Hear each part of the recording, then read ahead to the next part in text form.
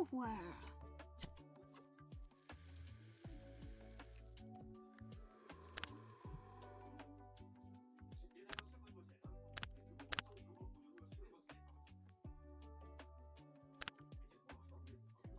to the Weed Supermarket Simulator.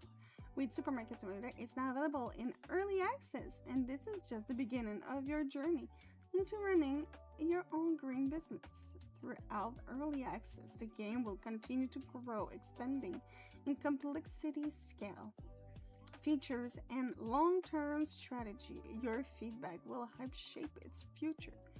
While you enjoy the relaxing, hands-on store management experience from day one, ready to build, improve, and grow with us, let's get to work. Smoke a joint.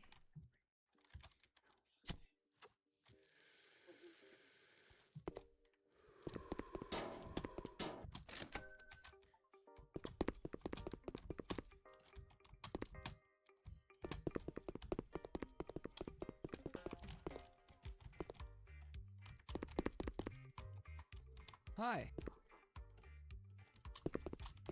Hi.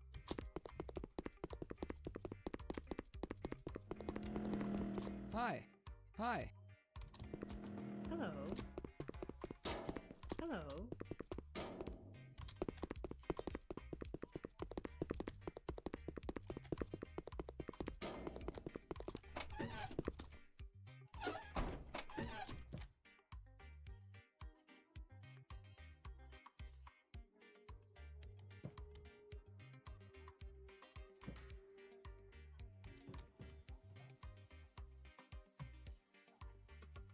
Clean the shop, find the mess. Clean the shop.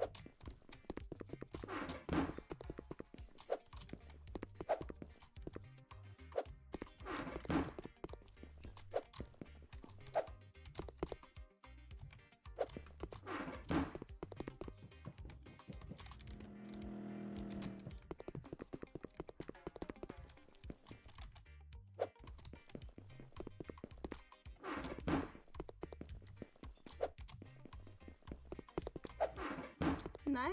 Okay.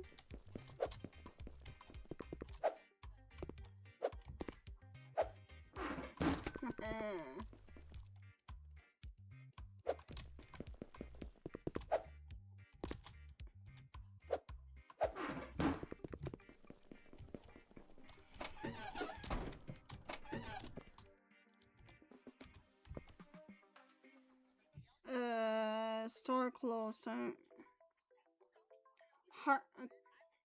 Take.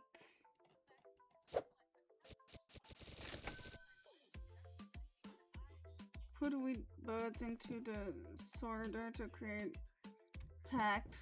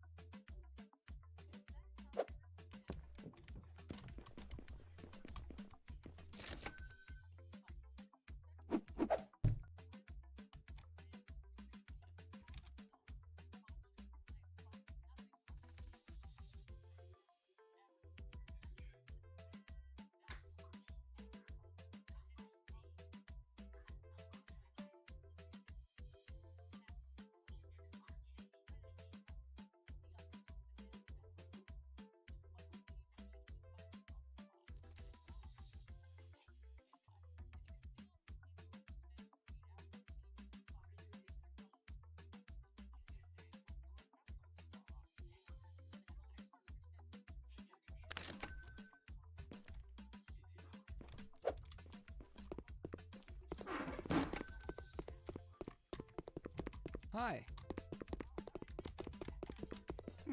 Any C's upgrade? Okay. Supplies, management, basic. Purchase. I need to be level 2. Lighters.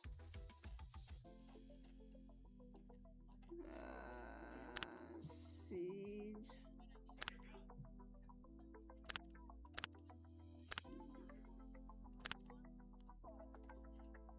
How do you buy? You already own this license.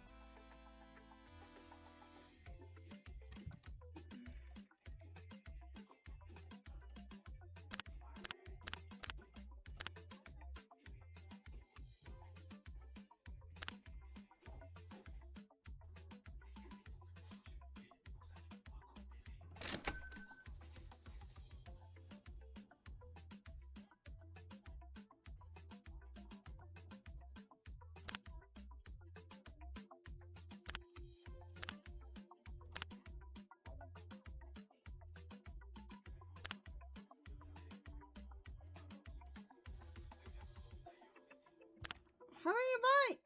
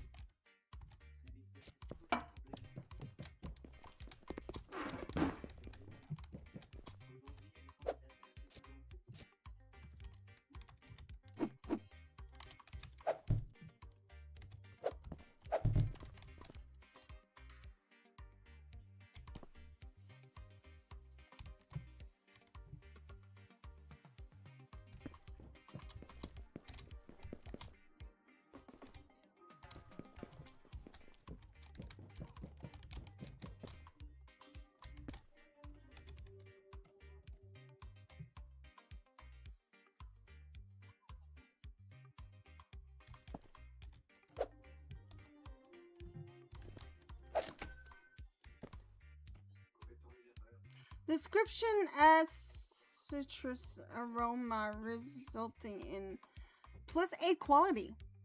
Lemon terpene stage 1.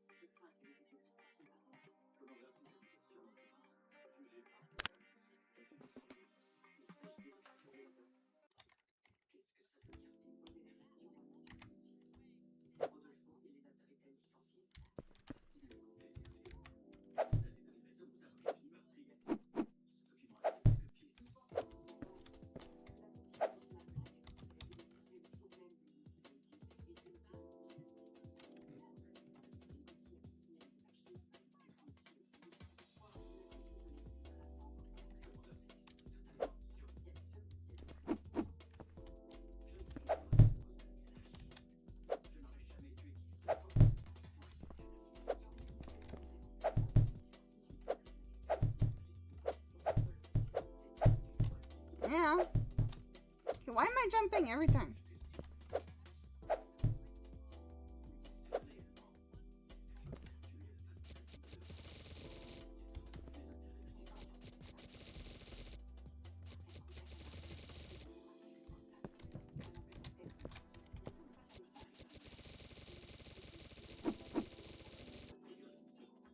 Ooh, that was satisfying.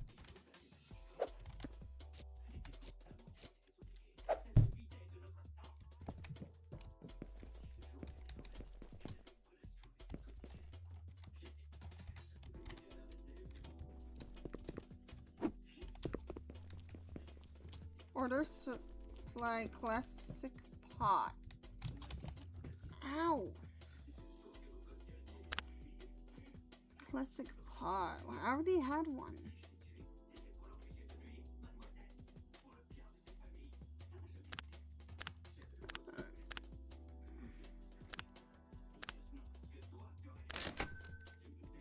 Ow. Plain basic shunk seed.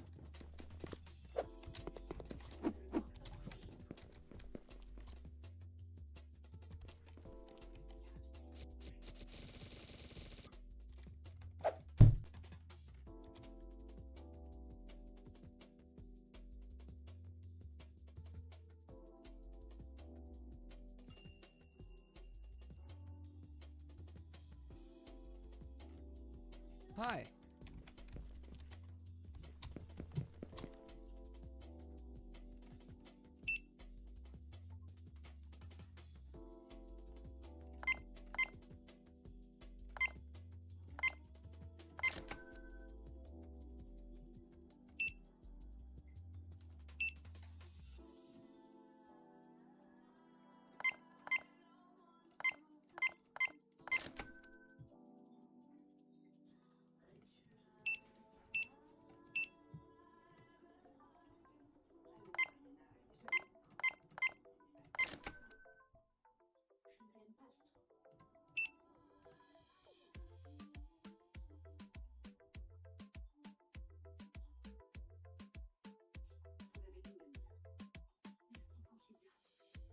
She gave me $48.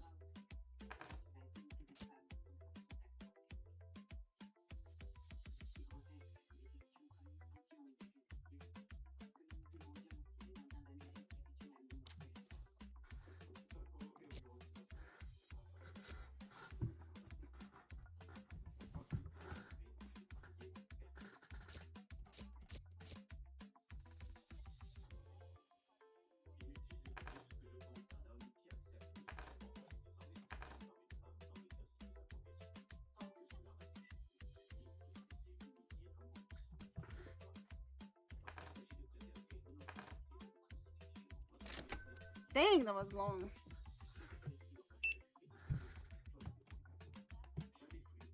Oh my gosh.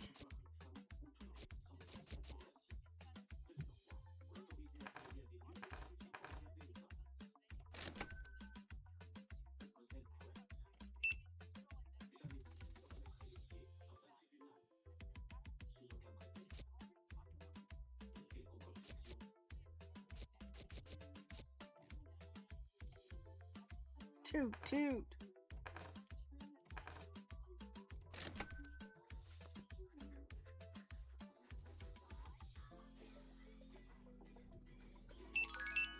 Oh, live it up.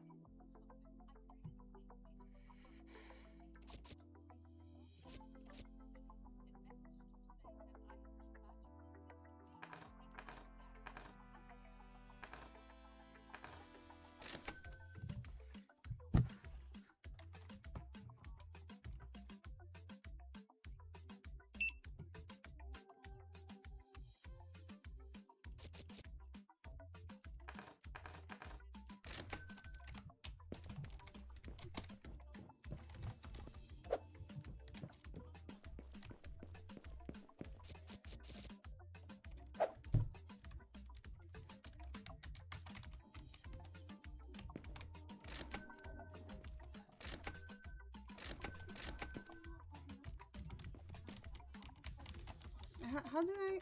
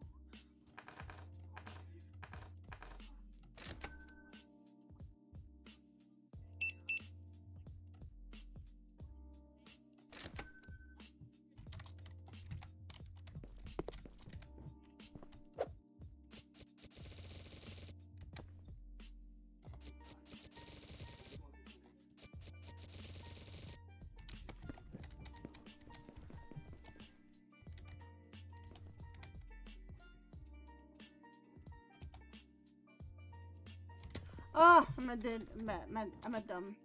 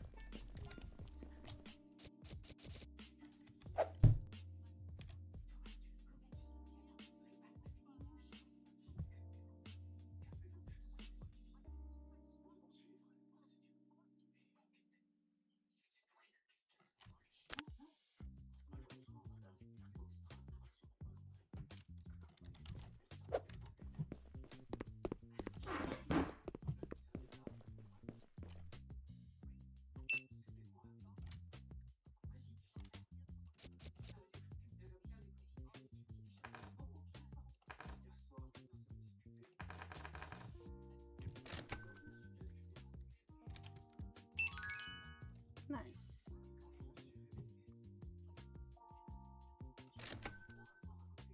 Hello.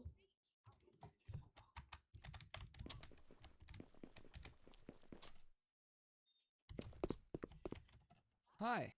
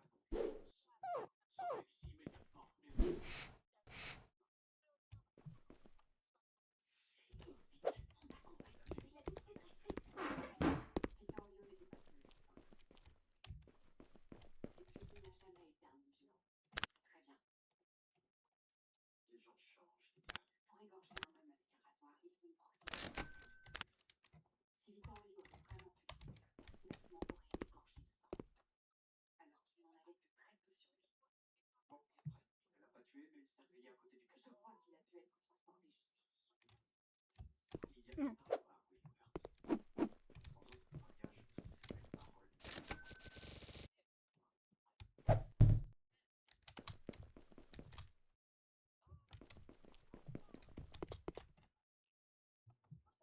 Hmm.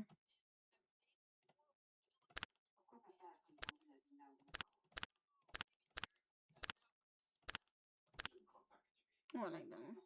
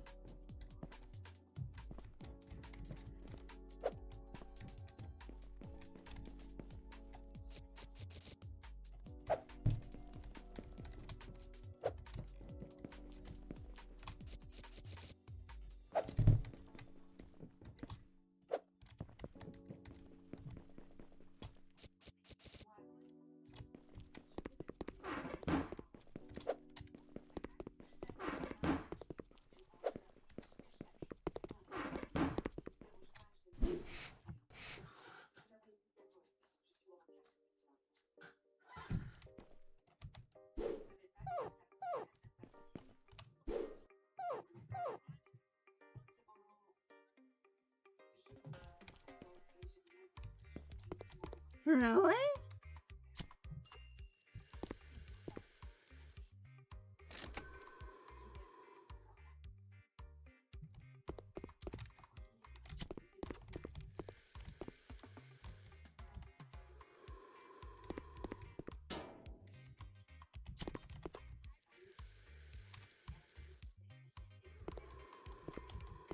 Hello.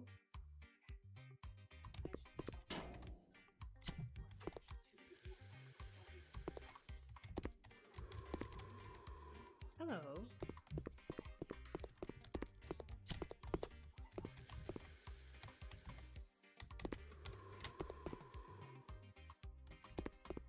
Hello.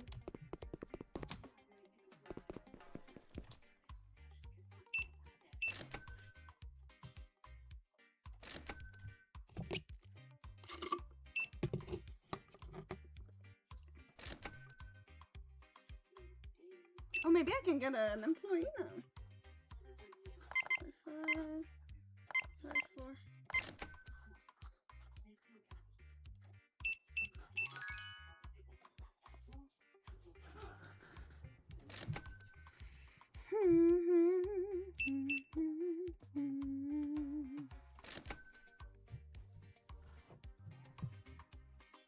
Hello. Maybe later? No, I did not. Have more.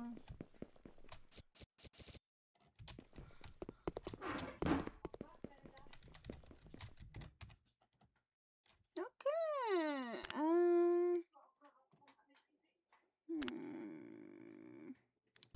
Seeds of grade. Lemon. Ouch.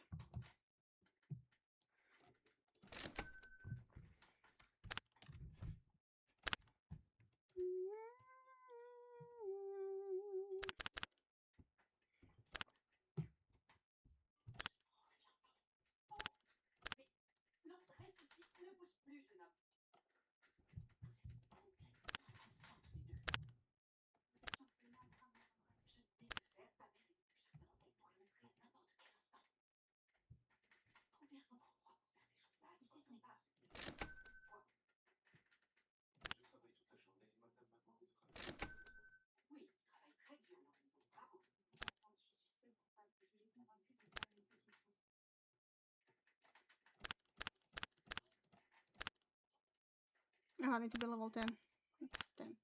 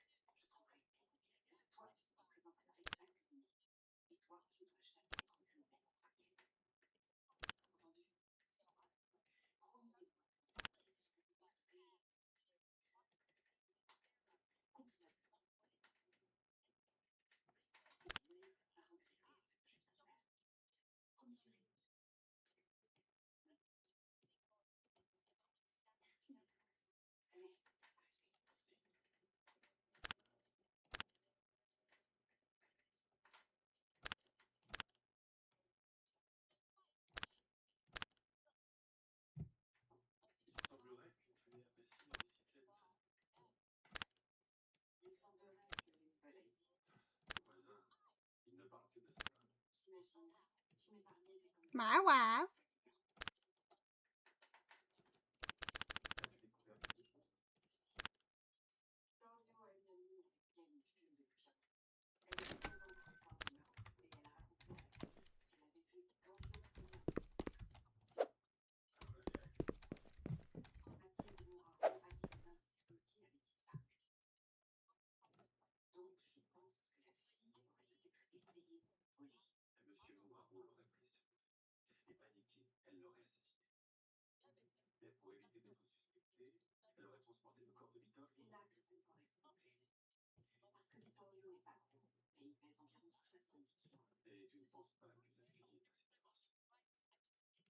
The widow grade limit has been reached. It's just one at a time.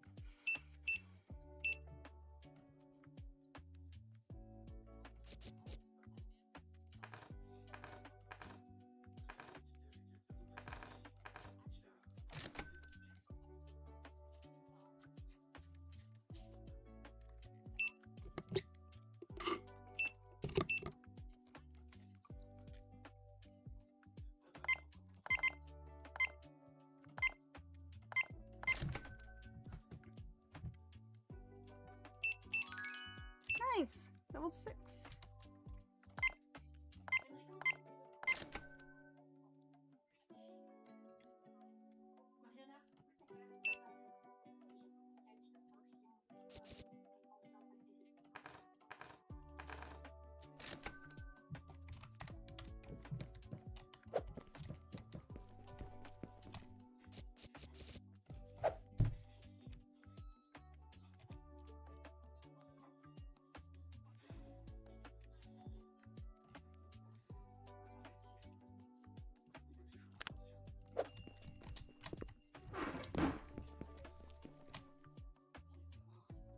Point one of the walls.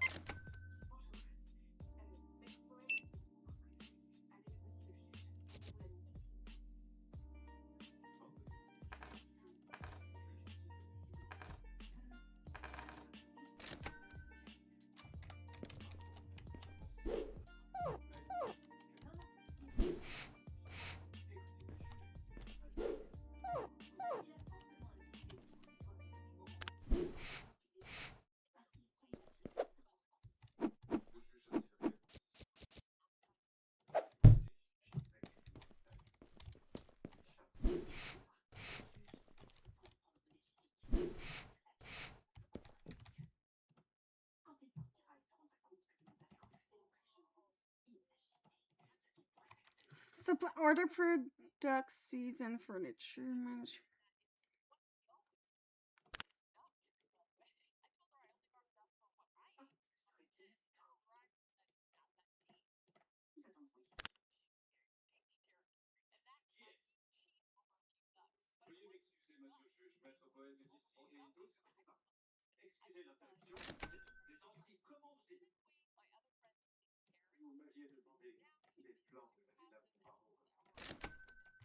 Hmm. Hmm.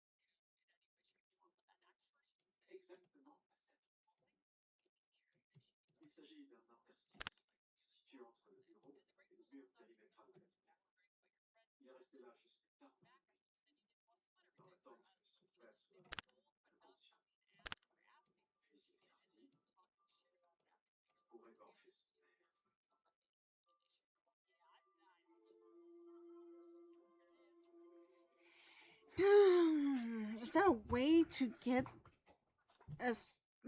bigger?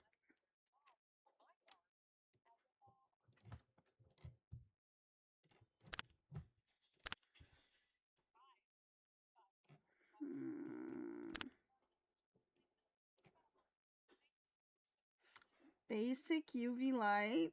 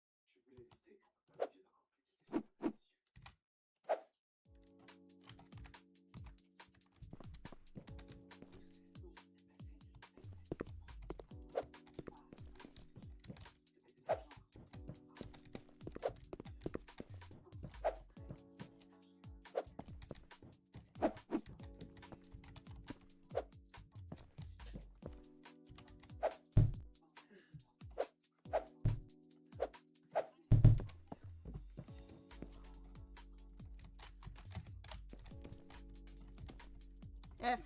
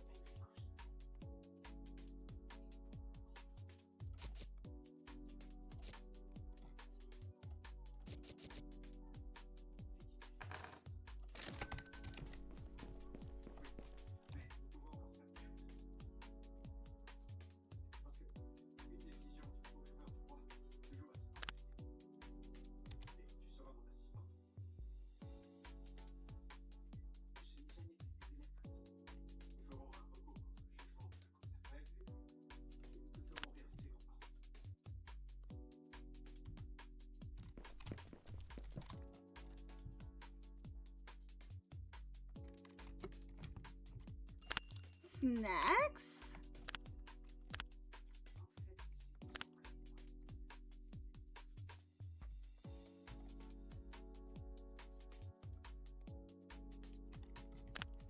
I don't have enough.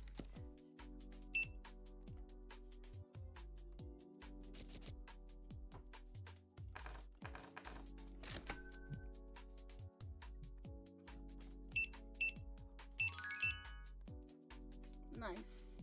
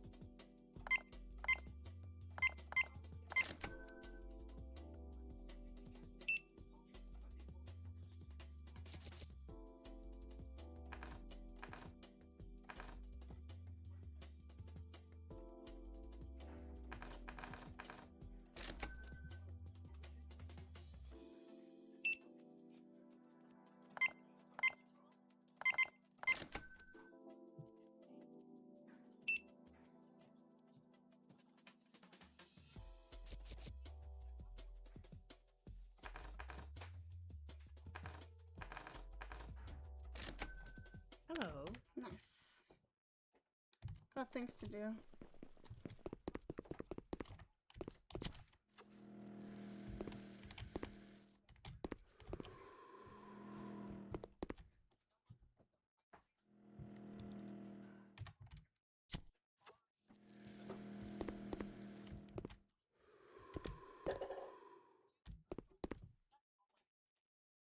Hi.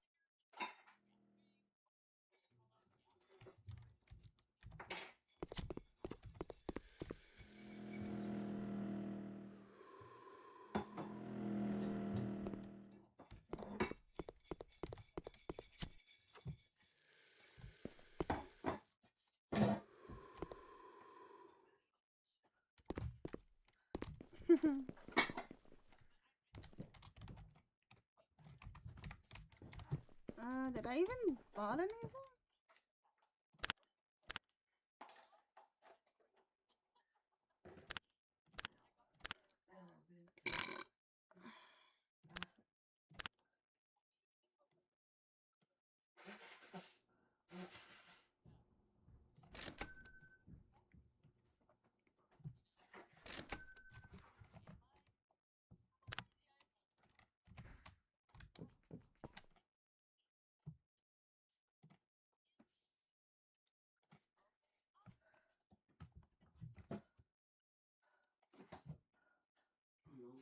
Oh, I can put 2. What does that do? Add a menthol aroma that attracts lower level customer by 10 points. Hmm.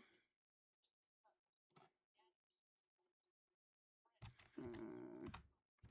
Wait.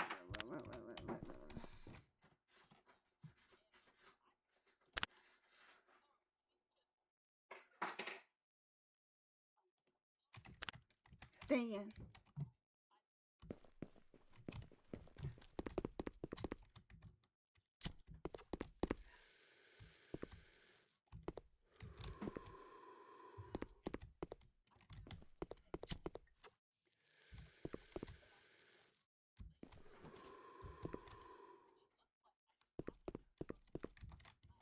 T'as-tu qu'est-ce que j'ai acheté? Moi, ils aiment pas l'autre jour. Hein? En même temps que tes barres de chocolat. Du pina colada. Oh. Je sais pas, j'ai aucune idée. Je sais pas s'il faut mélanger ça avec quelque chose ou quoi.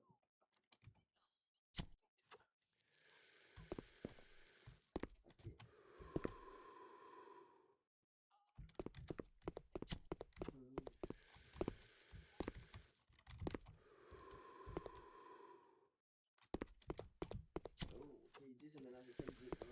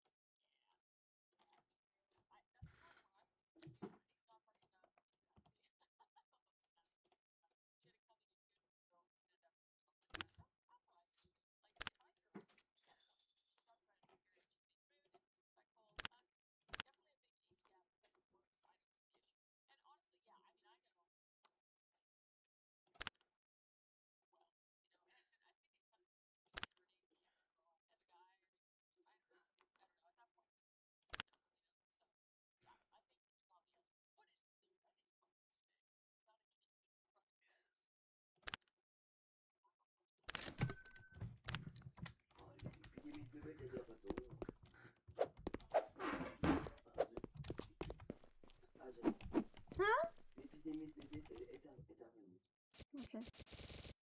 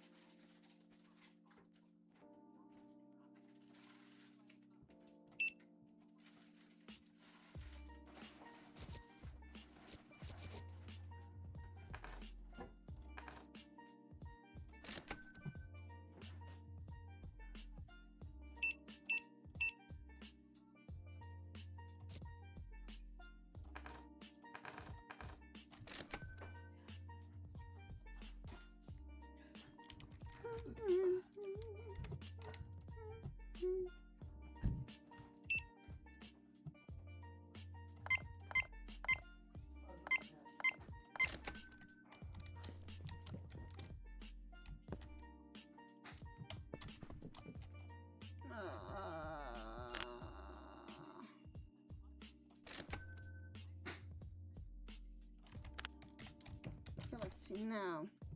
I want this one, add, and this one, add.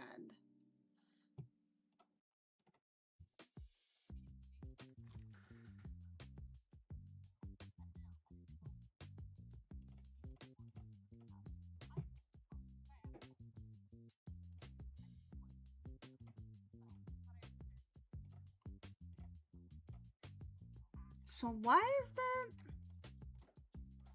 What's the problem with it though? I'm confused.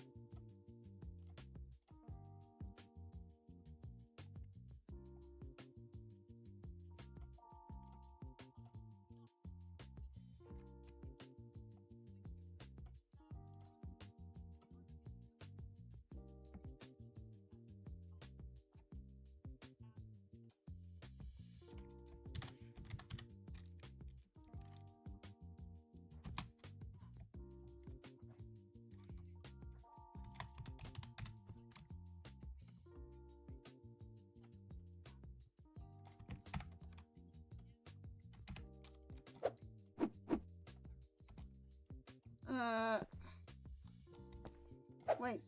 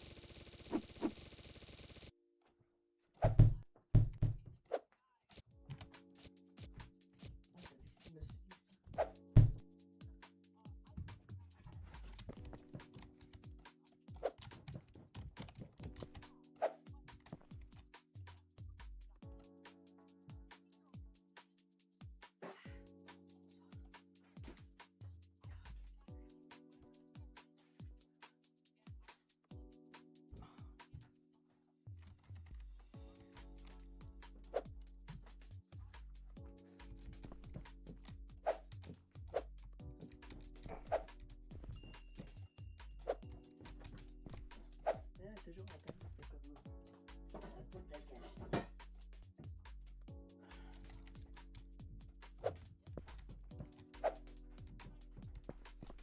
Allez, go.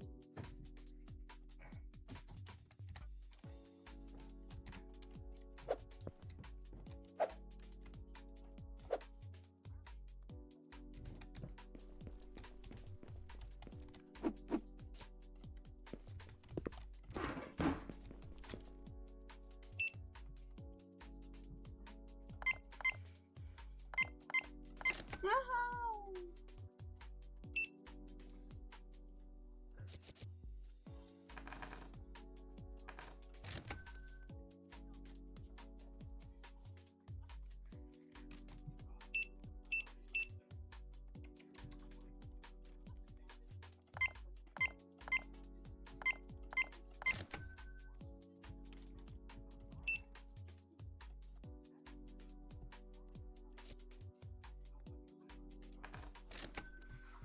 Hi.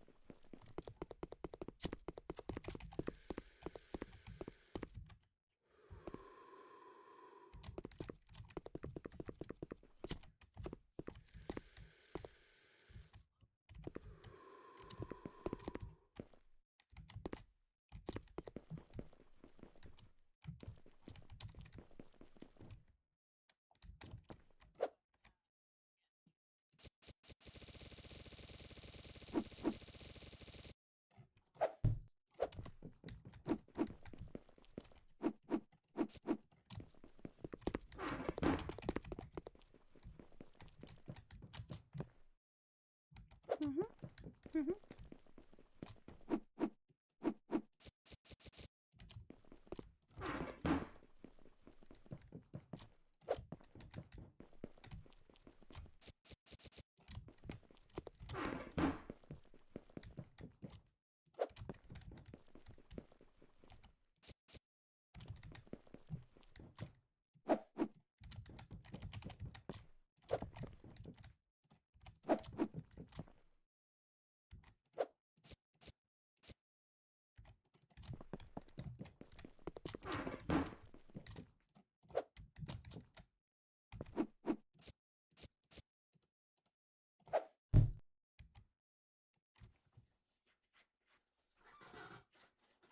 Ow.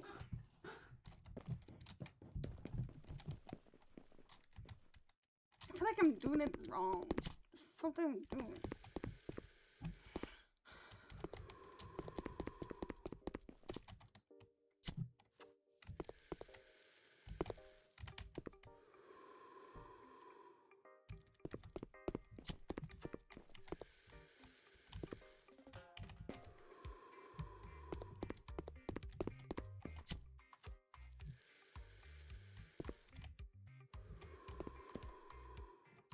Hello.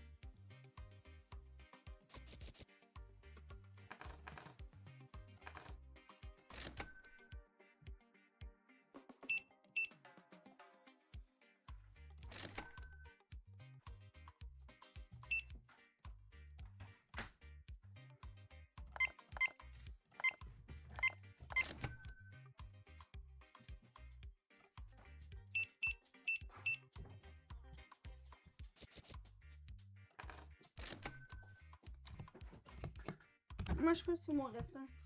De quoi? C'est un petit muffin aux fraises. Une petite crème dessus, je sais pas trop.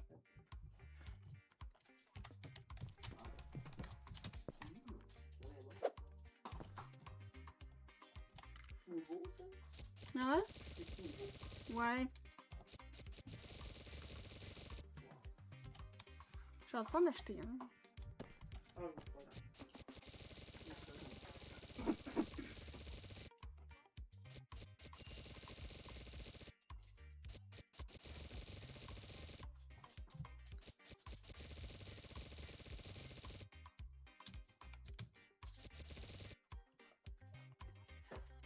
Ah, la fraise, c'est bon. On va manger des fraises.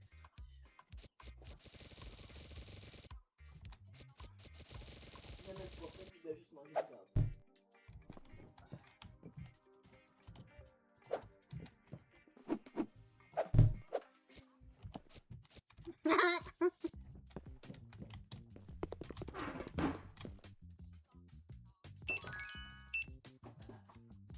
We can get finally a little employee. Management employee. Finally.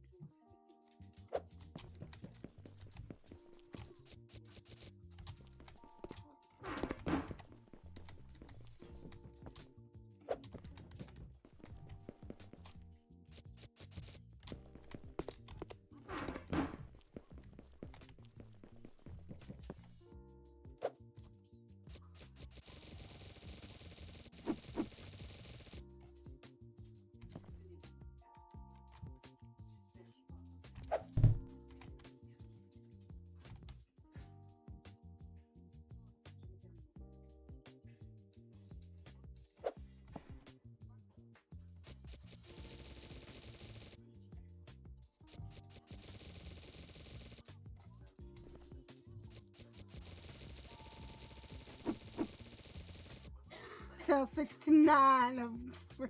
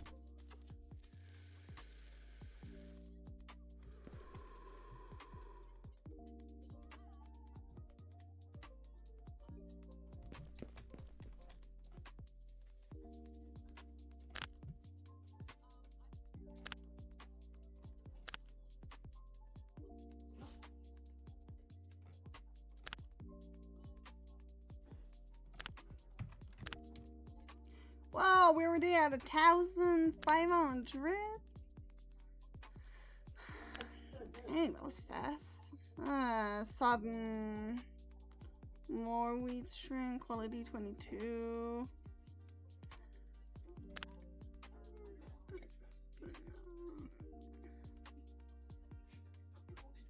Join table. A table used to turn raw wheat into packs of joints ready for sales. Okay, I get it.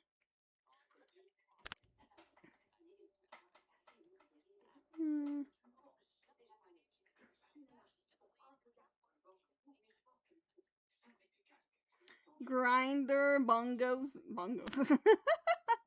Plants 1. Furniture? Fridges? Permission to order the following furniture. Fridge, large, small, shelves, signs, storage racks, statue. Oh my god.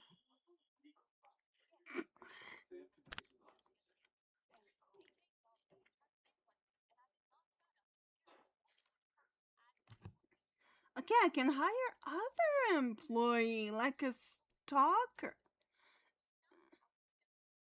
What is the difference between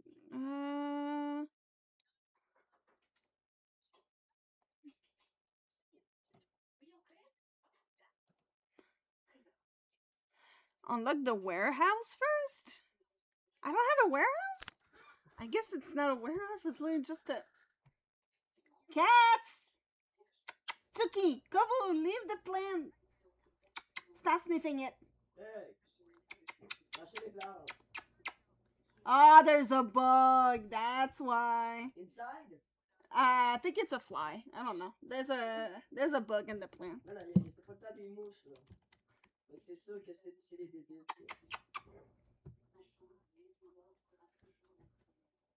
Where is it, Kovu? Go get it. Look.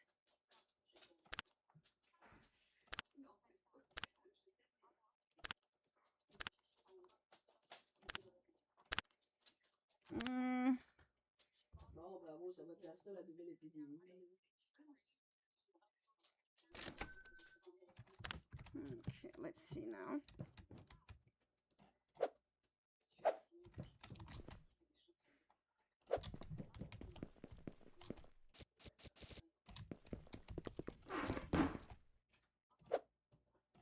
Okay, no one is buying these.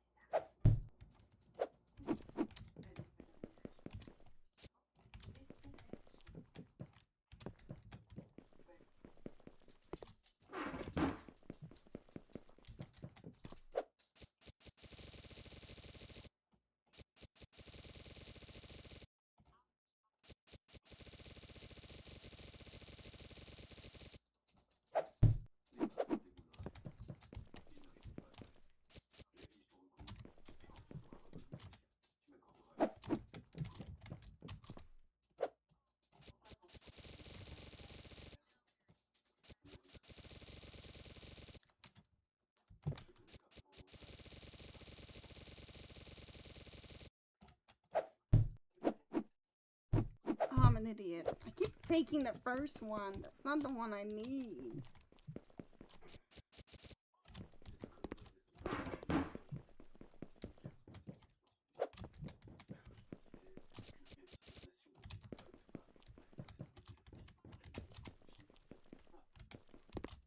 It's 2 feet. Whoops!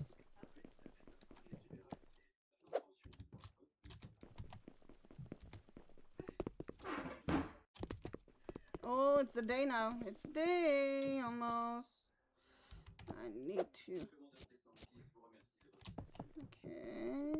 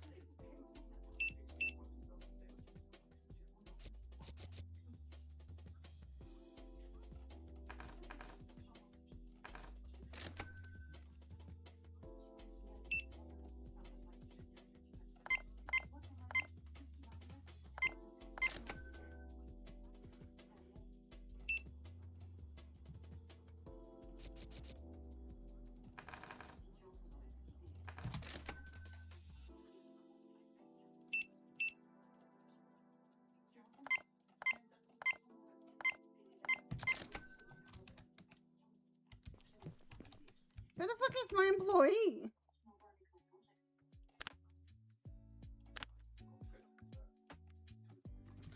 What?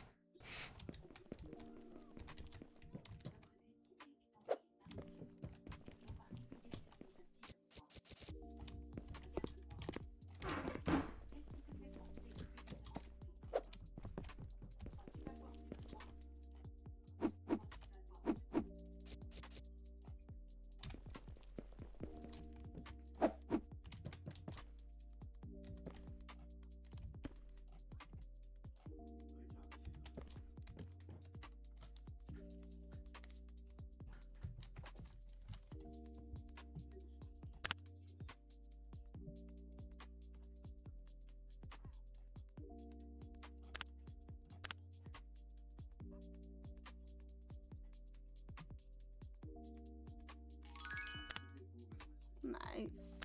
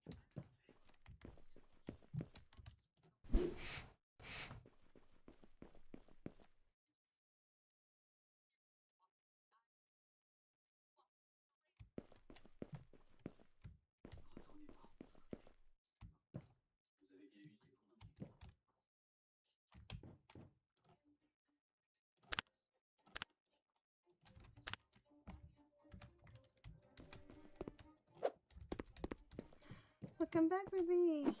Oh shit.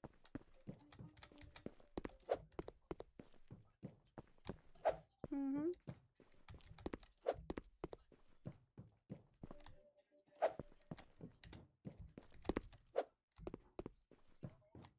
Mm-hmm.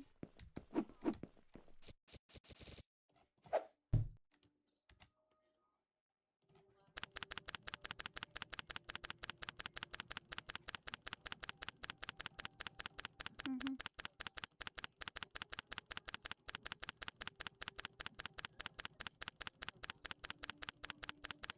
Yeah.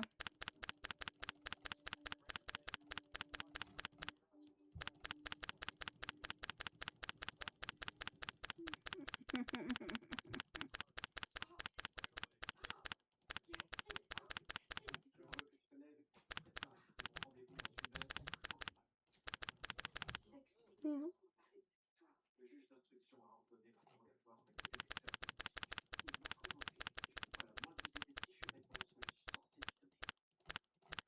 I am too. Hmm.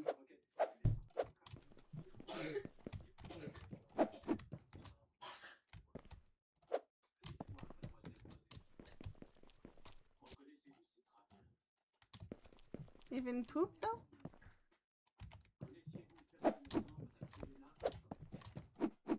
Yeah.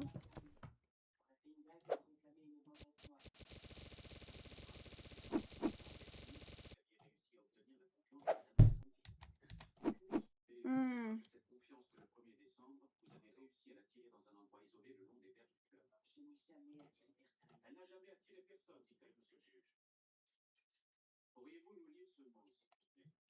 Yeah. Hmm. Hmm.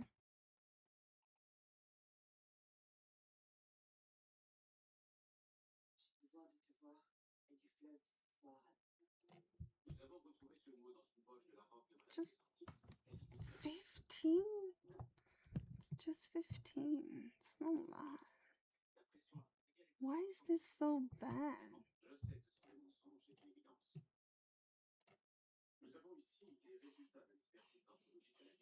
That is so good. No.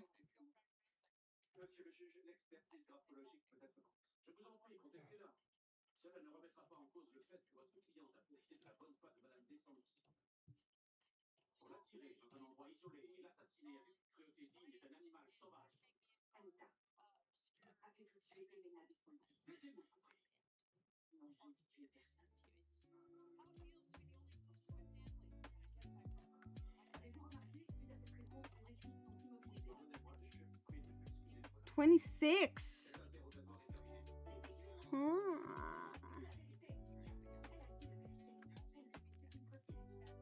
Mm.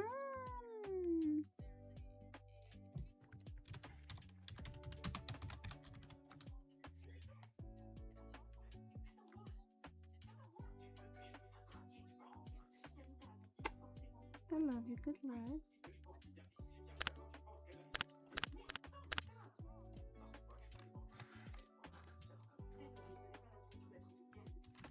Mm-hmm.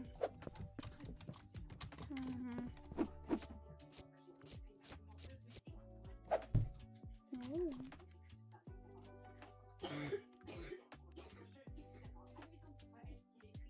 Oh no, I did not keep the recipe. Was it that and that?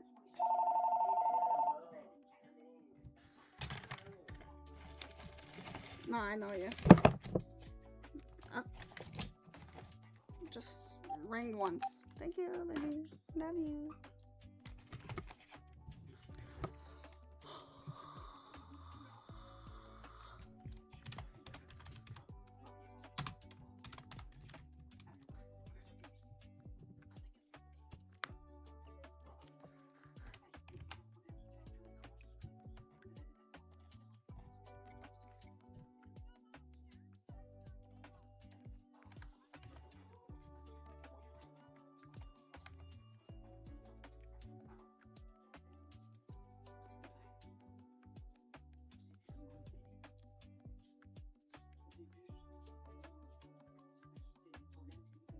Yeah.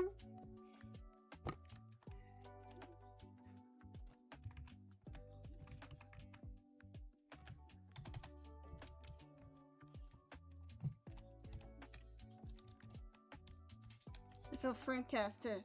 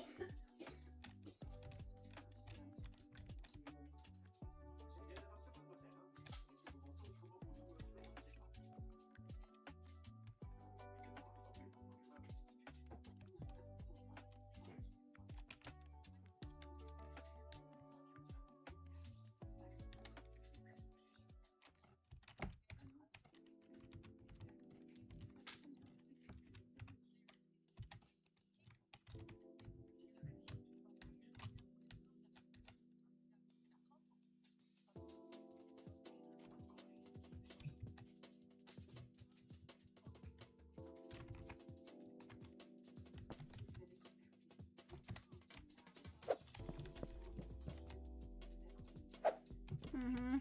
Mm-hmm.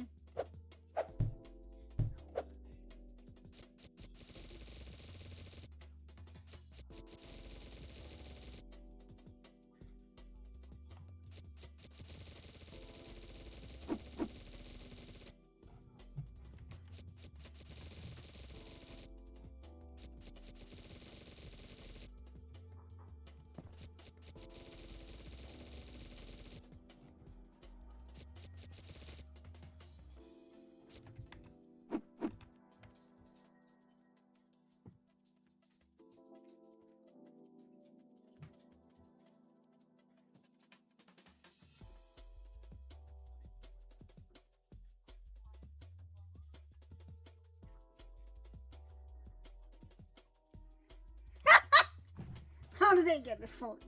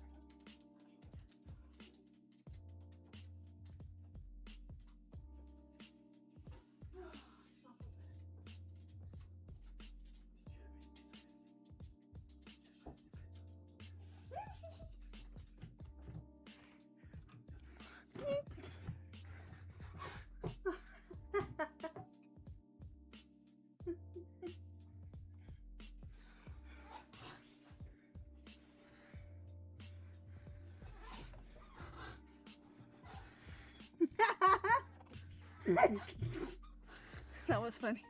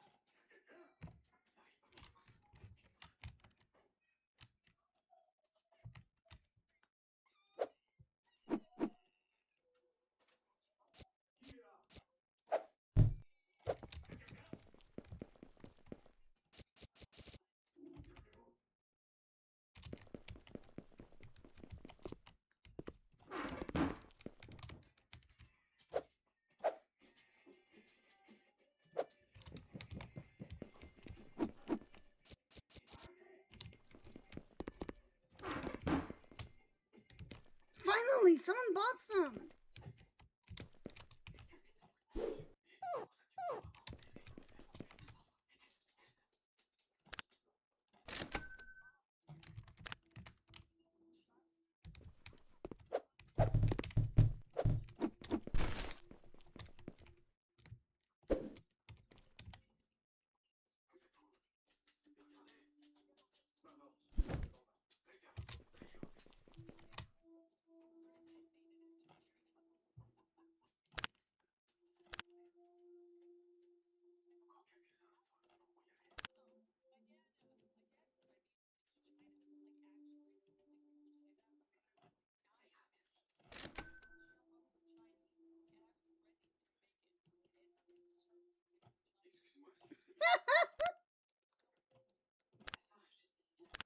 But you went to Japan.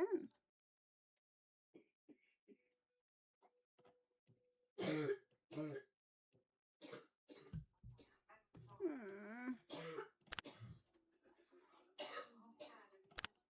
Hmm.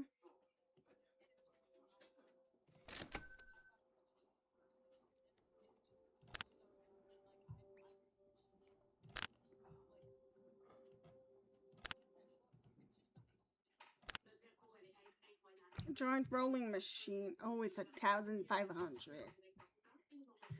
Oh no, and I shit.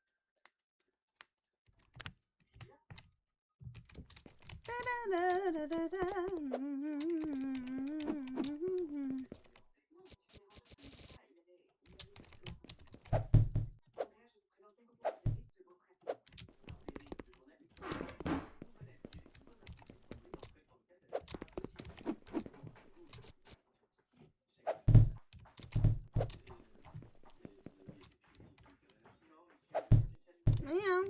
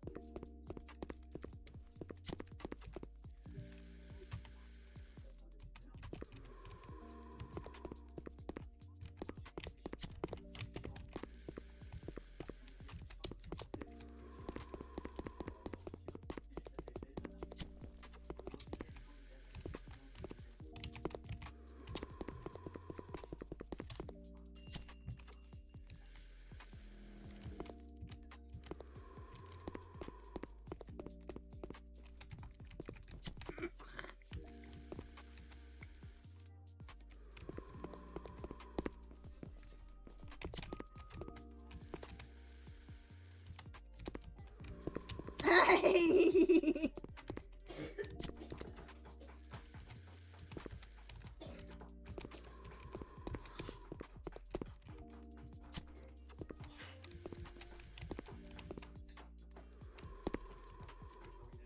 Oh shit!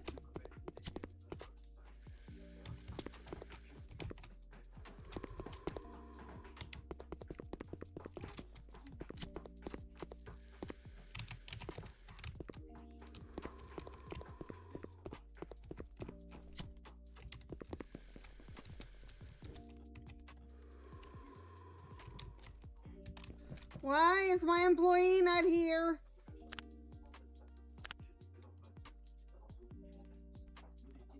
Why do I have to rebuy my employee every time?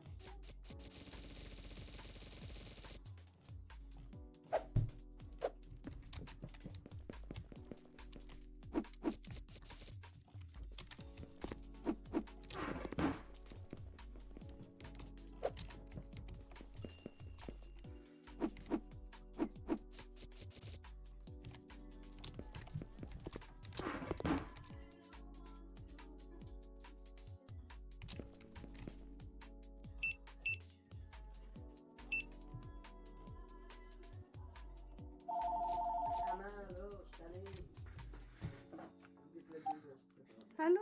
Voyons, ça fait juste un... Attendons avant de répondre. Mais non, mais ça fait toujours une fois. I like to just pick it up and hang out the moment. Ah, non, non, je vais le déposer.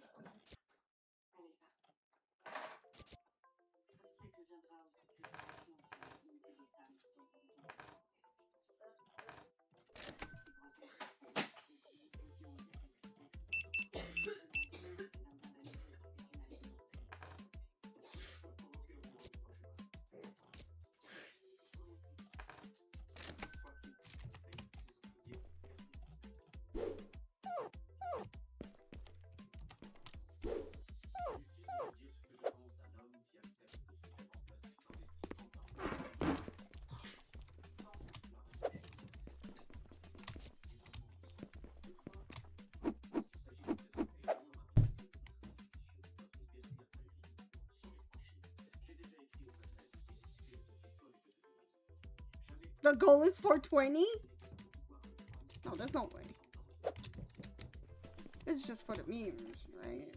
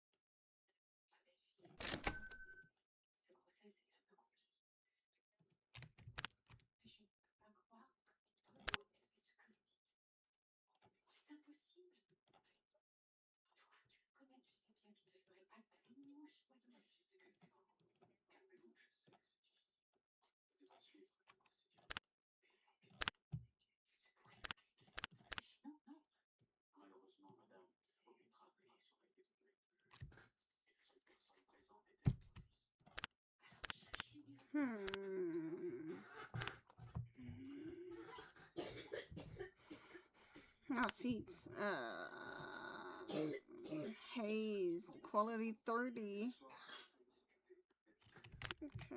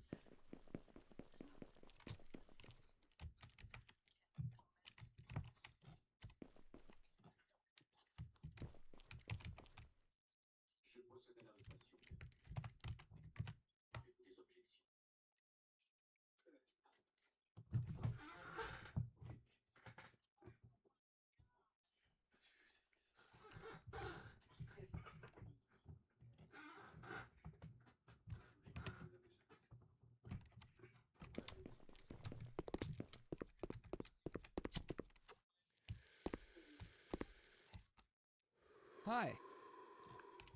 Hello. Hello. Hello. Hi.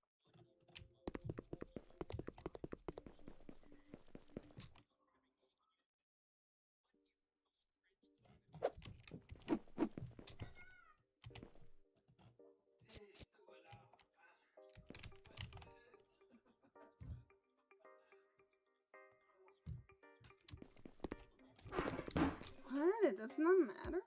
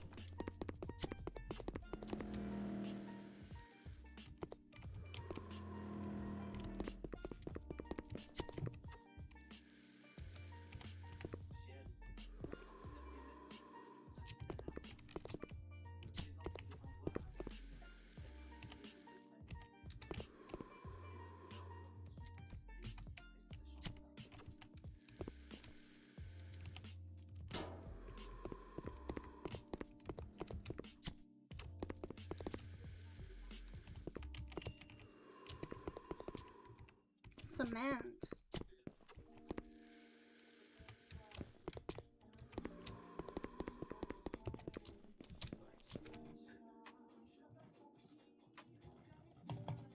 Yeah.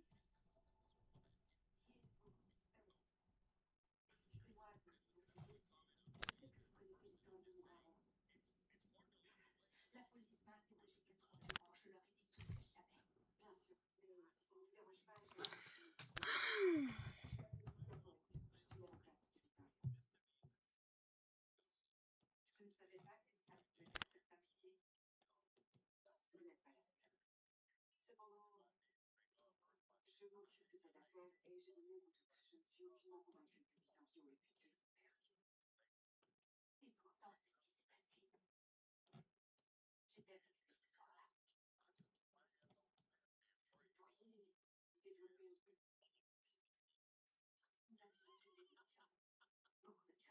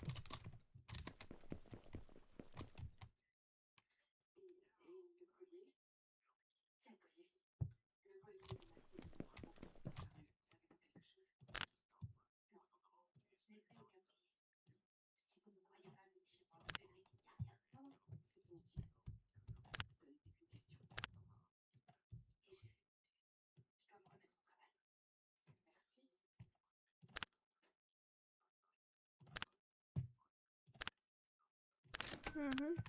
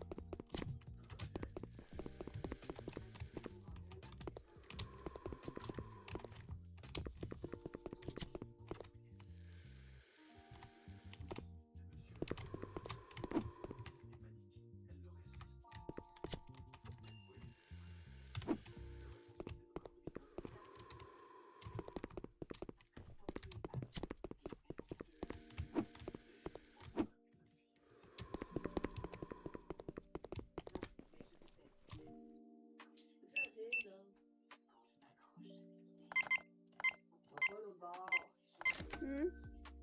Cover! No! Don't go there.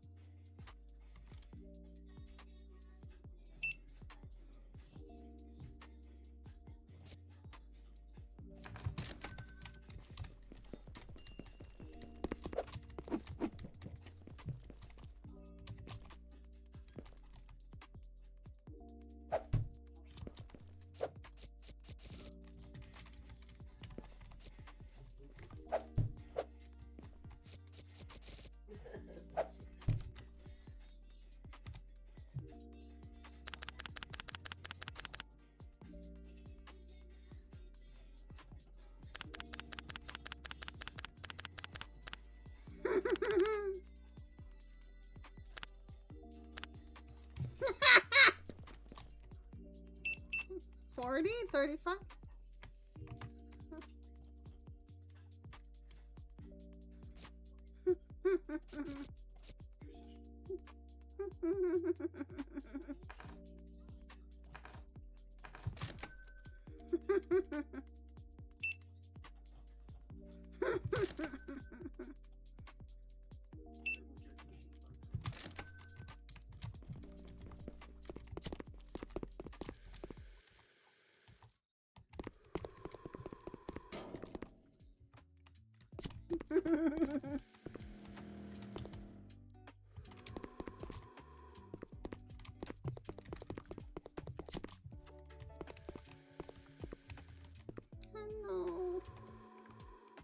I know.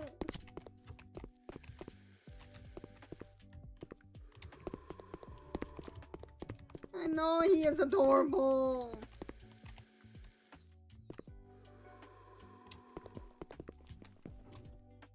What the fuck are you doing there?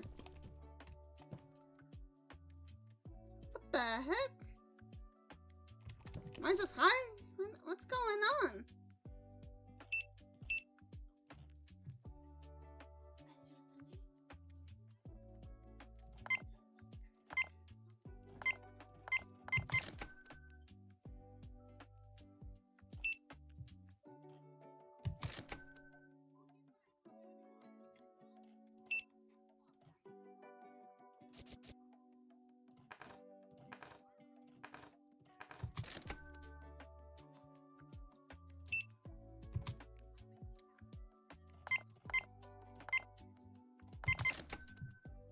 Hello.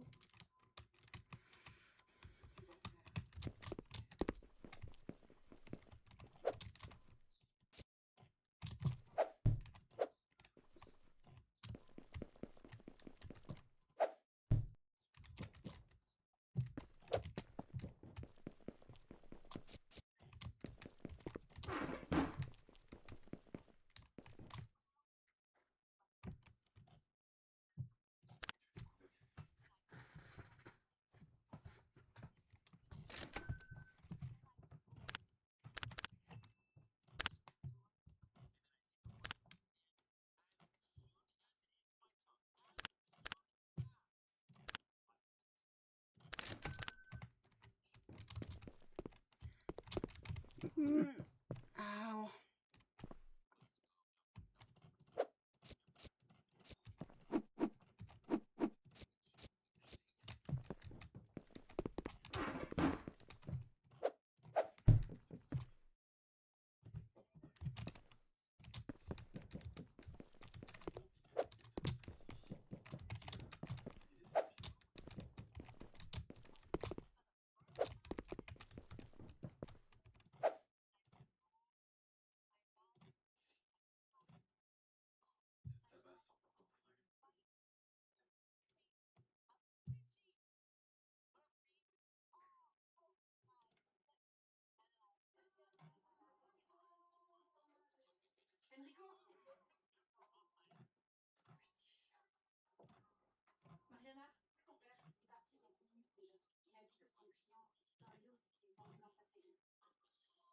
Non. Allez.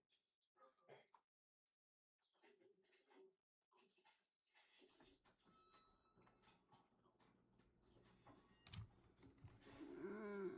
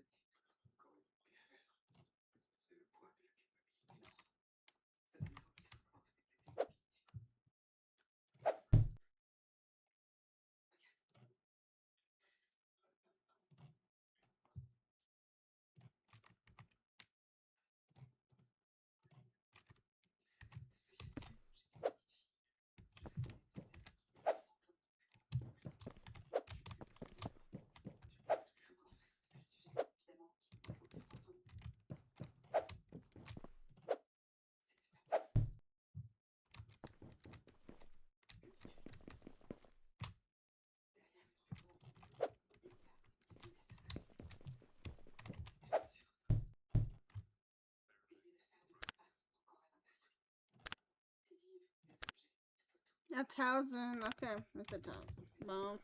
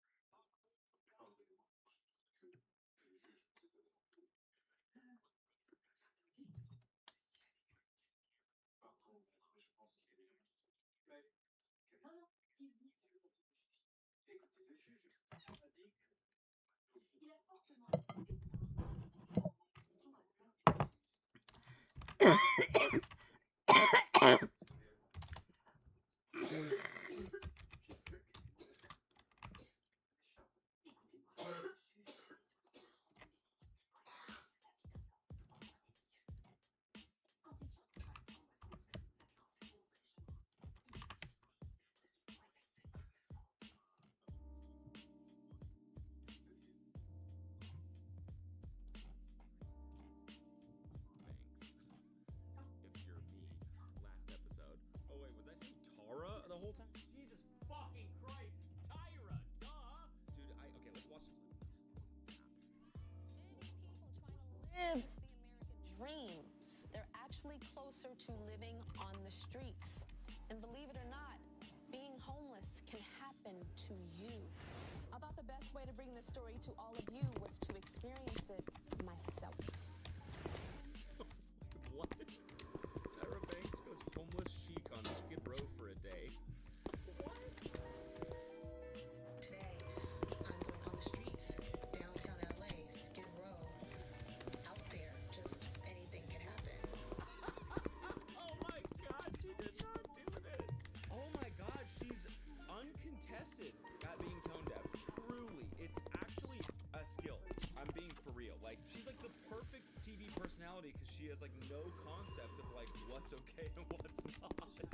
It's a little scary. I just want to try to immerse myself as much as possible into the homeless culture. I wanted to experience firsthand the desperation of the homeless.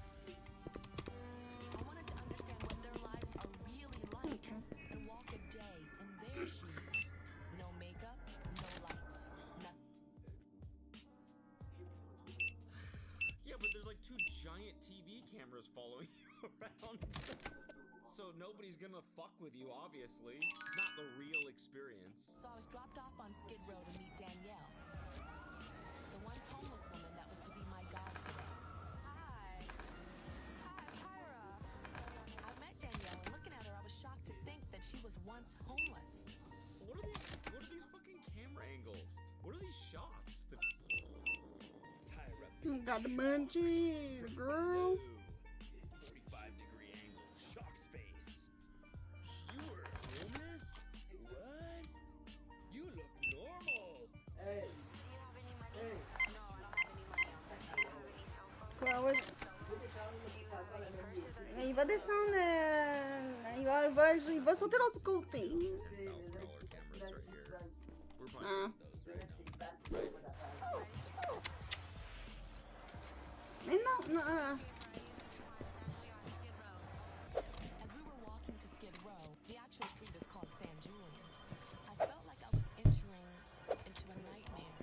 Excuse me, can we have some change, please? Excuse me, sir, do you have any change? Excuse me, we're hungry. We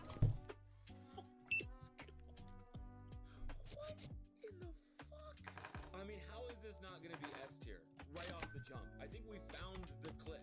This is insane. So you not only are pretending to be homeless, but you're also making the woman who used to actually be homeless beg again for money? What the fuck? That's just as fucked. That's level That's 5. even more fucked Okay. up. You're gonna be our Skid Row guide. Why don't you show me some of your old methods? We'll see if they're patched yet. I am.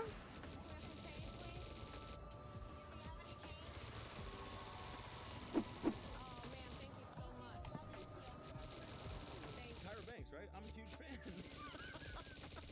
I love your show. Here's 10 cents. After an hour, someone finally gave me $1. Thank you so much. Thank you. And in the end, I had Hi. $3.50. She's like, see, it wasn't that hard, actually. That was enough for, you know, a sandwich. It wasn't that hard. I don't know what everyone's talking about. It's not that hard.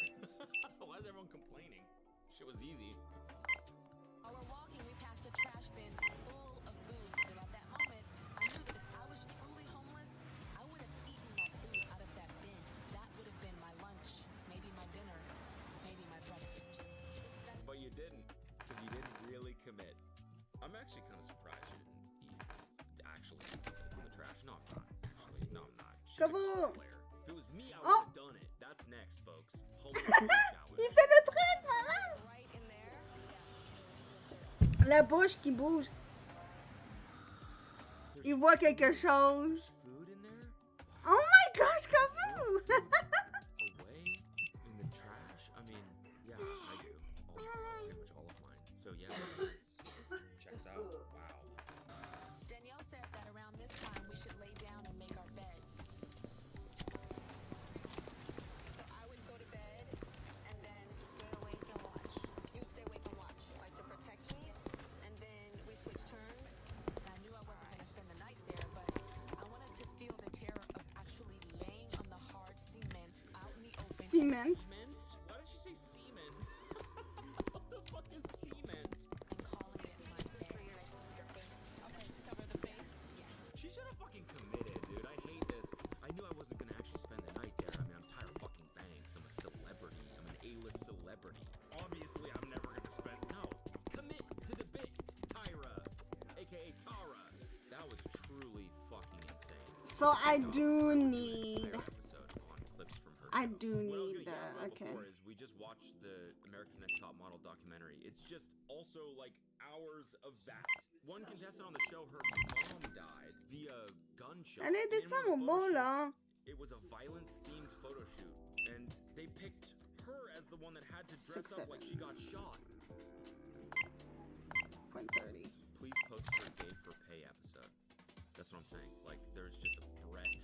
There's a breadth of this content. Anyways, okay, we gotta rank this. I mean, this is going S tier for me right away. We might change that, but that's S tier. I mean, that's one of the best clips I've ever seen in my life. So many women discussing the video of Matthew McConaughey and Austin Butler in complete ignorance of male dynamics. This is not sexual tension, but two men who semi-openly hate each other.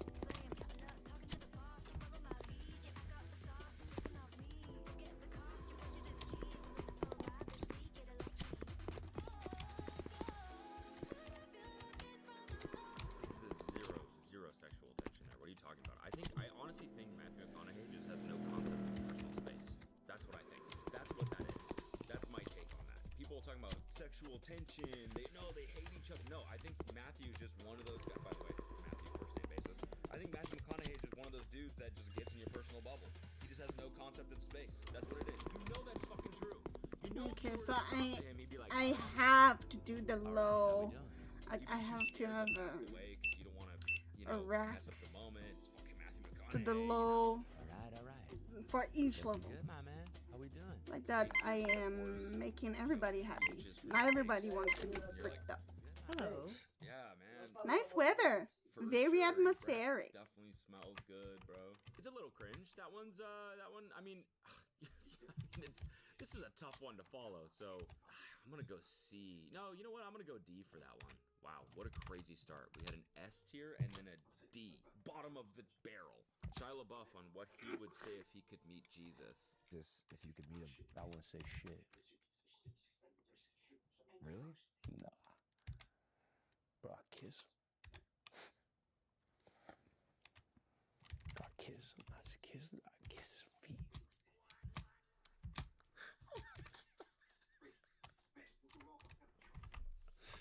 I love Andrew's. Really? Nothing? No one say nothing.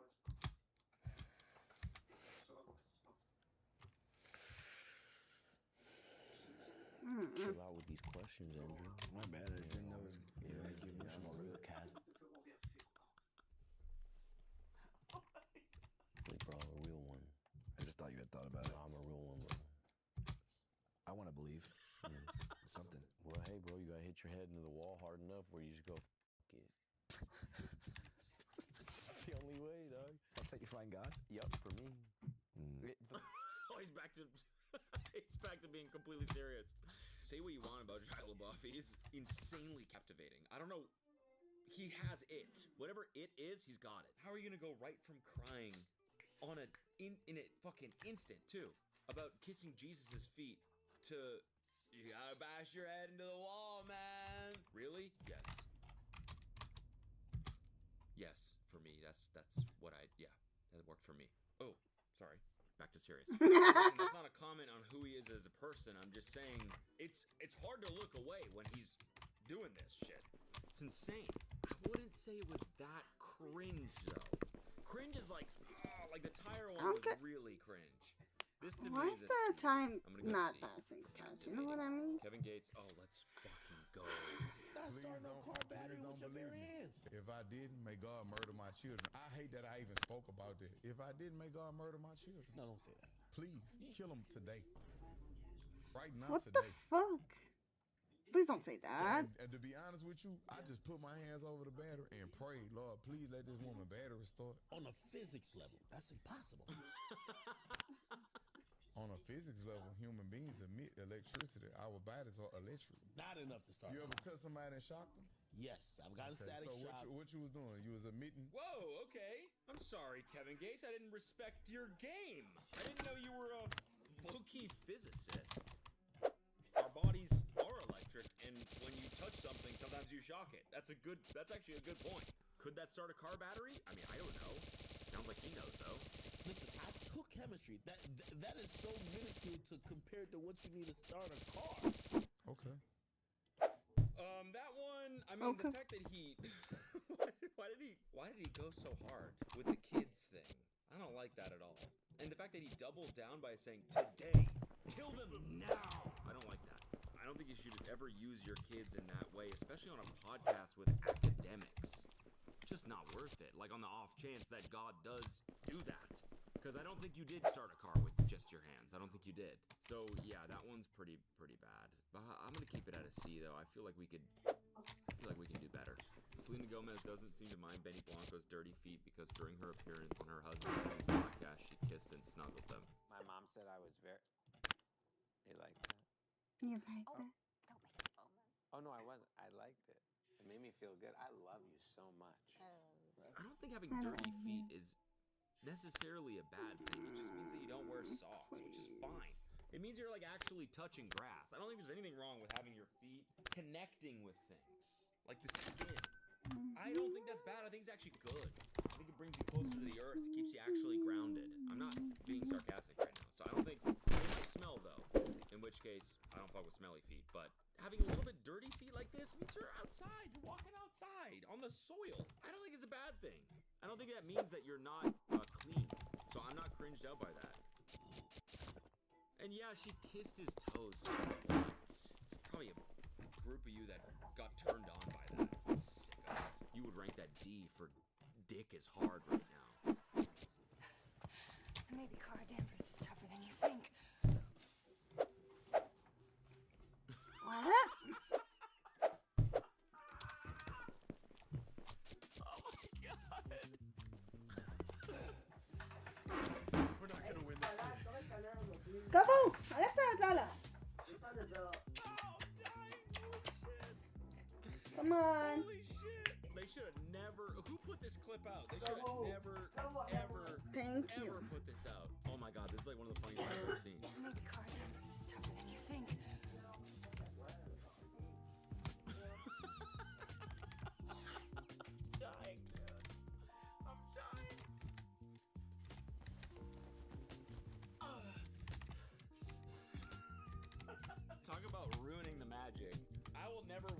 Marvel movie the same way ever again after that. Anytime there's any sort of a special effect in a movie like that, all I'm gonna think about is this.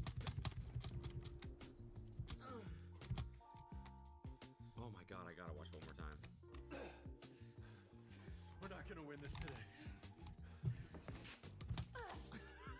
Jump at the end. What? She didn't even jump in the air. She went,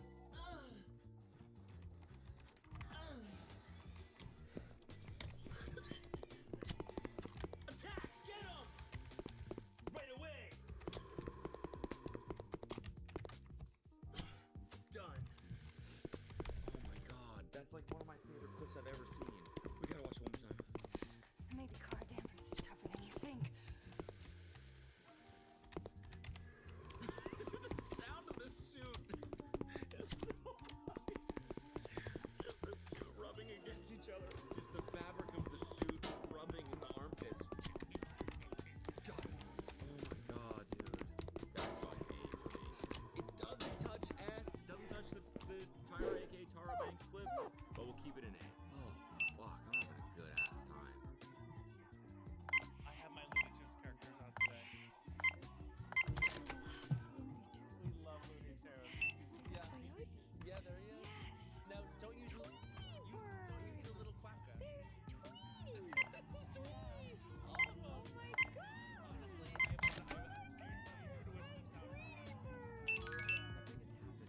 yeah. You are in a brawl right now about Rihanna, Tweety Bird, smells in general. The legendary ladies of our time. I'm sensory. Okay, I'm so happy I remembered. I'm sensory? What does that mean? Was she doing a bit? I love that he zipped his jacket back up. He's like, all right, enough of that. That was clearly a trigger. I don't know, they put you in some weird mood, but so we're done with that. Let's move on to something else, please. Don't you do a little quacka? There's Tweety. The spa music in the background is making this so much more ominous. Very scary. I feel like she's a murderer or something with this music. It's Tweety Bird. I feel like maybe she popped a benzo or two before this interview, I would say. Cringe though, I would say I'm not super cringed out by that. It's a Hollywood A-list celebrity being weird, which I guess is this entire series, but I'm saying like, that wasn't that cringe. Like I don't watch that and I'm like, whoa, what? That's so out of character for her. I don't know what she's like. Maybe she's weird like that. Talented people are fucking weird. I'm going C. And I'm moving Dirty Feet to D. Come on, we need some cringe. Oh my god. All my prayers have been answered. This clip gets served to me like once every few months and I skip it. I skip it because the first time I watched it, I cringed out of my skin. For this video, I'm gonna have to watch it again. I'm not looking forward to it. This is when Mike Tyson thought that Hasbullah, that has a disability that makes him look like a child, but he's like actually like 30 or something. This is when Mike Tyson actually thought that he was a toddler. Theo, when you cradling him, is it like, did you know he was, there was a baby. Wait, there's a baby. No, he was, there was a baby.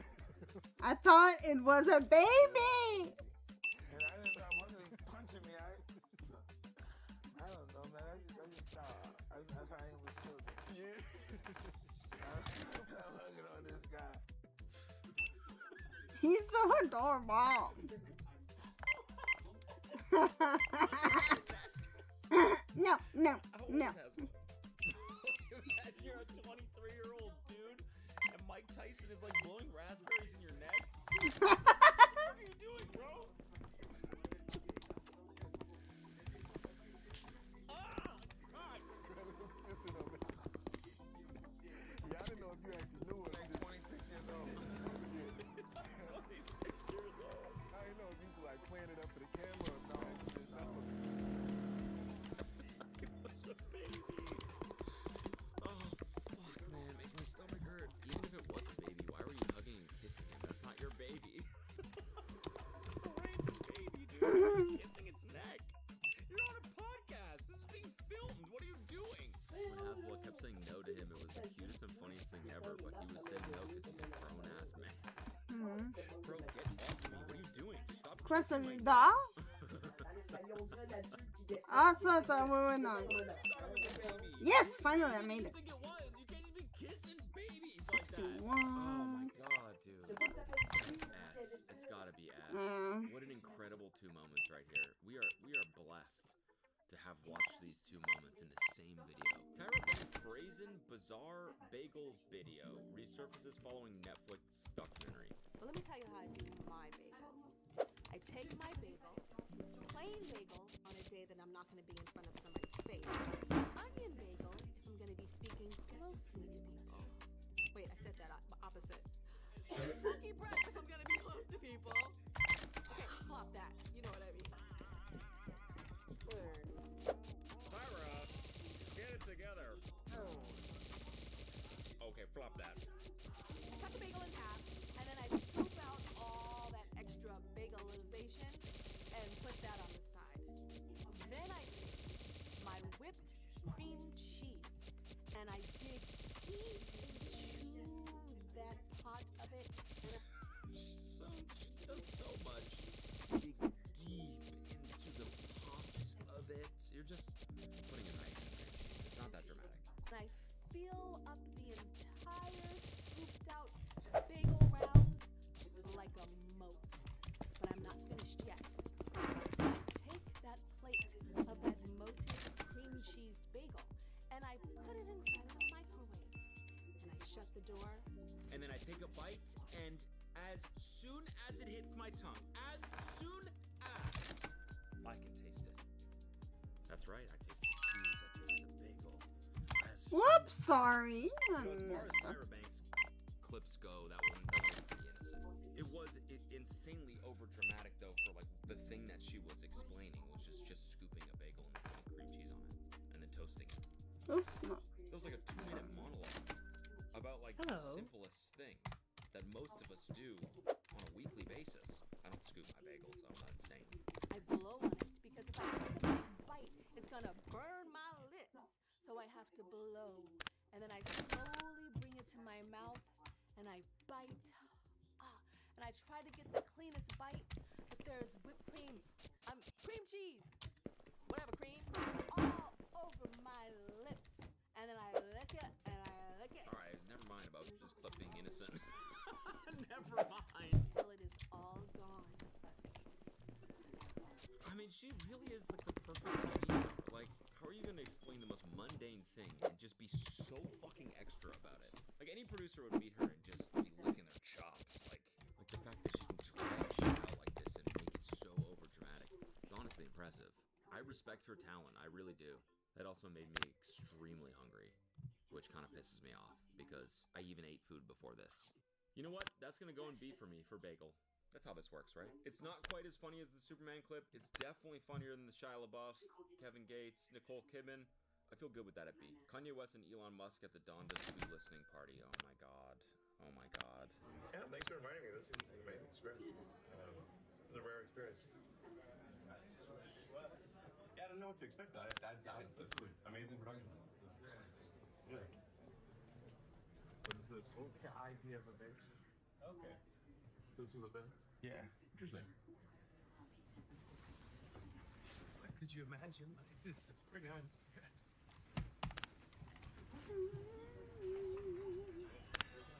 So you ain't getting like open honors, or I don't know. It's hard.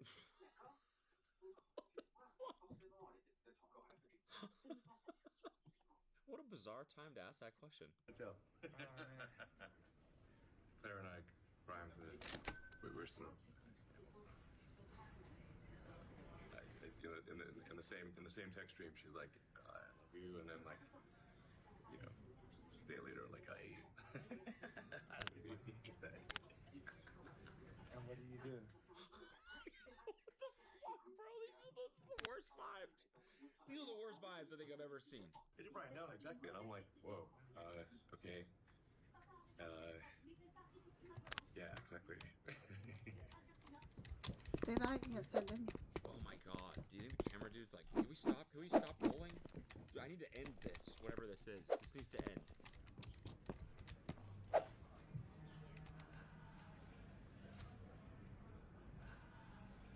I don't have answers Answers to everything except for that. Yeah. Oh my god. That was up there with the Dave Chappelle Kanye West interaction. Wow. Oh my god. Kanye was just giving him nothing. Granted, granted, I know Elon is like an awkward person, but like at least he was trying to like, you know, bring up something that they could like relate on or something. Relationship troubles? I don't know. It's like, I don't know. Everyone seems to be going through those. So he was like, yeah, you know, Grimes is like a little bit hot and cold sometimes. And Kanye's just nightmare blunt rotation. I bet you the camera dude was high and actually in a nightmare blunt rotation. Like as in he like slipped out before, you know, just to smoke a quick spliff. He's like, I gotta be on set again in 5 minutes. Quick, you know, let's light up a spliff already. And then it's just hitting him like a truck as he's filming that moment. Why isn't Kanye responding? Oh fuck, I think I smoked too much weed. God, this is the most awkward thing I've ever seen. Is it me? Wow, that was That is me. perfect summary. That was super bizarre. It's a weird human interaction. Very weird. That's gotta be here. Just from the sheer uncomfortableness of what we just watched. That's an A. Alright, next up. Oh god. Oh god. Well, ask me how I do it. I just bite off more than I can chew. Then I chew it. I pulled the pin out the grenade on purpose when I threw it. I remember someone saying like, that's how grenades work. Pull the pin out. Why would you throw a grenade that doesn't have the pin pulled out? It's not gonna explode. And even though I'm an action star, sometimes I'm an act bizarre.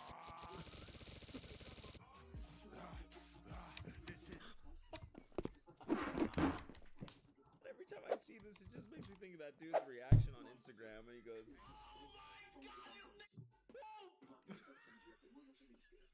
calls him poop. This is poop. I don't wanna goof on him too hard, man. There's no reason you can't still be freestyling as like a 50-year-old. I'm 35 and I'm making EDM. I'm a little bit old to be making music. I know. Who am I to judge someone else that's making music? But come on. Dude, did you just bust? Here come the bounce back. Keep your eyes on them. This is the bounce back. Yeah. Yeah. Just killed that shit. I see all your faces right now. Yeah, I still got it. Sometimes I'ma act bizarre. Yeah.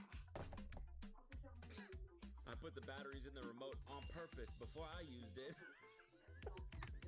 How else do you throw a Oh my god! Y'all don't understand. He said y'all jokers thought I blew it. I pulled the pin out the grenade on purpose when I threw it. He's saying that he blew it on purpose to trick people, and then he bounces back because he ain't just an action star.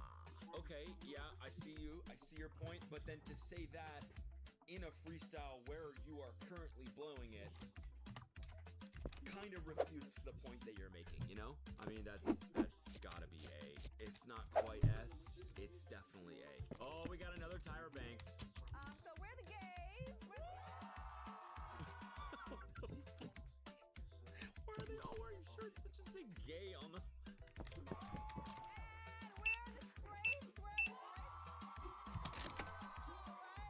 Do we have some in-betweens? Are these our in-betweens? In-betweens? Guys. Where are my spectrums at?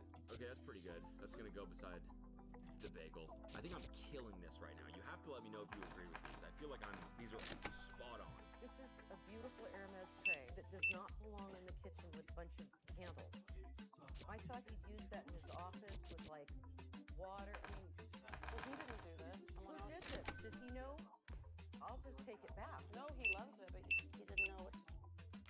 I don't even know what this stuff is. So what are we supposed to do with it? I think it should go to the beach, and it shouldn't have anything on it. Oh. It's an Hermes tray, and they're really hard to get. No, Paris. I don't know where to He just doesn't appreciate it. No, he loves it. He didn't do that. What are you supposed to do with it at the beach? Just sits on the sand, enjoying the sun? It's a $2,000 tray. It should be getting some sun and enjoying itself, all right? It's not meant to have things on it. Who did this? Housekeepers, I don't know. They're fired. That tray is $2,000? This? That looks like I've seen this exact tray at every single Airbnb I've ever stayed at. Listen, Kathy Hilton, you are acting bizarre.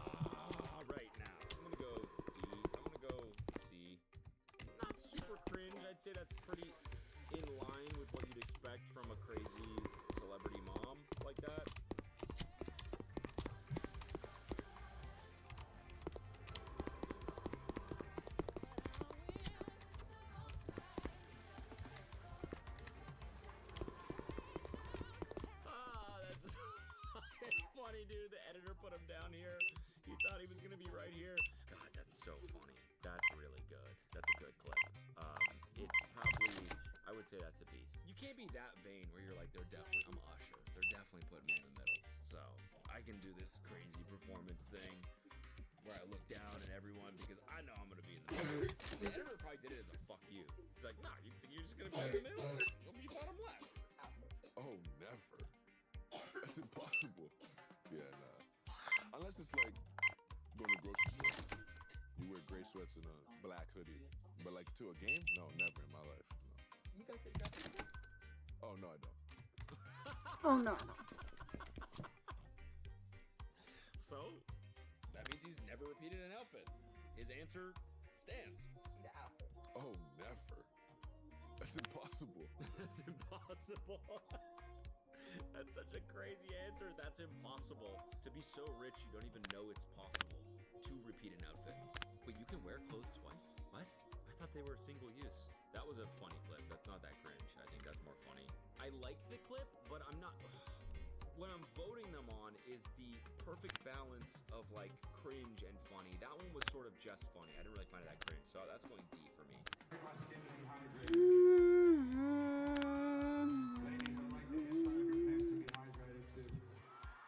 What?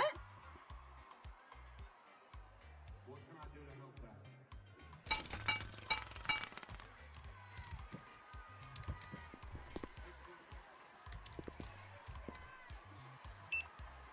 So I got these in. Let me take one. Ladies, what can I do to help that?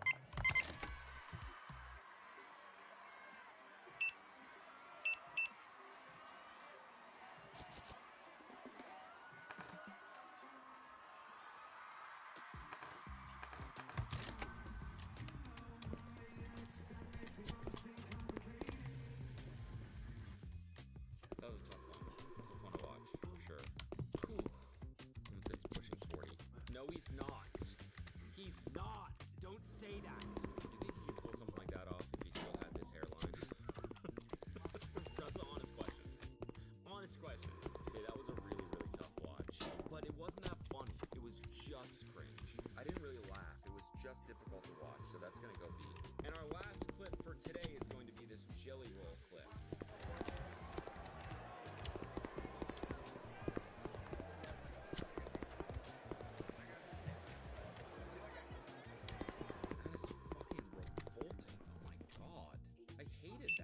I'm putting that in D just because I fucking hate it so much that it's like no one should ever watch that clip.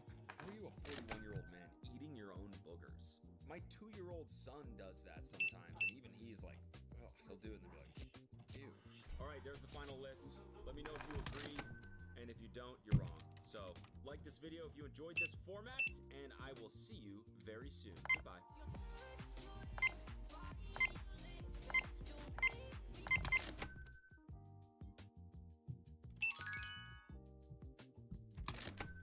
Oh, look at this, another video. Dang, freaking goon salute? You know, I don't know who this guy is. Swiggin? So, you ever opened a can of cream of mushroom soup? No. No. Another video dance, Germany maybe? B. Another video, here we go. Hi. Welcome to another video. My name is Cody Ko and I like pooping pee. You know, every time I like poo poo pee pee. we gotta follow My it name up is by Cody doing Ko and I love poo poo pee pee. Just to be fair, because guess what? We're all down bad at some point. We had 9 affairs during our relationship/marriage. Our divorce is finalized, and she sends me this. Patrick, can you please answer this? Honestly, besides me being a manipulative liar and a whore, what was wrong with me? Oh my god, that's the most down bad thing I've ever heard in my entire life.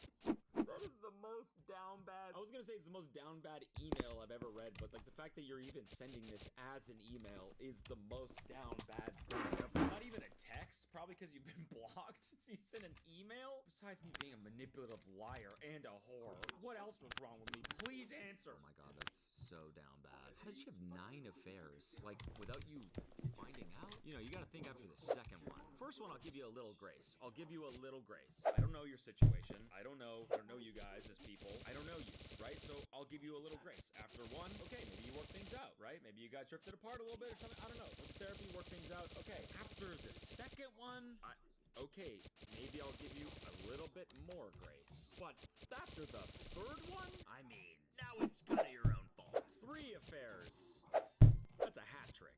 9 affairs. I mean, that's probably why she's asking the question, you know? She's like, honestly, I don't, like, why did you finally break it off? Like, I know I'm a manipulative liar and a whore, clearly. I mean, I cheated on you 9 times, but you also stayed with me, and then you left. So what was it in the end? She's like, I'm just kind of confused. This lady is 44. I'm not sure about seeing you again. All right, good night. Wow, that's it? Seriously? Okay, now I realize this was a huge mistake. How rude, huh? Grow up. You just pissed me off, and I never get mad. Me in every video. All right, you know what? I never get mad, but this is pissing me off. Sorry for being rude. I was not feeling good. Don't be immature and ignore me. I can get any guy I want, and I do need you. My uncle is the old governor here and worked for the embassy. My family has power. You are nothing. Goodbye. So don't come back to My family has power. You are nothing. Kind of a hard-ass line, honestly. Kind of a hard-ass line. Man, that was an actual roller coaster. I like that it's, like, separated by, like, a matter of hours, too. It gives you the emotions a nice sort of stylistic break here in this screenshot, you know? Was she trying to be playful in this first one? Was she saying, like, I'm not sure about seeing you again? Maybe she was trying to flirt? Maybe he was trying to flirt back by being like, all right, night then.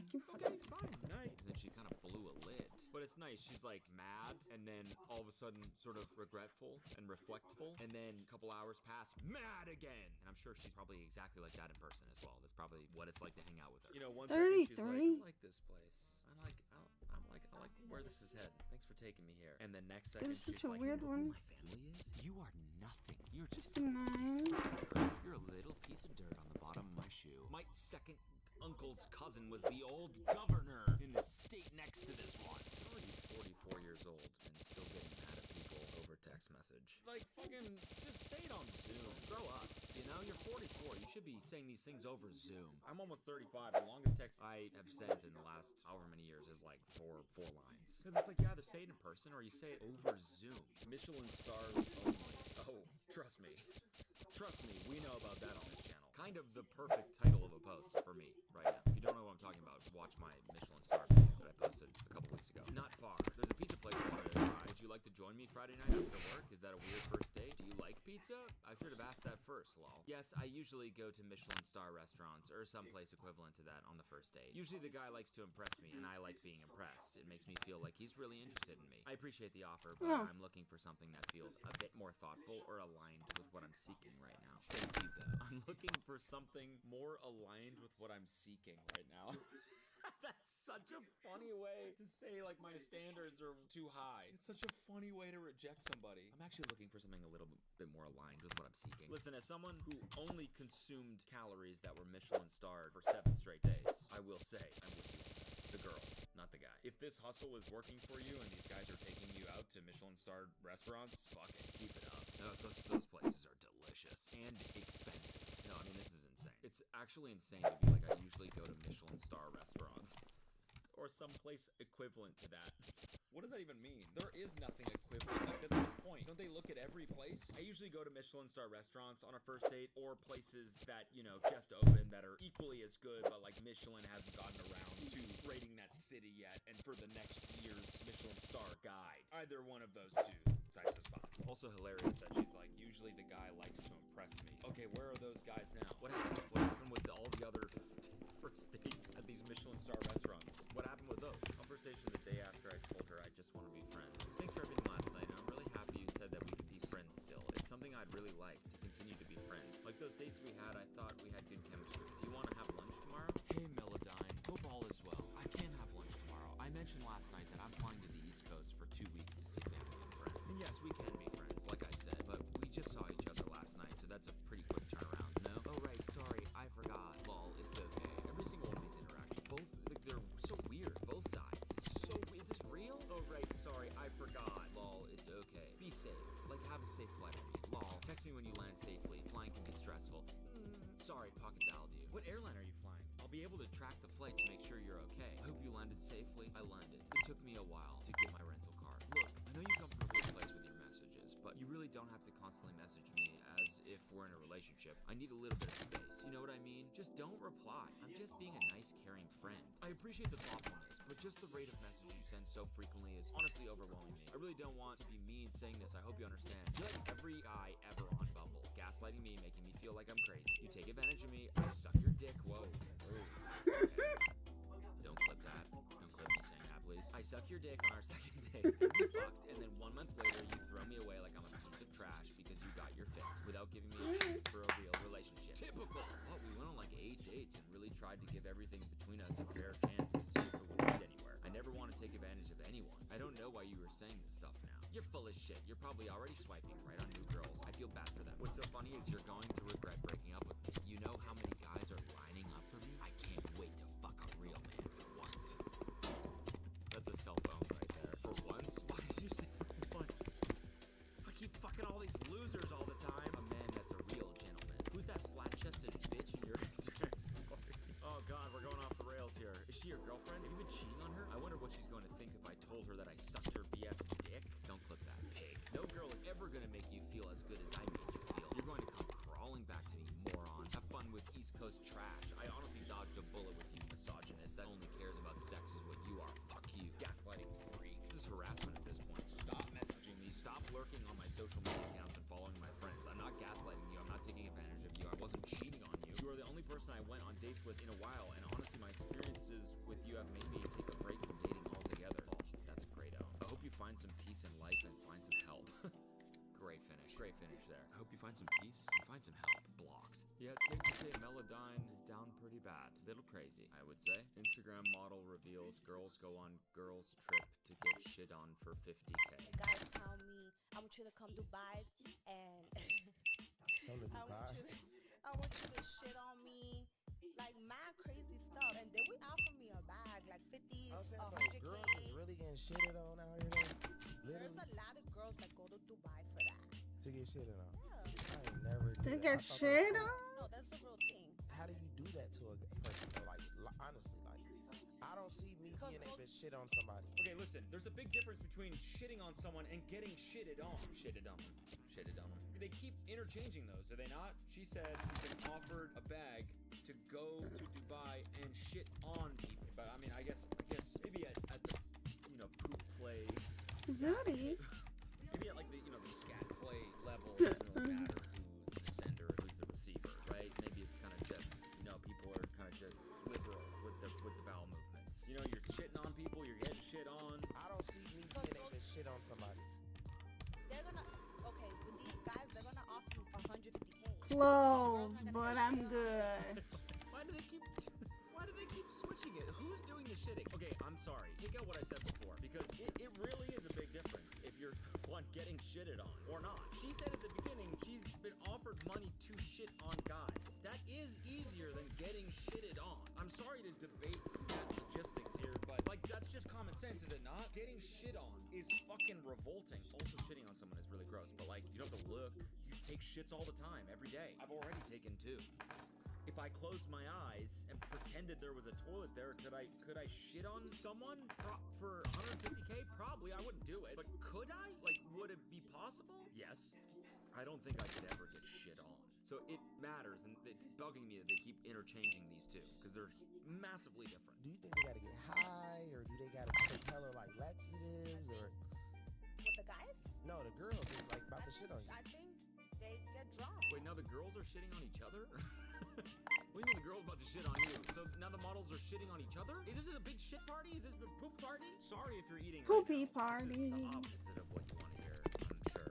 No, because you're not gonna just go sober and, I would never do that, but if I was to do some shit like that, I would have to get super drunk. Yeah. For me not to even think about that shit. Yeah. But yeah, that's a real thing. Girls go out there on a girls trip to do that. To do that. I mean, it's pretty dark, but it's sort of, I guess, at some level. Why is she funny that, talking like the that? purpose of this trip is to take a poop. You're crossing oceans and continents to turd on the other side of the world. It's a poop vacation. It's a poopcation. It's not a girls trip, it's a turd trip. Guys need to watch their girls that's going to Dubai on a girls trip. Yeah, basically. Guys need to watch their girls going to Dubai on a girls trip. Hey, babe, I'm not trying to be controlling or anything. Just shit in the toilet while you're there. Would you mind? Still shocked by this. Hey, I had a really good time tonight. Same. I always have a wonderful time with you. Yeah, dinner was amazing. I just have something to say. Please don't take this the wrong way. It's gonna be about NBA choice. What's up? Did you seriously get me flowers, or is there another surprise dinner was great, and I'm not complaining. It's just flowers, really? That's like the most generic female gift possible. Most girls don't care for them outside the movies, lol. It wouldn't be so bad if you got something else too, but no, just useless flowers. I also got dinner. It was fun. I'm confused. Mayo, dinner was an activity. Flowers are a gift. I'm not complaining about the activity of the evening. I'm complaining about the gift. Not that hard to understand, lol. The fuck? Yeah, WTF, lol. I just thought it was a nice gesture along with the dinner. I didn't think it was mandatory I get you an Iron Man suit as well. Iron Man suit, lol. Oh my god, you're so dramatic. No other guy has treated me like this, and my GFs agree I deserve better. I shouldn't settle for a man who won't treat me like a queen I am. Just take this as a kick up the ass to work harder, lol. A kick up the ass? Just take this as a foot in your butt. Am I getting... To just work a little harder. Take this as a piggy in your cornhole. So just work a little harder for me. You don't deserve better. You deserve the streets. Good luck in the future. We're done. For context, I'm a man in my early 20s, and she's a woman in her early 20s. This was our third date together. This is the best part. I'm not complaining about the activity of the evening. I'm complaining about the gift.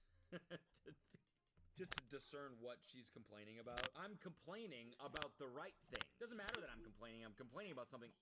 I've been out of the dating world for a while, but like, is a gift on the third date standard? What was she expecting? What gift is standard for a third date? That's not flowers. What else? Like a shirt? Here, I got you some Lululemon like yoga pants or something. I feel like anything more than flowers would be just doing way too much. On a third date? What the fuck gift would be normal on a third date? Hey, so I know it's our third date and everything, and I just wanted to get you something to show you that I like the way that this is going. So got you a Starbucks gift card. You know, the fall drinks just hit. I know you like Starbucks. $15 on there for you. Yep, you're welcome. So I got you something. Don't worry, it's not flowers. You know, I'm much more of an experienced person rather than a useless gifts person. So I got you an indoor skydiving experience. Yeah, one of those fucking tubes. You put the suit on and you cheeks, you know, just in a little tube. Got you one of those. It's connected to an indoor trampoline place, so I also got you that as well. You know, it includes both. You can hit it in either order. Like, what do you expect? Like buying like jewelry or something. 59? Like, weird as fuck. Here, I got you some earrings. I just really wanted this third date to go well. I just really like where this has been heading. I just think this is going really well. I got you some earrings because I love you and I want to marry you. Flowers are a perfect thing to bring. Here's the next one. Removed by moderator. Oh, for fuck's sake.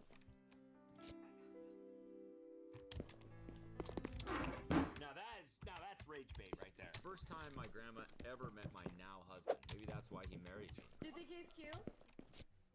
Do you think he's cute? I think he's more than cute. I twist his balls right in the bed. I'll twist his ball right in the bed. Yo, grandma, chill, grandma. Whoa. I'll be all done. Drain his balls. I will drain. With my toothless gums. You think she's gonna twist his balls? In the bed. Twist his balls Right in the bedroom. Maybe back in like the 40s? Were they twisting nutsacks back then? Twisting up the balls and then snipping them off? Yeah, now you're thinking about that. If you're a guy, you're probably thinking of something right now. Yeah, it's not a fun thought, is it? Or maybe she's just like, I would twist his balls up in the bedroom and then let him go. Watch him just getting twist him up so much and then just lets him go. And the velocity spreads the nuts to the sack. It's just, I don't know why I'm thinking of sack physics right now, but you get what I'm going for, right? He'd be all done. That's like he'll be all done. Oh boy, once I'm finished with you, you'll be all done. I don't want that. Something about the vagueness of that is very scary. He'd be all done. Once a baddie, always a baddie. He'd be all done for the night. Probably because he's just in pain from you twisting his nutsack. He'd be all done. My man. Such a nice girl. I wouldn't date a man who earns less than me. I don't need that insecurity in my home. Men thinks they worth how much money they earn. They worth how much they live their woman. It's easy. So no, I do not need a little dud who feels insecure about his earnings, and only thing I need him to be best of is loving and taking care of me. I have money. I always did, and I always will have it. Money means nothing. Honestly, Zoya kind of ate with that, just with how confusing it was. And the fact that she that sounds like a rap. I don't want a little but bit. The last line, money means nothing, which is a total contradiction to everything else in the post, which, again, makes a really good post. You know, in a world of rage bait and, you know, polarizing, triggering content, it's sometimes nice to leave the reader confused about what they're Where's the warehouse? It's like, you should be mad at this. You should be mad. You should hate everything. You should be pissed. People are fucked up. You know, in that world, it's kind of nice sometimes to be like, you should, I don't know. What do you think of this? I don't know. Does money mean nothing to her? Or if money means nothing, why would she care about how much the guy makes? It doesn't make sense. I'm mad at this. Now, maybe it doesn't work. It sounds like she had a little epiphany by the end. Maybe she was a It's right there. Aww, dum dum. I'm not your typical Tinder girl. I don't have boobs, and I definitely don't have a butt to get around with. But I do have brains and a personality. Maybe unlike your ex-girlfriend. What is a butt to get around with? What does that mean? Is that something that people say? She's got a body that won't quit and an ass she can get around with. If you know what I'm saying. I have no idea what that means. Like, she's got an ass that she could park on a bike and fucking ride around. How do I do that that? thing on the saddle of a bike and ride around town. If you know what I'm saying. I don't know what that means. Don't we all have butts we can get around with? Yeah, but she's sitting comfortably. She'll sit that ass on a park bench on the other side of town. She'd be getting around with that ass around town, sitting on things. But I do have brains and a personality. Maybe unlike your ex-girlfriend. Okay, so this is also insulting. Like, you're also insulting your potential mate by saying they have bad taste. Maybe she just doesn't have an ass. I'm still stuck on the ass to get around with thing. It's, again, confusing. These girls are down bad because they're just confusing. Be straightforward. What do you mean? Why are you saying these things that don't make any sense? Is this a nice girl? What the fuck does this mean? You bald. You have no hair. You want to hear my song? All right. Balding, balding, Alright. balding. You like the song? Yes. Holy fuck. I'm sorry, but she fucking destroyed you. She won that. Absolutely won that interaction. Balding, balding, 1000%. balding. Balding, balding, balding. I mean, it's pretty uncalled for. I don't know what the reaction before this was, or like what your guys' relationship is, but so I don't know. Was it crazy for her to make fun of you for being bald out of nowhere? Probably. But then to go on and just absolutely eviscerate you, she won. I kind of feel like maybe you should try and date her or like marry her.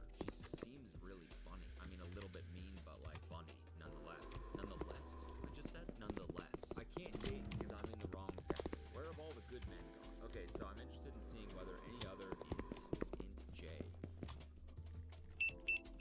Introverted? Okay, a personality type with the introverted, intuitive thinking and judging traits. I'm a single 27-year-old woman and I never date. Why?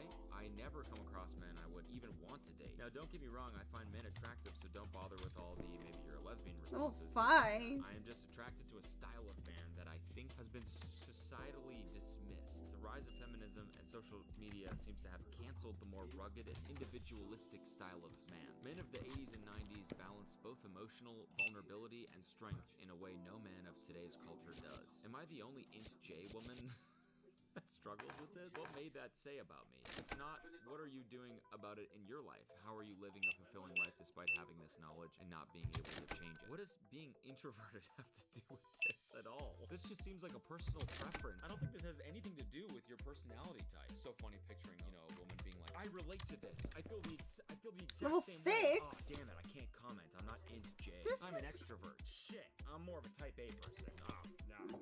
Can't comment on this. Just go out to the woods, find a lumberjack. That's what she's looking for. Just a lumberjack. Just walk out into the forest. Look for trees that are falling down. Then follow that. Go to that. Find the man chopping them down. There's your hubby. I don't understand. She's 27. Like, how do you even know how the dudes in the 80s acted? Like, just from movies? Where are all these guys that I've seen in these fictional movies? Where are these guys? They don't exist anymore. I don't think they ever did. Oh, yeah. Men who were adults in the 80s and 90s are still alive today. You could date a boomer. Those guys are still kicking. Man. Go out and just go to a, I don't know, like a bridge tournament. Baby, I can Find a hear. boomer today. Move to a What? What did you say?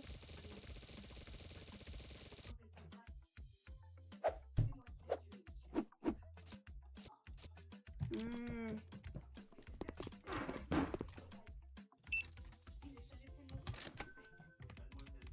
That's okay. Shoe one. Mm. Okay. For now, I'm good like that. I love you.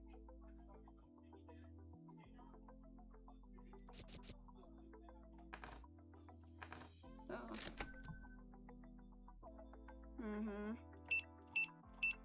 Overwatch.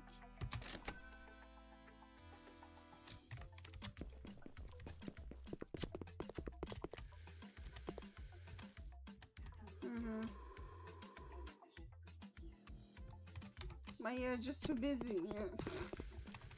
Even too busy to say anything.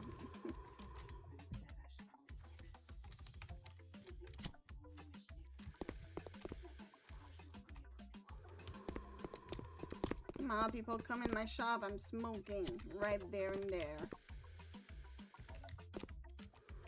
Oh, yes, yes, yes, yes, yes. Ooh.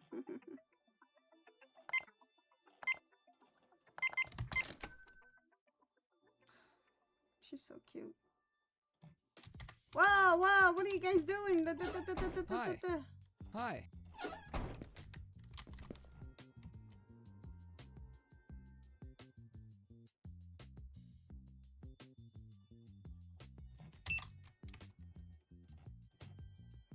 Thank you. Hello. Hello. Hello.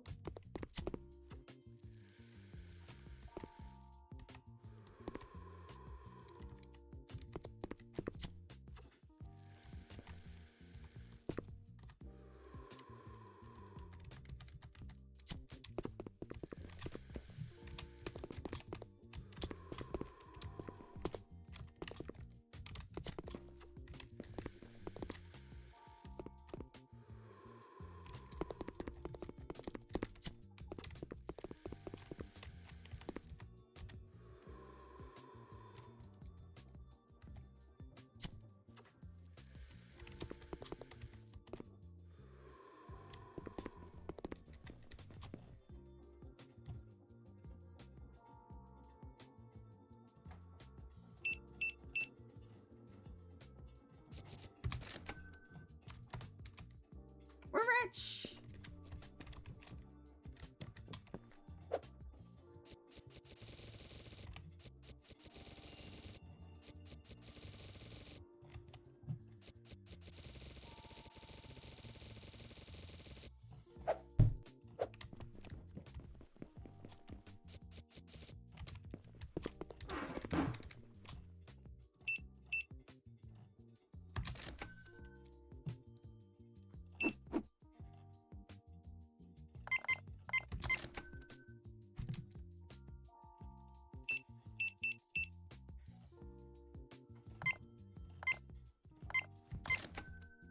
Hi. Dang, we're almost at 4,000 already. That's crazy.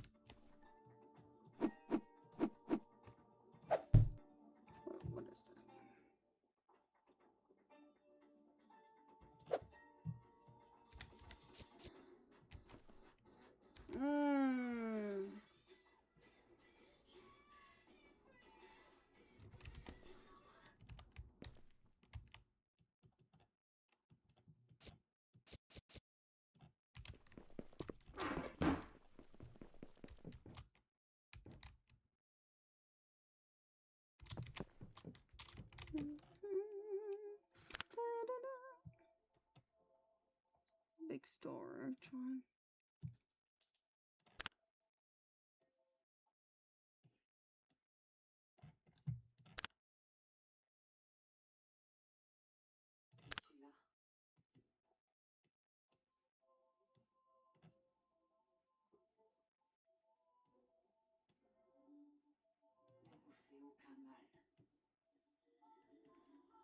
Oh, my neck. Other, yeah, okay. Furnish the store. Plant. Medium round. What? The store. Furnish the store.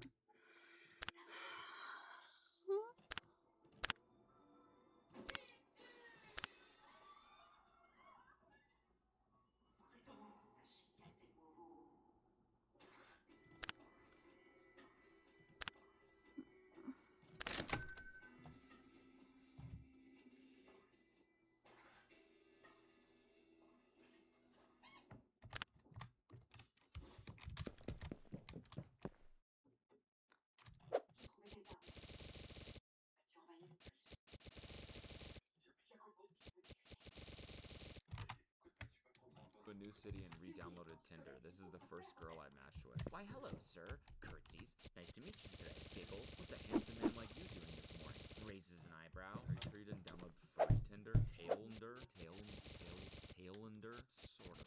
I would unmatch. That kind of text. Surrender. Style. Why is that so matter of fact? Just some advice. I'd probably unmatch. Yeah, that kind of texting. I just don't really mess with that. Yeah, no shit. She's a furry. You mean that style of texting? Just not my style. Hey, fair play. Fair play. It's just not my style. Go ahead, do your little furry thing. But it's just not my style. It's so nice. Why is that the top most voted comment? I'd probably unmatch. This is the nicest advice ever. Good morning. I hope you have a great day today. Good morning. I literally don't like texting you and it's green. Lol, do you not like texting me because you're not a texter or more of a caller, or is it just because of the green bubble? I don't want to text you if you don't got an iPhone. I'm sorry, but I'm never going to switch to an iPhone. Haha. We can switch back over to IG if you prefer. You should get an extra phone to talk to me because I don't like it. We can just be friends, but I feel like relationship, I would want to FaceTime and all that. We can still FaceTime on IG, but if that's a deal breaker for you, then I guess it's a deal breaker. Yup, that's unfortunate, but okay, I'll cancel our Thursday reservation and give you the time back. Okay, we can go as friends, but it's entirely up to you. Haha, thanks, but I have enough friends. I'm not making more if it's going to be with friends. This is a classic case of phone brain right here. Classic case of phone brain. Putting priority on the app you use to FaceTime? I mean, it sounds like she's blaming it on the Android. Extension, cultivation, growth speed, growth space. Oh my god, if you're in your 30s, you really care about what app you FaceTime with? Okay, That's nice. I mean, that's down pretty bad. Alright guys, that's it for this one. Please like this video immediately, because if you don't, there will be consequences, okay? My uncle's brother was the governor, and my family has power. So if you don't, you are fucked. And also, make sure to subscribe if you want to see more videos. See you next time. Shit. Okay, I'll be back. This game is quite addicting. You know, normally a lot of people are like, you gotta finish It's almost, it's a good one. This one kind of been mixed. I like it. I like it. I just wish the employee could stay all the time. I don't know why they have to leave. Last episode I did got age restricted. I think both are good signs to press on. I paid this. Continue watching. Episode 3 of Virgin Islands. Also, to the people that said this show gets weird, I would say, has it not already been unbelievably weird? How does it get weirder? Kind of neat to find out. By the way, if you're just catching up and you haven't seen the first 2 episodes, this is a show where they take all these virgins to this place and they like help them break through their barriers to help them lose their virginity, basically. In a world where sex is everywhere. Oh my god. Terrifying. Oh my god! This is 2 people fucking on a boat. In a world where sex is everywhere. Oh my god, they're fucking out there! Sex is literally everywhere! You cannot get away from it! This day and age, it's difficult. Social media. Dating apps. Influences, TV shows. Porn is everywhere. Porn is everywhere. Oh my god, there's a guy watching porn out there! There's this guy on a raft just beating it. Just with an iPad. Where is my Porn is everywhere! The last gonna have copyright. On the Virgin Island, no. We like watching a porno. We can explore the things that you came here to explore. It made Taylor, who identifies as bisexual, scared, confused about her feelings. Sorry, I just have 1 minute. And when Ben What does it feel like to you? fell under Charlotte's spell, he was rejected. This is my friend, but I'm not interested. Yeah, so if you're just tuning in, that guy got friend-zoned by that girl last episode. Probably the last thing you want to happen to yourself on a show about like gaining self-confidence and breaking through your inner barriers that you've put on yourself. Finally, this guy was trying to do that, and this girl was like, you're like a friend to me. And he was like, oh, okay, good. Back to square one, I guess. The next phase, things are hotting up. That felt good. Confidence is really key to this group of people, and I am ready to make them be able to look in someone's eyes and just go after what they want. Feels nice. Here we go, phase 3. Confidence. Confidence. She's confident, oh no no, oh no no, and I'm down with it, oh no no. You'll tell the way she to walk in the room. Said it's your first time, oh yeah, yeah. Cause you might have lied. Not on this show. It is their first time. Morning. It's another day on Virgin Island. Another day of sexlessness on Virgin Island. The next phase of the course is all about confidence. Everything here is making me nervous. So yeah, just another one in a long line of, what does this mean? God. I'm confident in my intelligence, I'm confident as a person, but I'm not confident about believing that people want me in that way. Especially after what happened with Charlotte. You know, just feel like I'm not good enough. So I think this is going to be tough for me. This man's broken. Charlotte broke this man. Confidence. I think I'm confident when I'm someone else most of the time. That's why I do drama and all that. There are times where I just don't want to chat to anyone because I just hate myself so much. Like I wouldn't even get on the bus because I didn't want to talk to the bus driver. So I just walk everywhere. So I need confidence, and hopefully this place will give it to me. Damn, dude, that's so sad. That's so sad to think about yourself in that way. Like, what do you think's gonna happen? You're gonna walk on the bus, and the bus driver's gonna be like, ugh, yo, get off. You are disgusting. Get off my bus. This is a no ogre zone on this bus. That's sad. And all the people are like pretty charismatic, and I mean, he's like totally cool. He's not ugly at all. Good morning. Celeste and Danielle's first group workshop will test how ready the group are to banish embarrassment. We are moving into the next phase. Confidence. If you're walking in the world and you're feeling kind of shut down, you're not going to be attractive, but really accepting yourself for who you are, you're going to be more attractive. Fucking easy for them to say.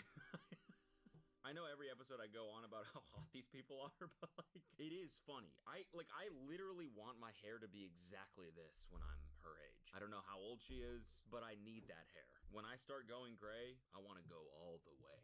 Bars! They've all prepared a dating or rejection story from their past, which has destroyed their confidence. Oh god, this is gonna be sad. His is gonna be like, well, it was yesterday when Charlotte friend-zoned me. So, you're going to take turns to share your rejection story? Oh god, buckle up. Buckle up. In school, I felt like socially I wasn't developing as well as all my other classmates. They were all going out, drinking in the park, having fun, those sort of things. I was a bit of a goody two-shoes, and I felt like I was trailing behind everyone else in the end. So my story takes place third year uni. I just received a message from a former friend, and we started chatting more and more. And it felt like it was getting a little bit flirty, so I invited her down to my place for my housemate's birthday. Got to the club, I thought I was going to make my move there. I introduced her to my housemate, so I went to the bar, and when I turned around to bring them drinks, they're making out with each other. Damn, that's rough. Yeah, I'm with you. I'm with you, girlfriend. It's like something you'd see in a movie, you know? He turns around. All right, who's down for shot? I don't mean to laugh. It's just I kind of fucking nailed that, honestly. Who's down for shot? And his friend later to him is like, bro, thank you for bringing that girl. She is all over me, dude. Oh my god, she's so hot too. You're a killer, bro. You're the man, bro. You're just like the best wingman of all time. Literally, bro. And the girl looks at him and is like, thank you for bringing me. He's so hot. You're like the best friend ever. You're like my brother. Seriously, thank you. So each person is going to say their biggest rejection and then immediately getting feedback that you are lovable, that you are attractive. There's something that like shifts in your brain when you do all of that at the same time. Standing up for Tom is Taylor. I think in that story, she was in the wrong for playing with your emotions like that. You're a really lovely person. You need to remember that. And she sucks. She sucks. Thank you. Fuck that bitch. They just all start chanting that. Fuck that bitch. She was a hoe anyways, bro. I stayed at her house, and it was almost this unspoken sort of expectation that, oh, well, there would be sex. Not being ready for sex. I was so nervous about doing something wrong that I just shut down. I just wasn't ready. And running away. He says to me, so are we going to go all the way? And I think I just got the fear.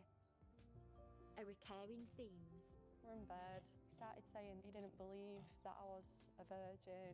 He was quite persistent, like I was lying. I haven't seen anyone since that, just because now I feel like I don't want to put myself in that position. What the fuck? Then you The fuck? didn't feel like you had to go all the way, and the right person will come to you when it's right for you. Charlotte stands up. I love you like a brother, Ben. You are the best friend ever. Just friend vibes, though. But they're there. Being able to get the antidote, like get the medicine, is so crucial, and it builds so much confidence. Me in 20 years, I'm telling you, I'm gonna have this hair. I only can hope, you know? We kind of have like similar thing going on. Last is Taylor, who since coming out as bisexual at university has never had a positive encounter with women or men. I was dancing with some friends, and one of my friends was like, that boy's making eyes at you. And like pointed out a quite good looking lad on the dance floor, and I was like, okay. And then one of them went, he's coming over, and I hid behind her and said, dance me to the stairs so I can get out. And I just remembered I was almost at the stairs and I'm crouched over, and the crowds parted and the lights flashed for a second. I looked straight into this guy's eyes, like, and my heart just dropped, and I saw his face, like. So it was one of those moments where like I was always expecting to be rejected. You kind of rejected yourself in that moment, a little bit, right? I know people don't think like rationally in these situations. They're just like scared, but like it's got to feel worse. Crouched over, dancing yourself to the side of the room. That's got to feel worse than just straight up getting rejected. Also, he was coming over to you. I don't know why I'm trying to like. I'm not in her shoes, you know. I don't know. I know it's when. It's a tough situation to be in when you don't feel confident about who you are. I do feel like there's a barrier between me and sex. Like I've been on nights out where you like, I'm gonna have that one night stand, and you meet someone and they want to take you back to their place, and then you hit this wall, and you just think, Boom! I I hit the wall. When you see like people in love, it is a lot that you're missing out on. And I can't have what everyone else gets to have. After a string of failed encounters with men and an unsuccessful session with male surrogate Andre, could a different approach help? I'm hopeful for her, obviously, but like, if you fail with Andre, I don't know if you have any hope. You know, no, I'm kidding. I'm joking, of course. Andre is a sex god, an orgasm shaman, as we know. You know, still, maybe he wasn't the right guy for her, even though it's like, come on. It's Andre. It's Andre. This guy can just do this. Wingardium Leviosa. And come, you know? Kat wants Taylor to concentrate on how it feels to be touched by a woman. My shop is closed! Lower legs.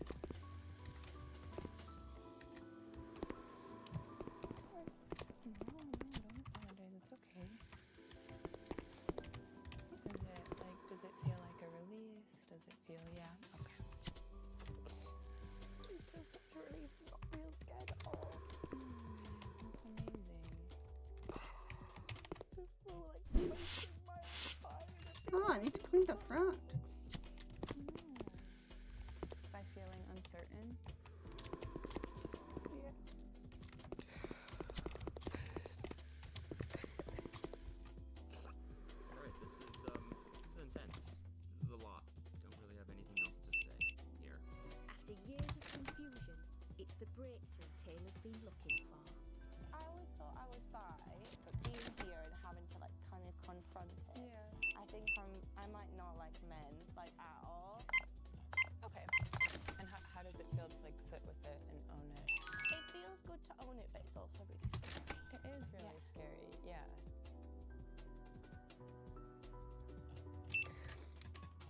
Oh, God. Sorry, lady.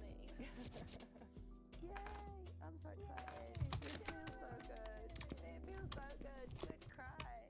Yay, I'm glad. All right. Okay. That's progress. I'm just gay. And I Yeah. think I've been deluding myself into like, no, I like men as well because that's normal and good. But like, I didn't feel scared. But I felt really good. Good for her. I'm happy. I'm happy for her. See, here we go. It seems like this show is actually helping people. Like, I feel like most of these shows, it's just strictly for, like, the audience's entertainment, and they're like, whatever happens to these people is like, we don't really care. Kind of, they're gonna make fools of themselves, and the audience is gonna laugh, and then whatever. But this is, like, actually, it seems like these people are actually having breakthroughs, and I bet they'll feel better after leaving the show, but maybe I'm speaking too soon. I don't know. We'll see. So how was your was that one-on-one session you did? I went to my one-to-one session. Good. It was with Kat, and it was the best one I've had. Oh, and I'm definitely gay. Oh, no, thank you. What a breakthrough. We love you, Taylor. Thank you. I feel like now I can get more out of the retreat because I know kind of what I want, and I'm not pretending that I want other things just to fit in.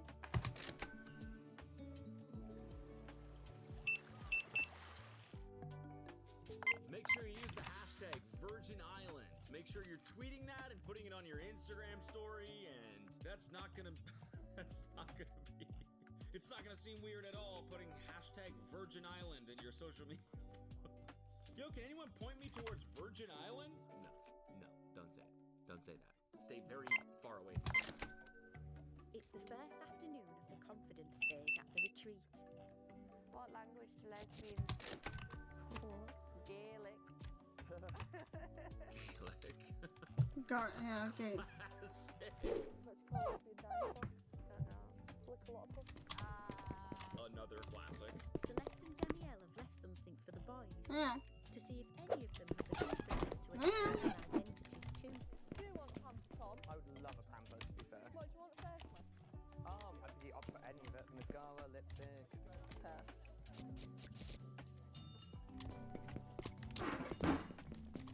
This is an exercise that helps people lower their inhibitions. Welcome to Emma's salon. Society can give young men such a narrow view of masculinity, so we really wanted to help them start to get past some of those myths. By putting on makeup? Relax. Like I'm being operated on. Although Ben isn't made up with the makeup. I wanted it to look like good and natural, not drag queen. That's right, I'm gonna be a drag queen. Tom is in the pink. He looks like a nice young German boy. I've never had a girlfriend in my life, no. Sometimes I come across quite camp. I'll go out to the club and I'll start slut dropping. I'll start singing along to Taylor Swift, Katy Perry, bit ABBA. But a lot of people didn't quite know how to differentiate between camp and being gay, so they kind of saw them as one as the same. What is being camp? I need to know that word. A place with temporary accommodations of huts and tents. Huh. Deliberately exaggerated, artificial, or over the top to the point of being amusingly ridiculous or aesthetically striking. So he's just being aesthetically striking. That's all it is. I want to lose my virginity, but people just... He looks like Trump. Why is he orange? You made him look like drag queen Trump. That ain't bad. That's not bad. Come on. It feels so wrong, yet it's so right. That guy's just a theater kid. I mean, obviously, I'm stating the obvious, but, you know, he's at the club slut dropping as a theater kid. The boys have engaged with their soft side. But now the experts want them to reinforce their strength too. And try to get good with wood. Has anyone felt an emotion and they were afraid? Of course, it's Andre doing the wood demonstration. Let me show you how I do this wood, and let it be known that I would do all of you. Andre out. Did he just evaporate? He just reappears right behind somebody, kisses their neck. Whoa, whoa, what? But today, we're gonna get to let those emotions out. So we're letting go of the emotion as the ox splits the wood, you know? Just tune into some primal emotion in your body. Alright, feels like they'd like to go first. Go Dave. Dave. You know what? I just feel like getting glammed up and then doing this is a weird combination, is it not?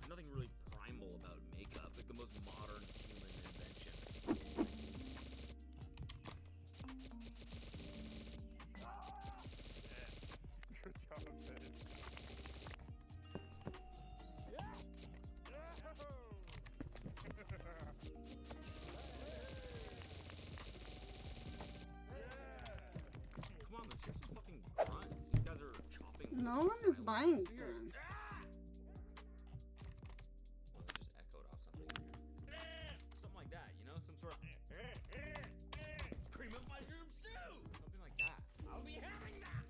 They're letting out some raw emotion. Hi. That's it. I felt like I'm going to fuck! I'm fucking today! Yeah, good job, bro. That was bad. For 25-year-old Viraj, it's a lesson in resilience. Come on, bro. Yeah! Good job, bro. Let's go! My boy knows how to split the wood. Let's go! Hey, How was the chopping? I sucked. That was the worst. Man, chop wood. Man, chop wood. Man, use axe. Getting manly has left many of the boys on a high. Man, talk to girls. Man, break wind. Man break wind. Man rip ass. Man toot. Man stinky toots. Really trying to get your nail varnish off? Yes. Have you taken yours off? No. I might just stick it out. I think it's about trying to be in touch with your emotions rather than letting it all boil up inside of you. Do you think it worked? I'm still a virgin, so not yet. To try and change that, So I'll just be touching all over your body but not your genitals. the experts believe Dave's ready to start the island's most advanced treatment, surrogate partner therapy. This guy? Have we even, like, really seen this guy's story arc yet? I don't really remember seeing this guy. All of a sudden, he's ready for surrogate partnership? Which, by the way, if you're watching this for the first time, surrogate partner is like a therapist that goes all the way with you. How are you feeling? Good. Yeah. It was really nice. Felt natural and enjoyable. It's given me a massive confidence boost. As well as a bone dog. As well as a massive, well, a boner. I'd like to just go into an experience of connecting with your body. Okay, I'll try that. Yeah. Jason's lessons on how to hug are moving up a step. You can touch me in a way that feels good to you. So amazing. You see what you notice? Yeah, a boner. There you go. I've got the boner. That was the most British way to say that ever. Yeah, I've got a boner. I've got a boner. A boner. I've got a boner. She's like, I'm chuffed you've got a boner. I'm absolutely chuffed you're spotting a bone dog. Yeah, yeah, I've got me boner. Shall I take me boner out of me trousers? Is it enjoyable? It is. It is. I love having a boner. It's funny that sex therapy is just like normal therapy in that you say something and they say, how do you feel about that? Except in this case, it's, I've got a boner. And she's like, well, how does your boner make you feel? And he's like, it's pretty awesome having a boner. It's enjoyable, yeah. Are you enjoying your boner? I am enjoying having one of these. How are you doing? I'm enjoying having one of these. Not so great today, I'd say. Yeah? Just struggling a little bit, I think. Yeah. Yeah. I think just working out my place, like how I fit into things, dynamic, whether I'm part of the men or the women or the where I belong and that sort of stuff. Yeah. I think I really enjoyed like putting makeup on, and it feels like. It's okay. It's okay. No, don't apologize. I don't think I'm quite the full masculine side of things. I do think I am slightly more masculine leaning, but I don't think I'm fully man. But Yeah. I'm not too sure. Yeah. And does it feel scary to step into the feminine? It's scary because I don't know what to label myself as. Non-binary is quite. I feel it's quite scary. I'm not sure it is a total fit for me either. I want you to try as much as you can to pause from naming things, ground it in the body a little bit, and just pay attention to how you feel. Yeah. It seems like there's breakthroughs happening left and right here. And that's what hashtag Virgin Island is all about. So make sure you're using the hashtag. Yeah, Holly, guess what? What? I'm a lesbian. Oh, that was a perfect opportunity. Let's go. Let's go.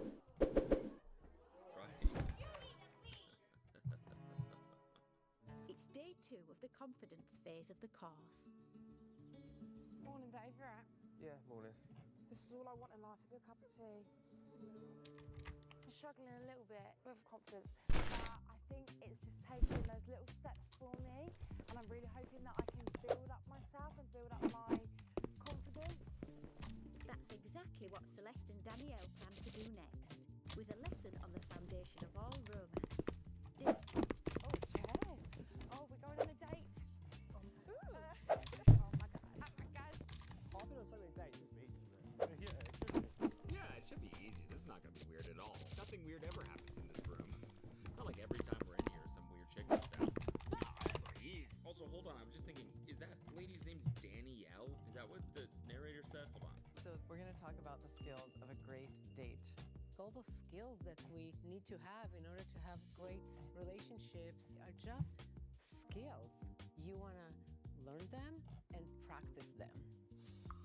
Celeste and Danielle. Is it Danielle? Is that what she's saying? Or is that Danielle. just a British way of saying Danielle? The first one is giving an in-the-moment compliment. So like, I really love the way your eyes twinkle when you smile. You know, something that really feels like you're connecting with a person. The second one is to be able to both give and recognize the look. And the look means I'm ready now, I'm ready to be kissed. And then finally, the third skill is the lean in for a kiss. So we're gonna do a little demo and then you'll have opportunities to practice. And in this case, practice means role play. So glad we finally got here. It's been a lot of planning. I know, right? Yeah. So, So should we fucking make out or what's good? That's what's known as the look. It's subtle. You gotta keep your eye out for it, but when it happens, you know that person probably wants to make out. Do you like to travel? Oh my God, I love traveling. Traveling is really my passion. Love traveling is my passion. It's my passion. Wait, that's the look. Wow, I can't think about anything. I can just listen to that laugh all day long. You're embarrassing me. What is happening? It's like they're fake flirting, but they're so good at flirting that it's like real. I'm blushing. The fuck? So that's an in the moment. Flirting was going on all the time. Yeah. You are giving me the look. I was also getting it from you, I think. This is so awkward, dude. I don't know. It's not. They're very natural at doing this. Like they're good at flirting, but it's still. I feel like I'm in the room being like, it's not. I don't know. Is it supposed to be fun to watch?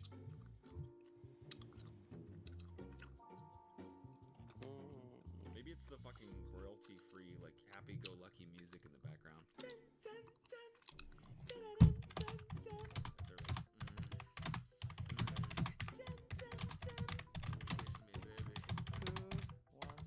Yay, come on up, Emma. I wouldn't really say I've actually ever been on a date in my life. Who else? I'll do it. It's hard to kind of open myself up to that world where I've had such a block on it for so long. No. Hello. How are you, okay? Very good. Did you enjoy the show? Yeah, I do, yeah. What did you like best? Now you put me on the spot. I like how you get lost in your thoughts there. It's getting Somewhere lost. else. Yeah. Yeah, in my own world. I like that you noticed that. I'm very observant. I'm sorry. Simulated flirting that's really, really tough to watch. They're doing a good job, but I don't know. I'm a little uncomfy. That was phenomenal. Any tips for Zach on how he could even give it? I need the tips. But maybe if you just took care of the hand a little bit more and it just pay attention to how it feels on your skin. Yeah, okay. Just slow down and Slow like down. They're still doing it. Look at that. They're still looking. They're still like, okay, cool. I got it. Yeah. I can do that next time. Hopefully there is a next time. After Zach and Emma's masterclass, Cafe, bold choice for our first date. What was together? Do you enjoy it? No. Do you want to just try giving her the look? See That was it. That was the eyebrows. I think it's the look. I think that's what's so uncomfortable about this. The look is only not uncomfortable to see when you're the one looking at it, when you're the one that is in the kissing situation, you know? Otherwise, it's just tough to see. Do you wanna try it with Ben?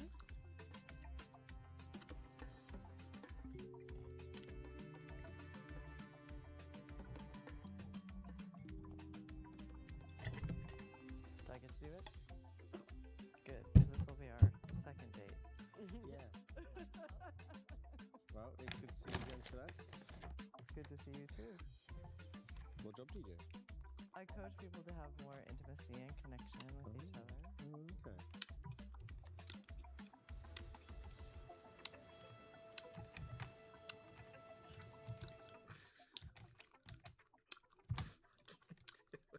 I can't do it. Like your glasses. Thank you. They suit you.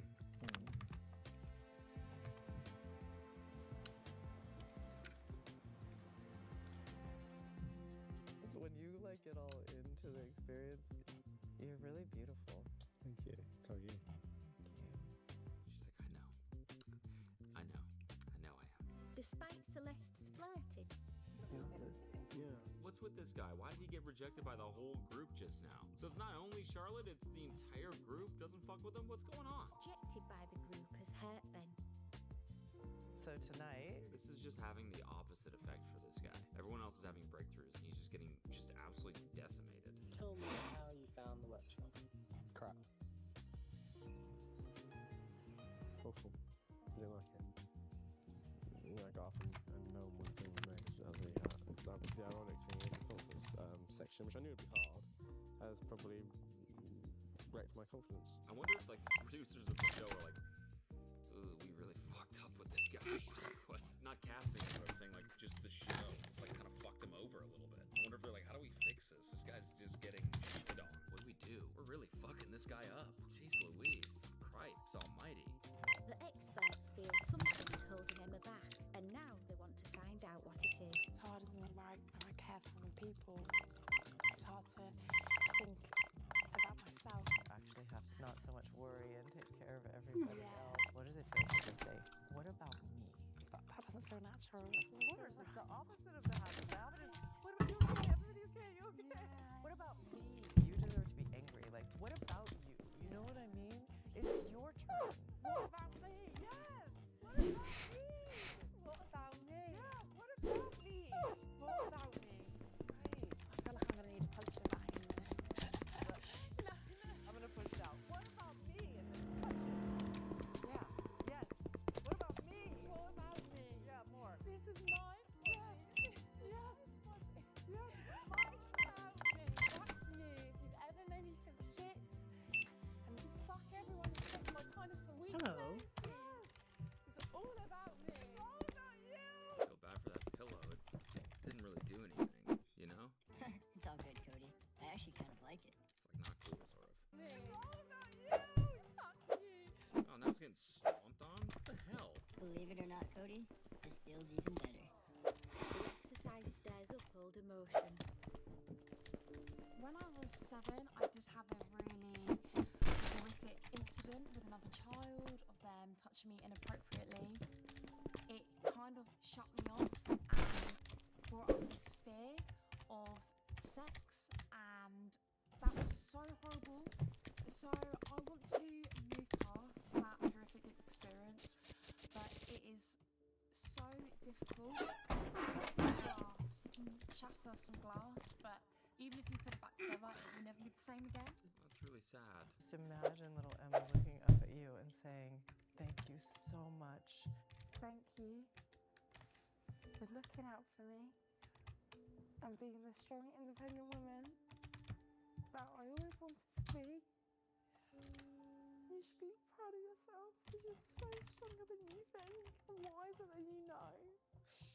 More breakthroughs are happening. It does seem like people are, like digesting their own trauma and trying to conquer it. How'd it go?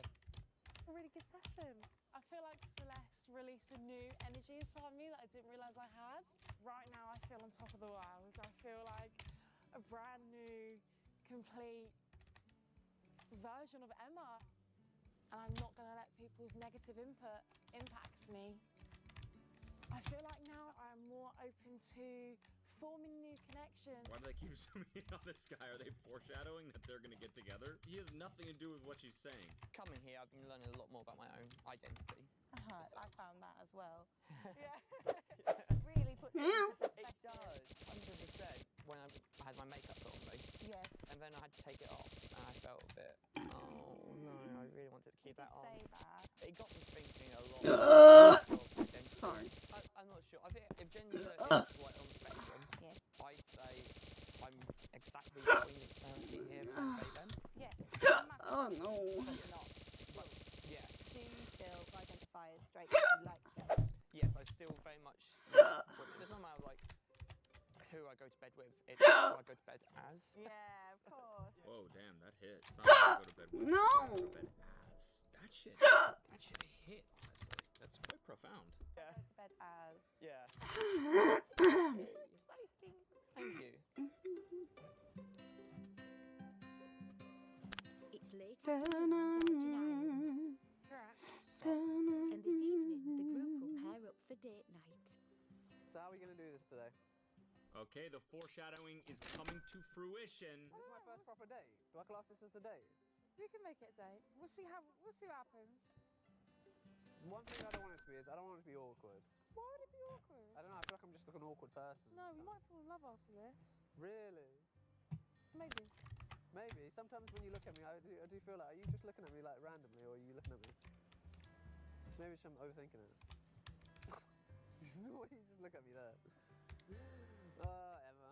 I think the exercise earlier is kind of messing with their perception of what a look means, you know? Are you trying to suck some face right now? Is that face that you're looking at me with, or are you just looking at me? You looking at me, or you looking at me, you know? After her session with Celeste, Emma's newfound positivity is taking effect. You do realise, like, my dream woman will have to be someone who, like, goes to India and has that dream wedding. Oh my god, yeah. You would look really good in a sari. No, I actually would love that. That's like what colour would my dress be? Like red? Yeah, I picture a red. Really? Yeah, I picture a red. I don't know whether red would suit me. I think it would. I think any colour would suit you. Why not? They're flirting hardcore right now. They're kind of flirting crazy style right now. They're kind of crazy style here. Make sure you're using the hashtag Virgin Island. Tweet something like, I love Virgin Island. Now she's opened the floodgates. Emma's letting herself go. It's time to handle some wood. And so are the boys. What do you guys like? What do you mean? Well, what do you like? But that's such a weird How do you want to have question. sex? What do you mean? I know what I want. I want to feel powerful. I mean, yeah, I'd like it if a girl rides on top of me, sure. I would like to be dominated. I think that's what I like. You like that? Yeah. That's interesting. Some locker room talk right here. After being rejected earlier, the confidence phase of the course has yet to help Ben. I think what's scary about the whole approaching something in your life is the prospect of rejection. It's just awkward. Ben struggles to turn dates from the vertical to the horizontal. Bars. Coming out of this and feeling more confident is why I'm doing it. He's got to get a W at some point. We need to see it. Your job is to stay present with the touch.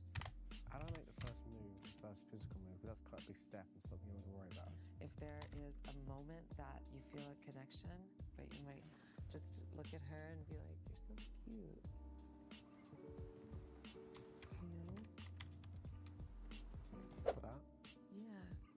Yeah, it has to feel like it's time now. Naturally. Yeah, when you're confident, that's one of the most important things. With the basics covered, Ben takes the giant leap to the bed.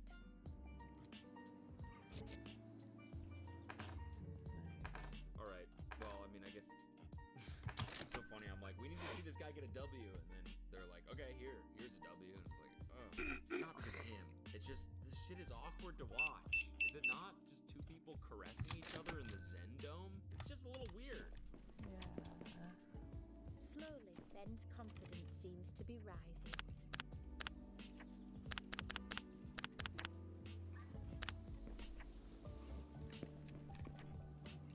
And whatever you do, don't try to get it right.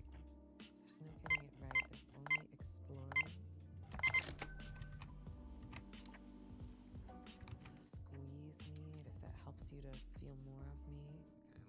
shot there for all the feet people. What I found most helpful is that she can help me get out of my head, get more in the moment.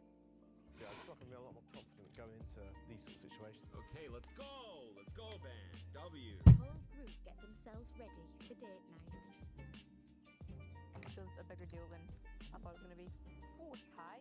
Alright, so now it's date night. So they got set up with each other and they're going on dates. And this man rocking a tie.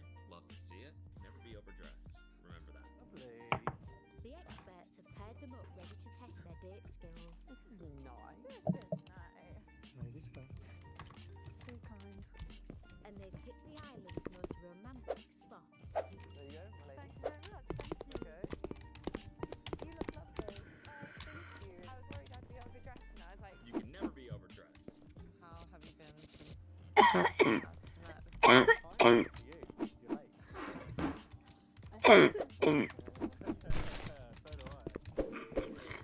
As they sit down to chat up, Nice to meet you. Nice to meet you.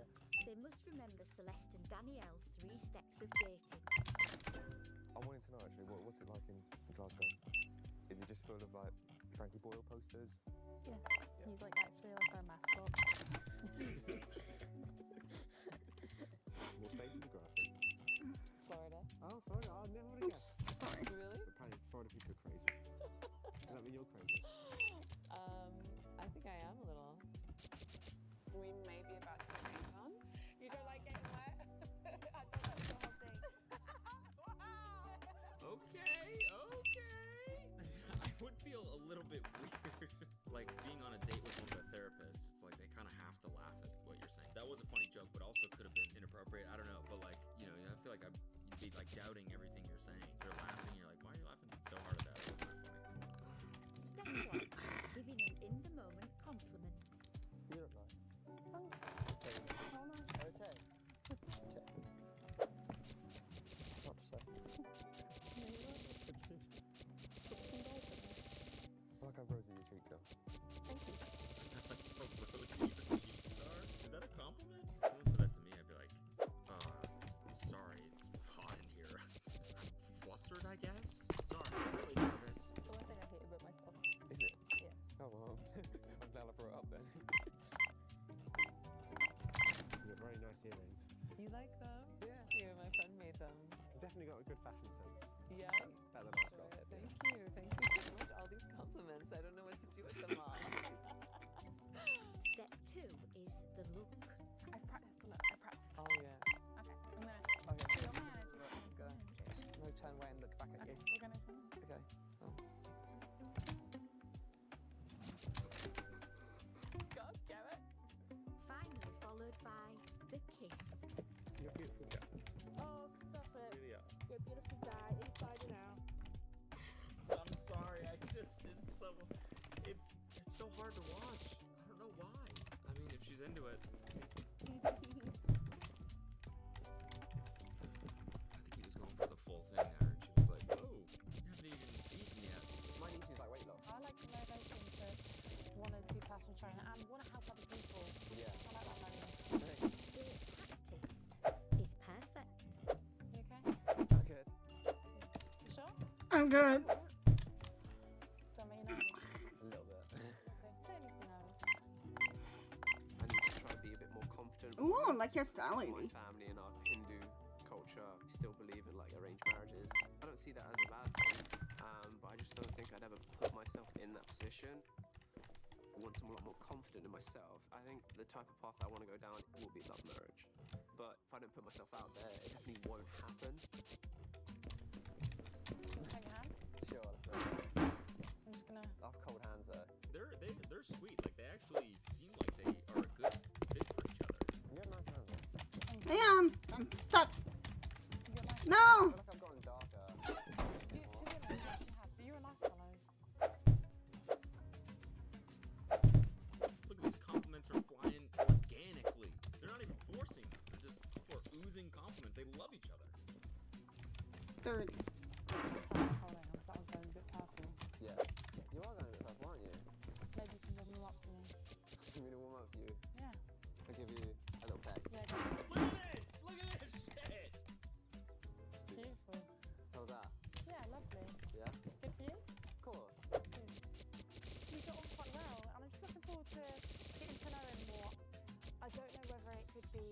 bit romantic, but I've never had a connection with anyone like I do with Farage.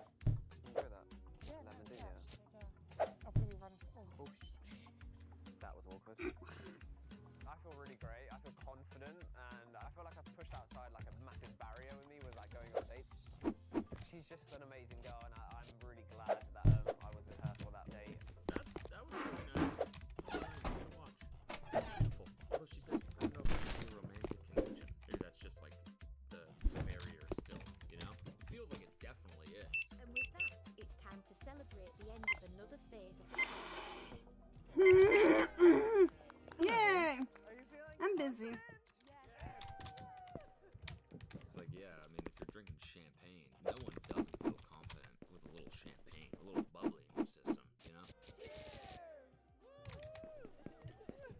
Over the last few days, my confidence has skyrocketed so much more than I thought it ever would, and I'm really looking forward to where the journey may take me next.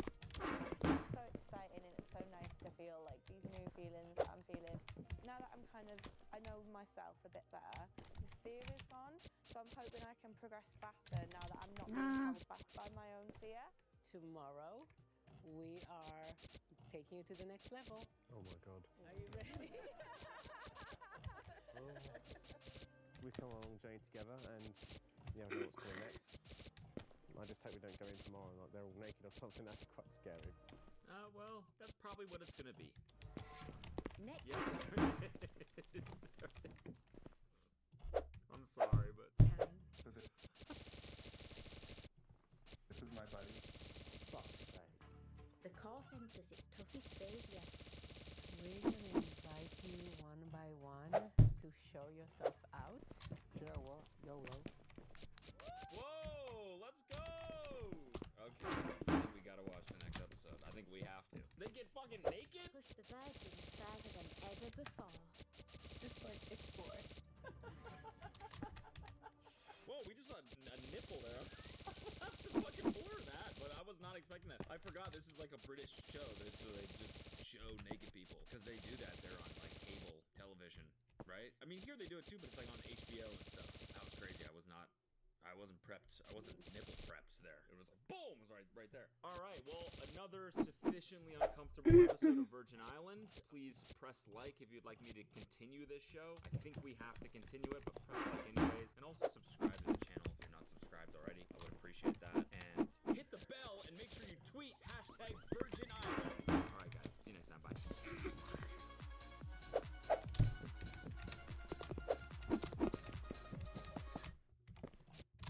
Can I sell those pots? I mean, Guys, a quick reminder before we product get started doesn't that you belong should always in be this using our section. hashtag, which is #Virgin Island to show support for the show. Doesn't whether you're belong on in this Twitter section. or I guess X, not. or TikTok, It's kinda or weird. Instagram, or all of the above. Make sure you're using #Virgin Island to show people that you love this show. Hit the like button while you're at it too, and blow up the comments. #Virgin Island. All right, today we're on episode 4, phase 4, the body. This, I think, is the one that we've all been waiting for. I think, because just by the looks of this thumbnail that YouTube chose for whoever uploaded this episode, it's gonna be a good one. Probably gonna get age restricted. By the way, folks, if you haven't watched the past 3 episodes, go watch those first and then watch this one. It's number 4, so that would make sense that you would watch the first 3 and then watch this one in succession. Over the last few days on Virgin Island, I'm definitely gay. Oh no, thank you. That felt really good. revelations This is my pussy. led to breakthroughs. Right now I feel on top of the world. Charlotte's bravado Why are these horrible stretch marks? Oh, forgot about that girl just shitting all over that guy. Why'd you have these disgusting stretch marks? They're very gross. Making me feel sick to my stomach. and Dave started work with surrogate partner Kat. It's given me a massive confidence boost. Dave got to second base. Now, halfway through the course, the group will be challenged like never before. The relationship with the body is very crucial to dating, intimacy, and sex. How are are you feeling about genital touching? What we bring to sex is our bodies. If we feel shame about our bodies, we won't be able to engage in sex. Phase 4. The body. Body on my wasn't on my innocence. Body on my innocence of my. Can't think of a more inappropriate song for this show than that. That would be so funny. About our bodies, we won't be able to engage in sex. Should I get a virgin soda? Daddy's thirsty.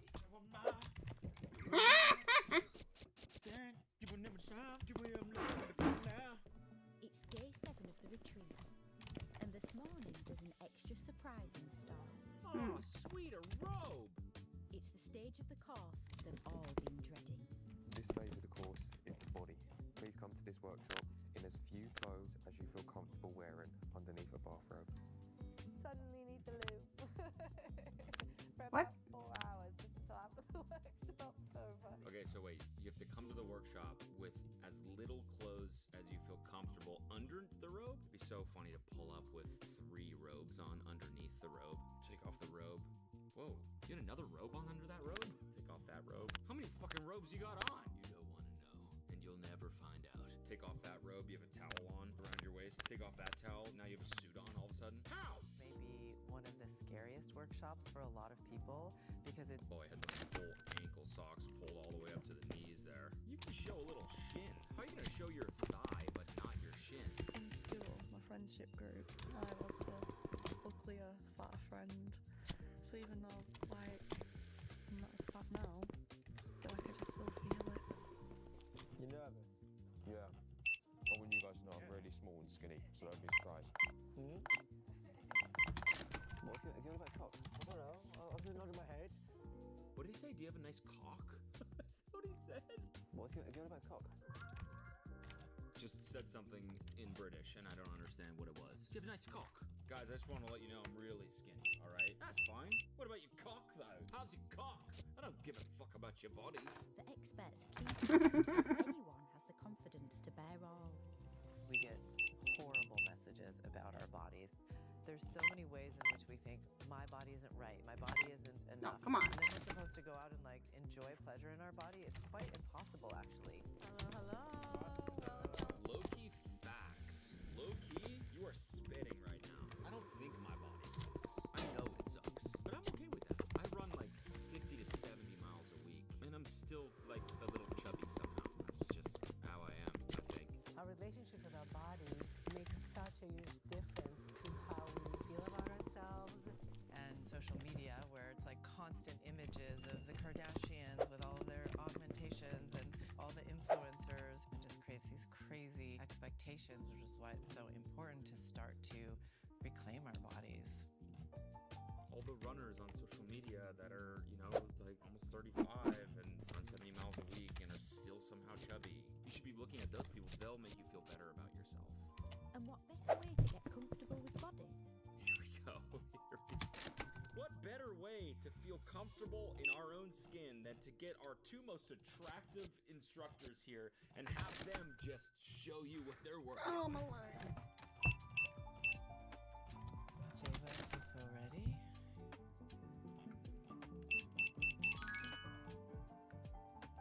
Holy fuck. Why did I pause it? Yo, I was not expecting a full frontal. I forgot this is a British show. They can just show that shit on TV. That was completely uncensored. I fully saw that guy's dick. I was not expecting that at all. I thought for sure it was gonna be censored. And then I paused it with the guy's freaking sack on the screen. Holy fuck, that really got me. So this is my body, everyone. And though I love my body now, I struggle with something called body dysmorphia, which means when I look in the mirror, I don't see the same thing that everybody else sees.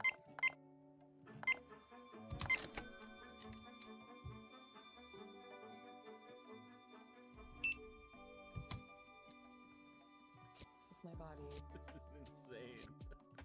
I don't know why seeing naked people in a really like, you know, highly edited, like manicured show like this is so alarming. Not in like the HBO way, although it's still a little shocking there. But I don't know, there's something about this. It's like a documentary. You know, it's supposed to be educational, but at the same time emotional. It's supposed to connect with these people's stories and whatever. And then penis, nutsack, boobs, vagina. And I also love my body now, but it has been years with poor self-image. So that's a process. How do you feel when you look at Joy and Deva? Sort of felt like I'm crossing a boundary. There's a lot of discomfort and a lot of feelings of like, oh, that's private. I'm going back. I don't know if I just scrub back. Let me just, real quick, I'm censoring myself, all right? They both have beautiful bodies. Sorry to the editor there for pausing it there, but I understand, you know, that both of them have their own personal stories about accepting their own bodies, right? But still, objectively, they both have, like, incredible bodies. Like, a guy's, like, jacked as fuck. So I feel like it might be not the best example, you know? I feel like I actively avoid mirrors, and I feel like it can bring me down. So I don't really have mirrors in my room or in my house. Thank you for sharing. Thank you. Thank you so much for saying that and for bearing your soul in front of these two naked people right here. Thank you for saying that in front of this man's penis. Thank you. By the way, that woman has a tribal tattoo, like kind of where a thong would go. That's kind of, that's like cool. The biggest thing that we can change is how we relate to our body. We're gonna invite you one by one to claim your body. We're asking the group to take off their robes and stand in front of the mirror and look at their body. It's such a way to shift their body confidence.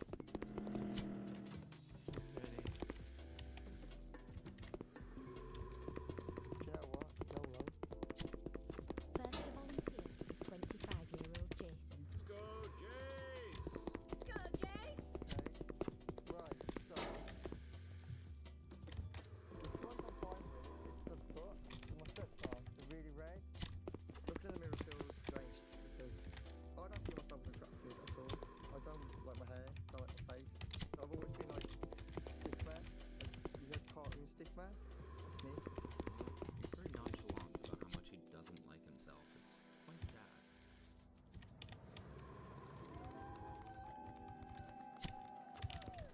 Look at that. Wow, look at that. Sorry to pause it there again, but that's full penis. Again. Once again. I thought he was gonna be wearing like some shit on underneath the robe. I didn't. He went for it. He went full nutsack.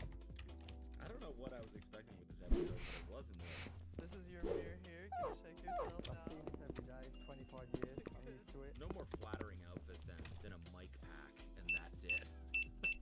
Nothing that makes you look better naked. Just buns out. You know I'm doing something Then with a wrong mic when pack all they just come here right it's not for above the it, fastened around your waist, like a little fanny pack. it's Nothing not more for flattering. for the main reason I opened my shop. This They don't is buy my this ones. body. I don't know why. Yeah. One more time. This is my body. Yeah. These are not sellable for some reason. Oh my god. Next to face the mirror is 29-year-old Charlotte. This is my body. I want you to look in the mirror and I want you to say, body on my, cruising down our innocence and body on my, cruising down our innocence and my, my. I want you to look in the mirror right now, naked, and I want you to say, stand, just forgetting sound, free and look, do it now, good to ride with it, This is the weight. I have scars. I have loose skin. When I was larger, my self-esteem, I would definitely say was lower. Okay, sorry, I'm sorry. She also has stretch marks and she's making fun of Jason's stretch marks? What the fuck is that? What the fuck is that?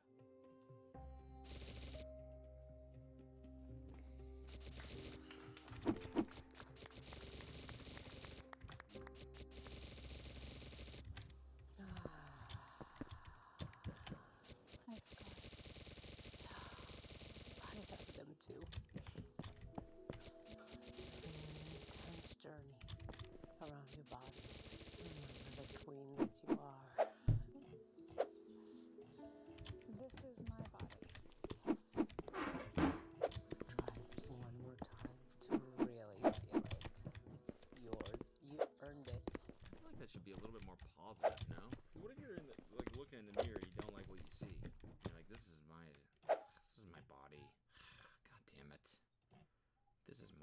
body. And she's like, that's right.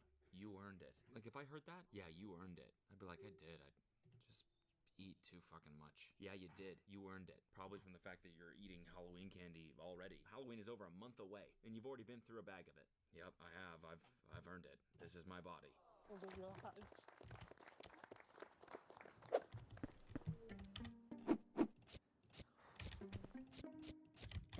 get up, This is my body. face their reflections, I'm basically like pretty dressed all the movie put together. how much they're willing to reveal varies. This is my body. There we go. Beautiful. Looking at their bodies, loving their bodies holistically can be hugely empowering. This is my body. That's great. Thank you. It's gotta also be like somewhat empowering that you know this is gonna end up on national TV as well, right? I don't know. Fuck it. So far, 24-year-old Dave has kept a relatively low profile at the retreat.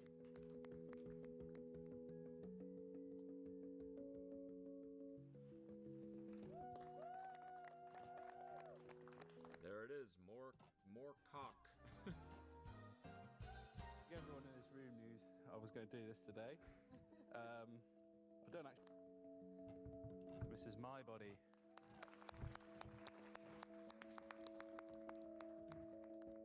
I want to go next.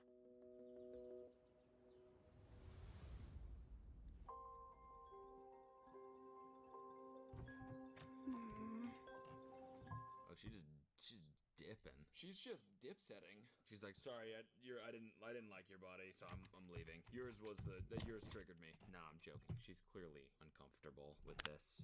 How are you feeling? I just feel like a cup of sick. Okay. What's coming up? Does that hurt the way I walk? What emotions are there? Like, what emotion are you feeling? Anxious, sick, In discourse. What am I looking You for? can Oh, get yeah, up there here. in front of everybody else. There. And be with your body and see what comes next. You're not gonna let a fear or a lack of self-worth stop you from living your life.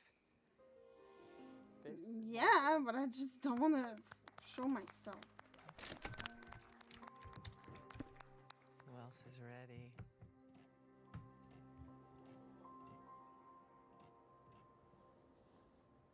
This is amazing. I'm sorry, I don't mean to be like weird about this, but like I thought that was one of the instructors. The fact that she's the most self-conscious and like objectively that was like one of the nicest bodies we've seen so far. I mean, it just goes to show you like it really sometimes is, you know, mostly, well, it is. It's entirely just what you think of yourself, you know? You don't want to look? Then look at me for a minute. This is my body. This is my body. I'm so proud of you.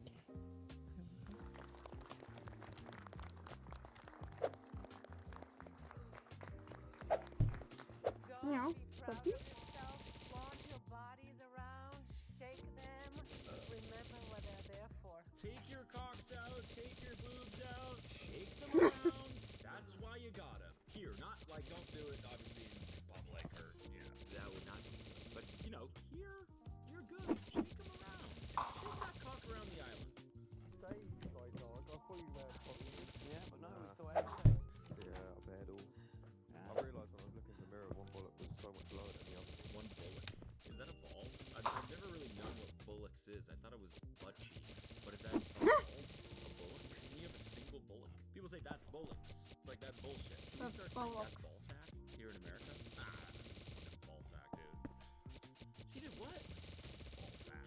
It's the afternoon on Virgin Island. Can you have it in DM if you want? Of course you can. Of course you can. They're holding hands. That's so cute. While the course seems to be building confidence for some, So sweet. Turning me on a little bit. Really? Whoa. Okay. Come and have a seat.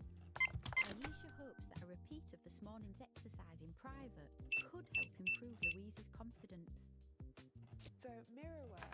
You did that this morning, and I wonder if you'd like to continue doing a guided tour of your body. Yeah.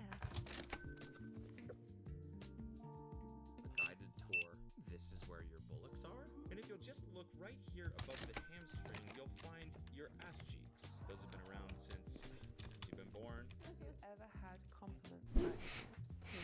Yeah, no. I know that they kind of rule, but like, to me, I don't know why I'm joking about that. That's a serious fucking thing. That's just a funny answer, I guess. Just, yeah. It's only if ever big compliments. I just don't like them. Sad. I want to invite you to receive the compliment. They're perfect. I want you to invite yourself to receive the compliment. Alright, you ready? Great big milkies. Mommy milkies. Fantastic jugs. Big jugs of milk. Moin. That's me as a baby. Sorry. I'm just trying to think of the most out-of-pocket things she could possibly say. Huge freaking knockers. Holy bazoingy. Holy bazoingas. Holy smokes, what a set of bazoingas you have. Making progress, but Aisha has one final challenge. So noticing what your body wants to take off next. I'm thinking bra. Great. When you're ready. Can you say that once? Let's change now that your bra's off. It's always nice to take bra off. What's the feeling in your body, the sensation of it? Obviously, I do feel more free and just, yeah. I wonder, like, Yeah. it's curious to me because I feel like they had to have let them know in advance, like, this is part of this show. You have to sign something that says you're comfortable with your naked body being on national television, right? In which case, I feel like it's just a crazy thing to do if you're, you know, self-conscious or, like, you know, coming on the show because, I don't know, it's just, I respect, mad respect. Look how much you've done. Thank you for sharing your body with me. Thank you for listening. It felt good to replace my negative thoughts. I tried to. I feel like once I change the view that I have on myself, then it will be easier to accept it from other people. How do I sign up for this shit? Do I have to be a virgin? What the fuck? Yeah, that's the whole premise. Sorry, I thought we'd take a quick break just to read some comments. I feel like there should be an age restriction for this video. Yeah, no shit. Again, like that. Yeah. Bring them out like this. There. Cool. Dave shocked everybody by going the full Monty. Look at your veins. Hopping veins. Boys, look at yoked. That's a real compliment right there. Dude, bro, you're looking sliced and diced. That's what they should be saying to each other. You are looking vascular as hell, my guy. Sliced and diced. Nice cock as well, by the way. Saw it earlier. 3 of them got naked. 3? But like Dave was a huge surprise. Yeah, I feel like today's is definitely sending a message and being like, okay, I'm ready. We'll just kind of get in and see like if that energy is there and if he wants to go with it. Finally, people are buying it. There you go. There. Four. Two more. Oh, I'm an accountant. too much more. So pretty boring. Like, it's gotta be weird going back to your work as an accountant, knowing that everyone saw your hog on TV. Dave, welcome back. Nice hog, by the way. Nice hug, by the way. Was a huge step for Dave. Hey. All right, we're about to probably see something hot and heavy, let's just say. She was just talking about how he seems ready. He just naked in front of everyone. I think that probably means that the next step is coitus. My suggestion would be to practice like touch and giving feedback. Okay. Yeah. Okay. I'll have you start with my arm. Try long and slow. And can you look at me when you do it?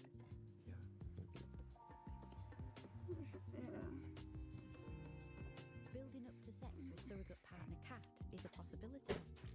If Dave can master the basics and find a connection. I'm looking for. I'm okay to try. Sort of go. 6? What are those, you think, huh? Is that what you mean? Yeah. Yeah. And you can kiss too in my mouth if you want. Ew. I'm sorry. It's just such a funny way of going about this. Just gonna go on top. Oh, yeah. Is this what you mean? Just legs just in the air.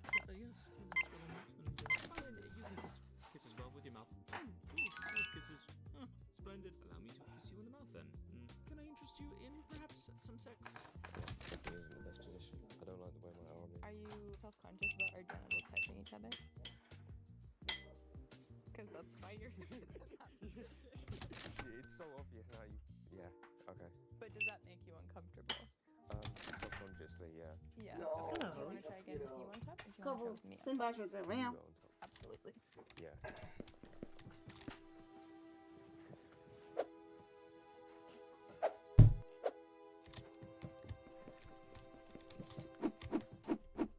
Shit. And can you practice coming a little bit lower? Yeah, I'm staying still, aren't I? Yeah. Try again? I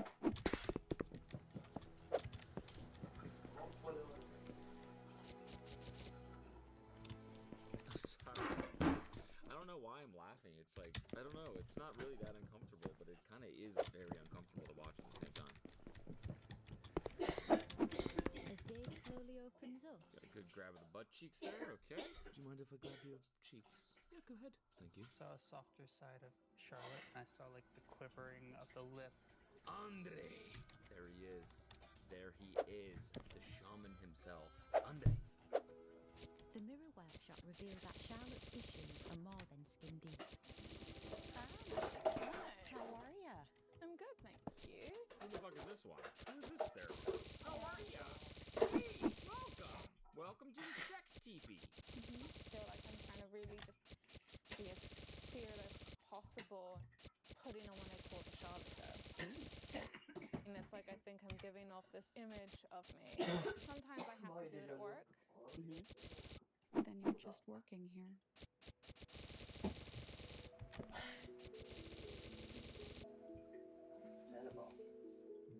You have to work for people's love and care. People will love and care for you without them. I don't know if you believe that though. What if you show up as vulnerable? I don't know how to kind of do that. We're gonna get there. Yeah, I've maybe been putting on Charlotte show too much. The Charlotte show is when she picks random guys with stretch marks and tears them to shreds for it. I'm fine. I don't mean to be too hard on Charlotte. Hashtag Virgin Island. Make sure you're using the hashtag. Gang, toss that up in your tweets and on your TikToks. I love Virgin Islands. Hashtag the whole thing. Body face. I'm gonna go eat lunch real quick. I'll be back to do the latter half of this video. Alright, lunch has been had. As you can see, I'm about to eat some Halloween candy. Green Kit Kat for some reason. I ate my lunch. I stood naked in front of the mirror for 5 minutes and said, fuck you. You earned this with all those green Kit Kats. Alright, let's get into the second half of this. I'm feeling a little bit of frustration. I'm hoping to make some more progress. And eventually, sex. It is the next step, and it's something I want to do, and, you know, I'm not afraid to say that. He's just straight up trying to get laid. You can definitely tell that they're definitely amping things up on Absolutely. And, like, again, we got to halfway. I just want to be able to give people compliments, because I struggle with that. Let's try that now. Yeah. Okay. I like your little nose. Kind of cute. Oh, thank you. I love your beard. I wish I could grow a beard like that. It's phenomenal. Brilliant, isn't it? It is. Great cock earlier, by the way. Sorry, guys. I gotta stop with the cock jokes. Stop with the cock. In a bid to improve how he interacts with women, Zach challenges himself with his own exercise. Motherfucker is over here inventing exercises. He really is trying to get laid. One thing I am not very good at is giving sincere compliments. So, every day, I'm going to come up with a new one for everyone. Aww, sweet. Emma, you have some incredible eyes. Thank you very much. It's amazing to stare into them. Thank you, Zach. I really appreciate that. Thank you. Louise, you have a banging body, mate. You're fucking sexy as hell. I don't know. Swing and a miss there. I think. Swing and a miss. The delivery was a little bit weird to go from wonderful eyes, lovely eyes, to you've got a banging body, sexy as hell. A little bit of a crazy sort of vibe shift there. Holly, You can be so fucking funny sometimes, and you have the greatest expressions, and it's hilarious. Oof, yeah. I don't know. This is not landing as I think he thought it was going to. To go from then the aggressive, sexy one to, and you, wow, you just top-notch jokes. All right, next. Pia, you have the greatest smile, honestly. When you're happy, it's wonderful. I love it. Taylor, you have a brilliant singing voice, and you know the words to all the songs. It's fucking amazing. Charlotte, you've always flirted with me, but I know you'll say you're not, but you're a liar. That's not a compliment. Well, it is, and you're actually pretty good at it. Okay. There we go. Zach may be pleased with his compliment session. Thanks, Zach. I feel like mine needed to be reworded a bit, but okay. But not everyone is feeling the love. I don't take this personally, but can you take me out with someone's compliment clip? Yeah, I don't know. Ooh. Pretty much the worst response you can get to doing something like that is, hey, if you're gonna do this again tomorrow, leave me out. I do not want to be complimented by you. Wouldn't say that went super well. I never had any contact with anything below a woman's waist. With my ex, I've touched up there, but I've never got that far. I believe the clitoris is quite at the top. Though, admittedly, I wasn't the best at biology, school either. Someone asked me, where's the clit? I don't know. No, I need to use Google. Where's the clit? It's obviously... Today, we'll start with a little bit of anatomy. I know a lot of you really wanted to learn how to touch a pussy. Ew! You didn't have to say pussy. Come on. Why'd you say pussy? At least say buff or something like that, you know? It is No. pussy instead of vagina. You just think like if you're a therapist, you'd use the clinical term for it, you know? Not. Who here wants to learn how to touch a ham waller? Huh? I think the biggest mistake that I see men make is they just think, oh, it's all about the clitoris, and so they just, like do a lot of it. And it's quite painful actually. When you think of a vulva, think like, oh, I want to like touch the whole vulva. But there's only so much you can learn from a diagram. Here we go. We're about to see full pussy on TV. Is generously willing to take her panties off and show you how a real vulva looks like. I think that show and tell is really important because when you look at an actual vulva, you're going to see it does look quite different than those quite sterile pictures. Okay, so here you see. Oh, wow. Sorry. I don't mean to keep... Oh, fast forward. Oh, my God. So here you see that. I just rewound it by accident. Sorry, editor. Sorry. I don't know. Something about that was even more shocking than just like two naked bodies. Someone dropping their robe, naked body. I didn't think they were really gonna show the full like medical tour of the vulva on TV, but they did. Here are the inner. And there's the clitoris. And then down here is the vaginal opening. Okay, got it. Admire your courage for doing this because you're basically doing this for Newfoundland. So thank you a lot for doing that. And Yeah, thanks for saying that. Thank you for bearing pussy to us. Across the island, the girls are also talking privates. What do you Talking think of private. pubic hair? I don't really have an opinion on it, yeah. Like Joy, for instance, had pubic hair. It looks really nice. It was not though. It was a very, she had what was called the landing It was strip. shaped, and I really liked that. Yeah, that's called a landing A strip. landing strip. I might go and get one of them. Yeah. I think that looks very stylish. Embrace a girl, yeah. Nothing better than just pube talk. Just gabbing about pubes. Everyone should talk more about their pubic bush. What's going on? What do you got? Mine's shaped like a P for pubes. Yeah, just want to make it clear. These are my pubes. But it's not the female body most of the girls are better acquainted with. Uh-oh. Cock tour coming up. I already know what that's foreshadowing. We're getting a medical cock tour. After yesterday's penis preview, Getting used to doing this now. David can now give the girls a proper guided tour. People might think that the penis is really sensitive and like... What is that? What is it? Oh, it started to pop again on the ass, but that's a mic pack. I see. You can really apply a lot of pressure to the field. This is obviously the shaft. Yeah. This is the glans. The frenulum.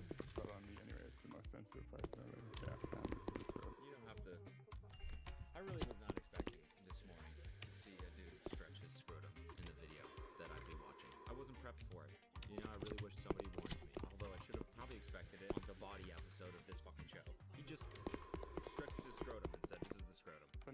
questions. Do you think you prefer touch of like hands or like someone's tongue? The best combination that I enjoy is when someone's using their hands but also their mouth. Right. Thanks for watching today's penis tour.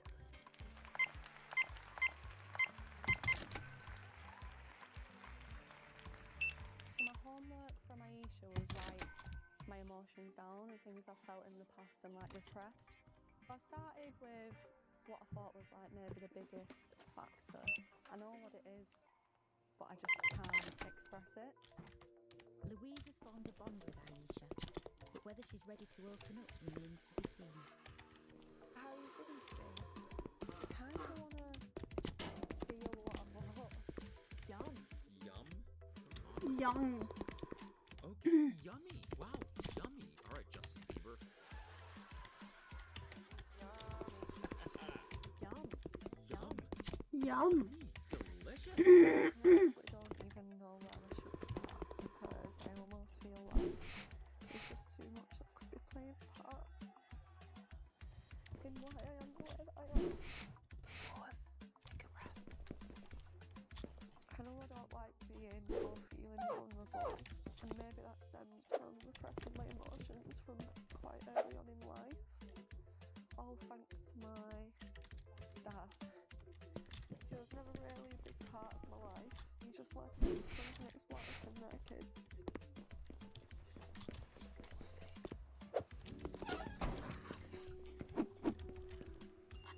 He always used to say what's so bad about me. That even my biological father doesn't want to know. God, this is heartbreaking. Guys, make sure you're using the hashtag Virgin Island. My mum used to say, you're not bothered about your dad, are you, and stuff like I'd say no to her. But a little part of me would be like, but I do. You were taking care of her. And now what are you doing? Now Hi. I'm taking care of you.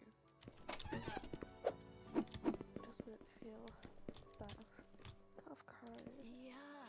You're starting to build up again that sense of I'm important. I'm worthy of love and respect. Would you like a hug? Please. Yeah. Please. All right, progress is being made. Love to see it. Love to see progress. That's what the show's about. It's not all about pussy tours, cock tours. It's about emotional progress, mostly. There are some cock tours. Keen for progress of his own, Zach's attention is still on his compliments list. Oh God, no, don't. Just drop the compliment list, dude. Stop trying to make it happen. It's not gonna happen. Yeah, no, just because I've come here to try and steer myself away from comparing myself to other girls. Well, I do that enough at home on Instagram. I think you and Louise are the two best looking girls here. You don't want to be saying like, oh Louise, you got a banging body and you got nice eyes, and then you say, Tia, you got a nice smile. I don't know what you would say I'm about not me. attracted to you, though. That's what I'm trying to like. Right. Just put yourself in the position. I'm also not gonna lie. I don't like compared to other people.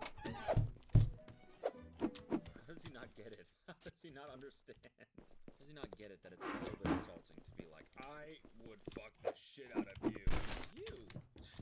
God, you got a funny way about you. And you. Nice. No, actually. Nice cock. In a few sessions, Charlotte has built a bond with surrogate partner Andre, but is she ready for the radical next step? The radical next step. To see my body naked, and for me to also see your body naked. I've never been naked in front of another person. Damn, in front of Andre, the shaman? It's gonna be crazy when he takes off his clothes and he's got 2 dicks. It's a lot if everything that I use, such as like clothes and humor, has been sort of stripped away. I guess I could try going topless first, and then I could kind of see how I felt continuing on from there. That sounds great. Let's go ahead.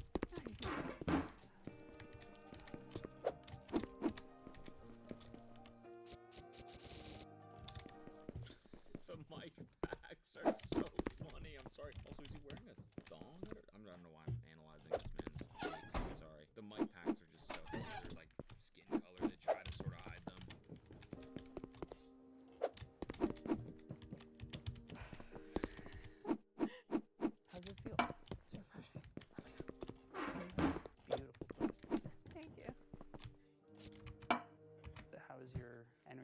we were to remove our bottoms? I think I'm feeling okay to do it. Would you like me to turn around? Yes, please. Okay. Know that you are safe here. The inspirational music behind this is so funny. Okay. Like when this Firefly Hey, cutie. sounds like Owl Baby City. boy. The contrast Yeah, of Owl you too, City you're playing cute. to Andre I'm taking so off his thong is a pretty funny contrast.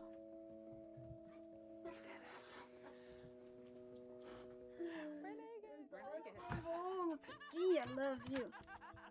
Well, we just saw Andre's dick.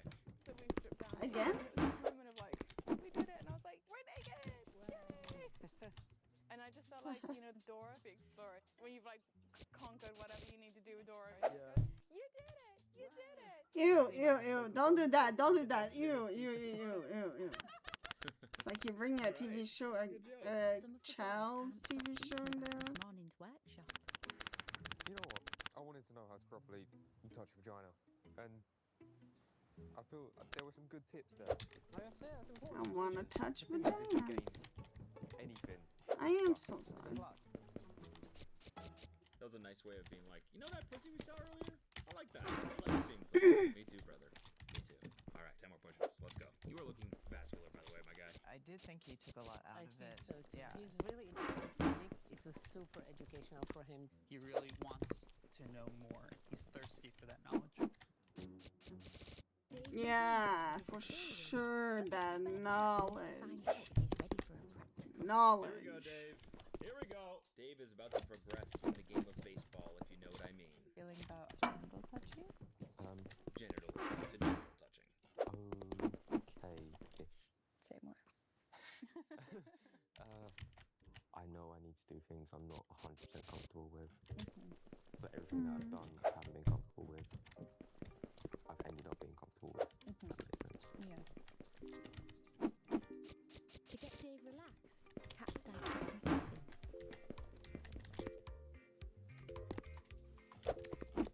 And some Ah, get him Tuki. relaxed. She starts with some Scared me. through the pants. He's got to learn one crucial detail. But you have to get naked too. Okay, sorry. If you want to. Yeah. That's it, baby. I think touching someone in an intimate way is probably more nerve-wracking than me being touched because I don't know if I'm going to be doing it right or if they're going to be enjoying it.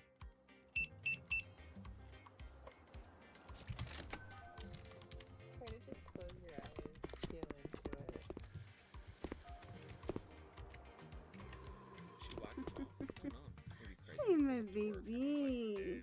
Saw that hand job you got. Hello, my Nice work, buddy. love. If we get started on those expense reports, though, it's tax Come season. here, But, Tuki. you took 2 months off in Aw. middle of tax season. So, which again, saw the hand job. Kitty Awesome time. job. But Kitty time. the report stuff. And it's always weird the first time, so I feel like you should just come try. Get used to what it feels like. It did not feel hard.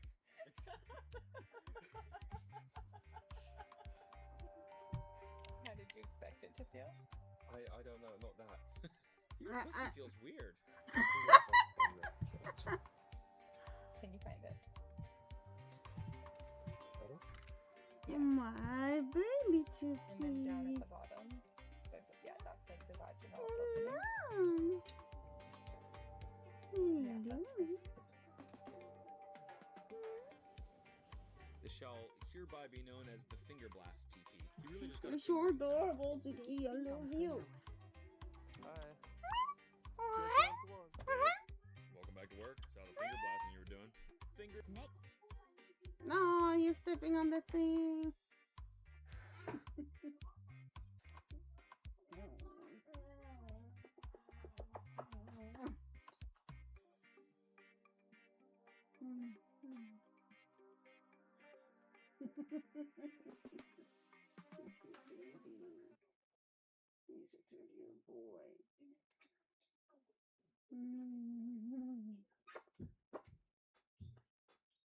You smell so good.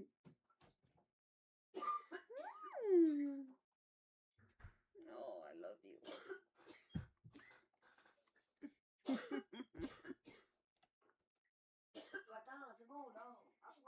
Kavu. There's been a video going around the internet, and I keep seeing it Holy titled stuff like when a Reddit mod tries to break into your house or stuff like that. So we're gonna check it out real quick. Open this door, please. For what? I just want to make sure that everything's okay. What? You're so cute. I don't know. I just. Are you massaging my shoulders? I don't know what you want, man. Get out of my house. Open this door. So, from what I understand, the man talking through the ring isn't actually there. That's the husband, and he's like at work or something, and he's is going through his phone, and his wife and kid are inside. Are you serious? Yeah. And so this dude shows up asking the door to be open and giving very vague reasons. Like, I just want to check on something. Oh, okay. Then he kicks himself out into the street with his flip flops. I was gonna say you must have stubbed his toe right there. Watching too many action videos. This is just supposed to just shatter when I kick it. Right? Careful, man, door went flying. Out here in like his trench coat. Like I would, even if he gave a good reason, no one's gonna open the door for like, let alone this guy. Right. I mean, probably anybody in a trench coat. Yeah. Get out of my house. Open this door. Where's your daughter, man? Where's your daughter, man? Where's your daughter? Who's in there with you? Open this door. I'm breaking it down. You understand me? Leave my house. Who's in there with you? Is your daughter in there? Not even here. Was not at home. Yeah, especially around these parts. I'm about to break your door. Hit it. Do. Yeah.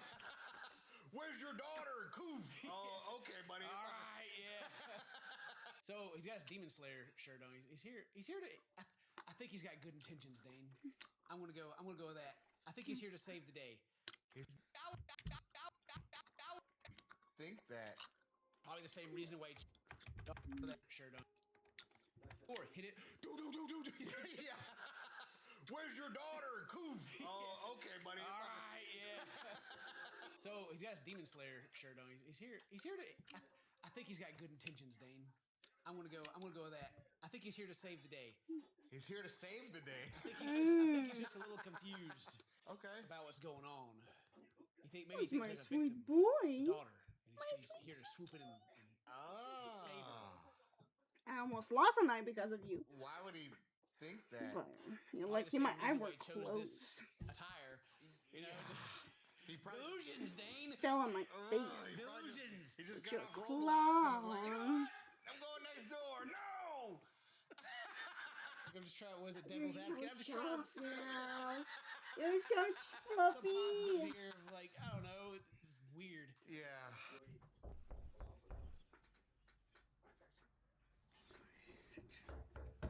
He's such a fluff ball.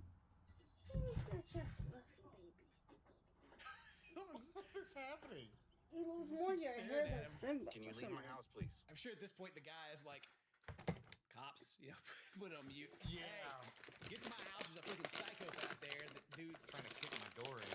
Yeah, well, I think the guy rushes home too. That's what I was reading about. I wanted to save all the reactions for the video, but I was like reading kind of about the events that happened. I think the guy's on the way home. Can you leave my house? You know what my name is? No. I don't know who you are. You don't belong in this neighborhood. My name is Harry Dresden, motherfucker. Open the door. This is my neighborhood. Do you know who I am? And then dropped a fictional character name, freaking Harry Dresden or whatever. It's like a detective from like a wizard book or something. Really? Yeah. This is Harry Potter. Fool. Open the door. Open the door. This is my neighborhood. Wherever I go, people open the door. Have you seen these thick eyebrows? Dude. I mean business. He's here to be a detective. No. I will end you. Do you understand me?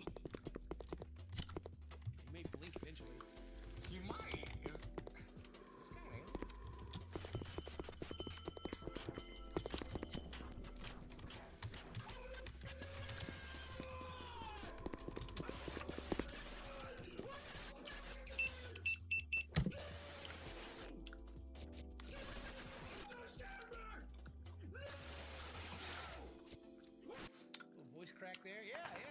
this point, imagine being the family sitting inside as the Reddit mob's out here with his voice cracking, screaming, open the door, and yeah. He's screaming so loud. Open the door, or I swear I'm gonna.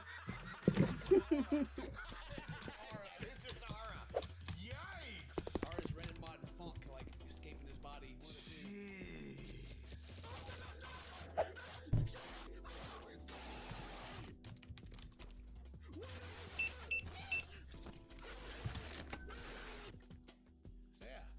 of the two. Yeah. Is he the hero? I don't think he's. I don't. Is he right here?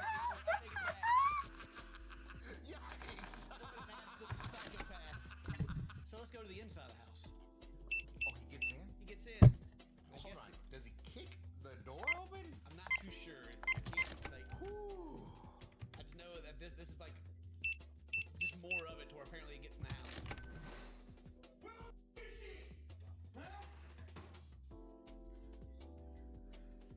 Victor, you around? Huh? You like this girl? I don't know where the wife and daughter are at this point. Boy, I hope they're high. Yeah. Hope they're in a panic room or something. This is crazy. And they're like ran out the backyard. And I don't know. Yeah, ran out the back and went to the neighbors. This is nuts. You're trying, I swear to God. I will kill you. In the other person's house. Dude. Got furniture like right there. Oh, that's pretty sharp. Look at the little. That's for doing like ab work. Huh? Yeah, a little working out, little small treadmill. I don't know what this is. Step ladder, yeah, you know. All right. Step ladder. Yeah.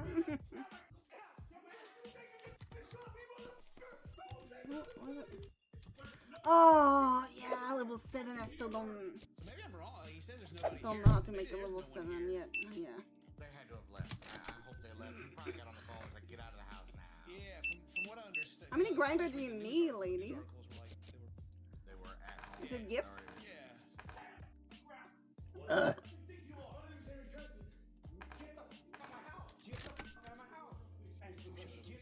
With the shovel.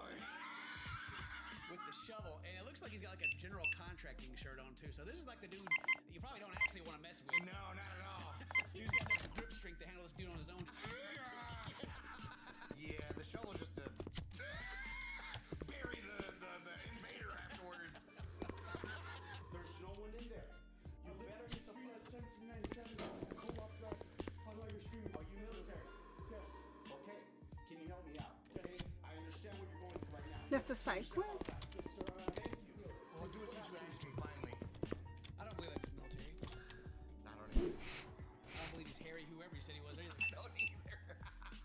The only thing hairy about him is his eyebrows. Everything's fine. Please step outside. Sit there. Sit on the ground, please. Sir. Okay? Sit on the ground, please. Sir. Okay? I like the ding. I like it. Sit on the ground. They talk. You can't really hear what they're saying. It's too far away. The cops show up. Yeah, so that's when he's outside. Like throws the shovel down. Like they're like, all right, put the shovel down, man. He's like, all right. And they can take his jacket off. Yeah. They come up and grab him. Fairfield Police Department. Okay, yeah, cops come through. Verify they're not inside. Yeah.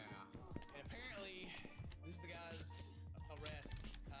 There's no mugshot or anything on here, but Fairfield, California, 29-year-old male, 5'10", 210 pounds, arrested for assault with a deadly weapon or assault with force likely produce GBI, burglary, bail $55,000. Dang. Apparently, like the day that we're recording this, apparently this is his court day. I was reading too. Is Oh, today? yeah, so I kind of wonder how that shapes up. I'm sure that he's going to be found. 5,000. Your mom would be proud. 100%. Is that what it's saying? It's Assault kidding. with It's not deadly weapon or assault with force. I think there's. I'm not a lawyer. I don't know, but something about like kicking people's doors in and stuff like that kind of gets you elevated, you know? Yeah, I'm sure. Yeah. Oh, then you got the threats. You know the. Yeah. Well, yeah. Depends on what state you're in. Like assault, like verbal assault.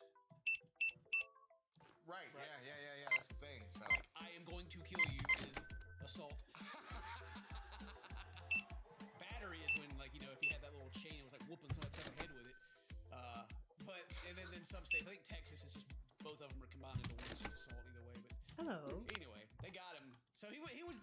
trying to save a little girl.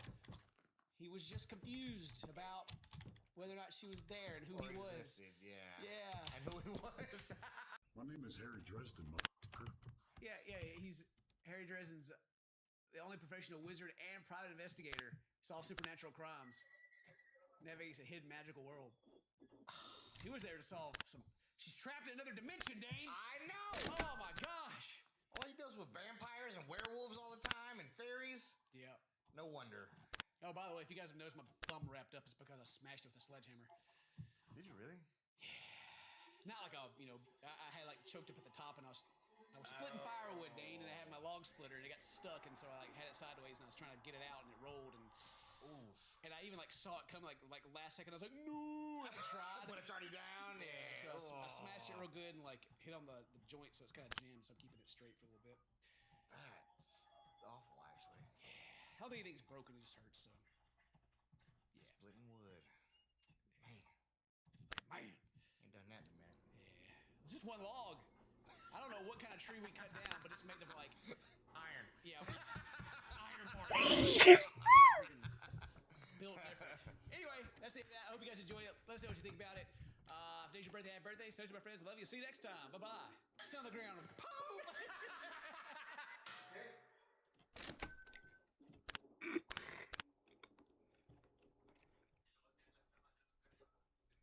All right, this is a video that Mary has sent me. She gave me no explanation. She Trying said, to watch this. make It's called What Never to Do During a Traffic Stop. Hello, how are you? You doing okay? I'm Officer Yard with the Glendale Police. The reason I got you stopped was for your speed. Is everything okay? Yeah. Your top speed locked in on radar was 50. Speed limit through here is only 30. Do you have your license with you today? Do you have a license at all? I can already tell this man's finna dip.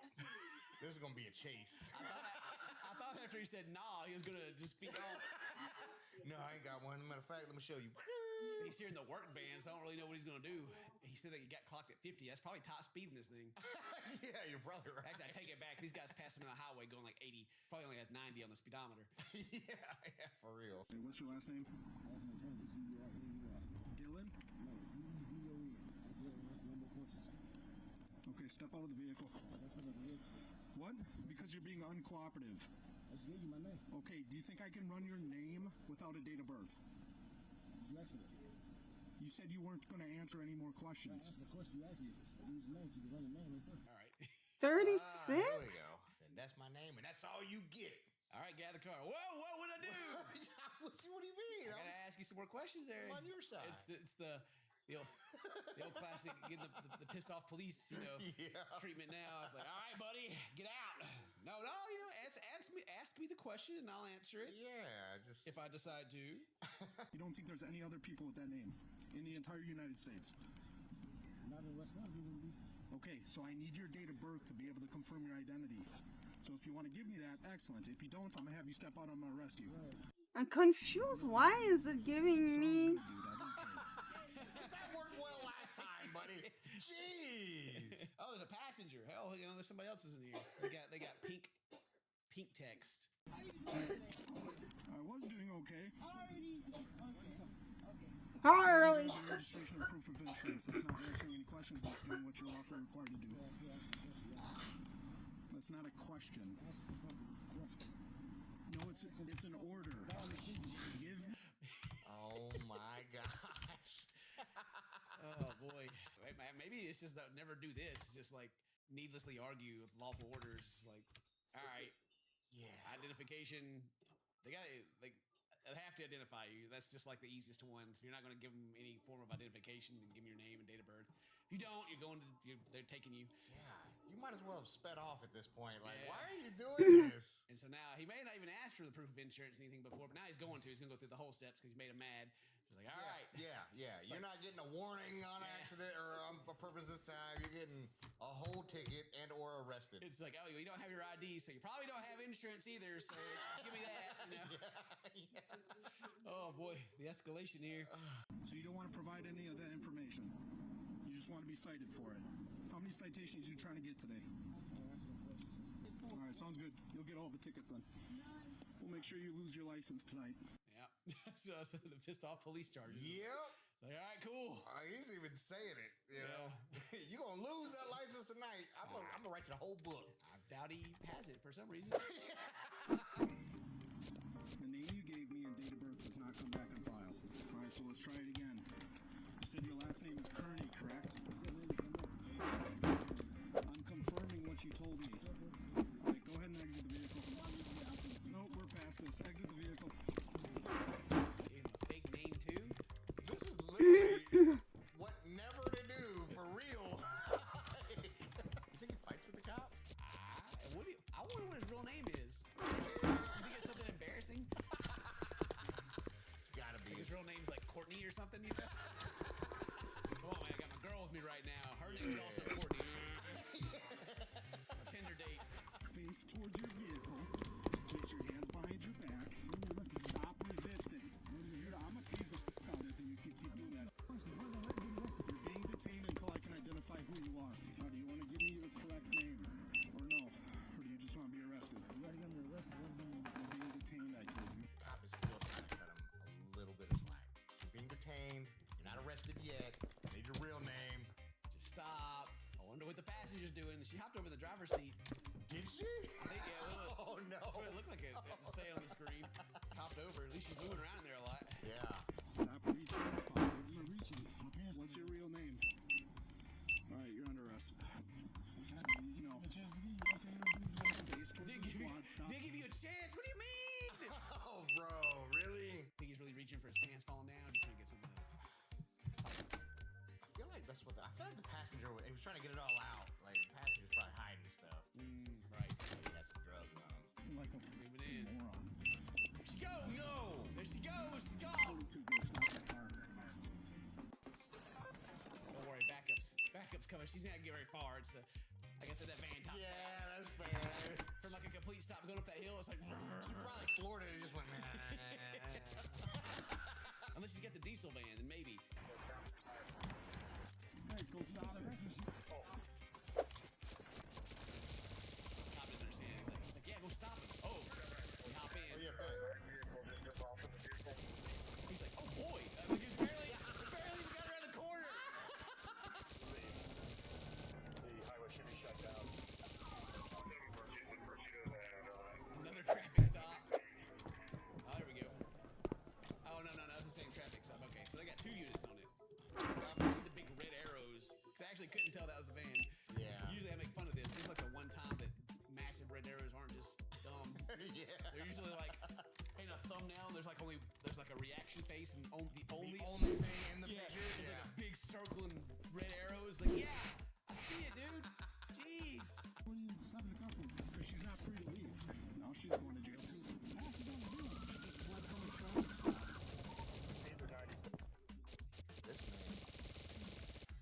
She's dumb. Straight up dumb. And if he told her to leave when a cop was back, all right, you gotta just go. Right. That's dumb too.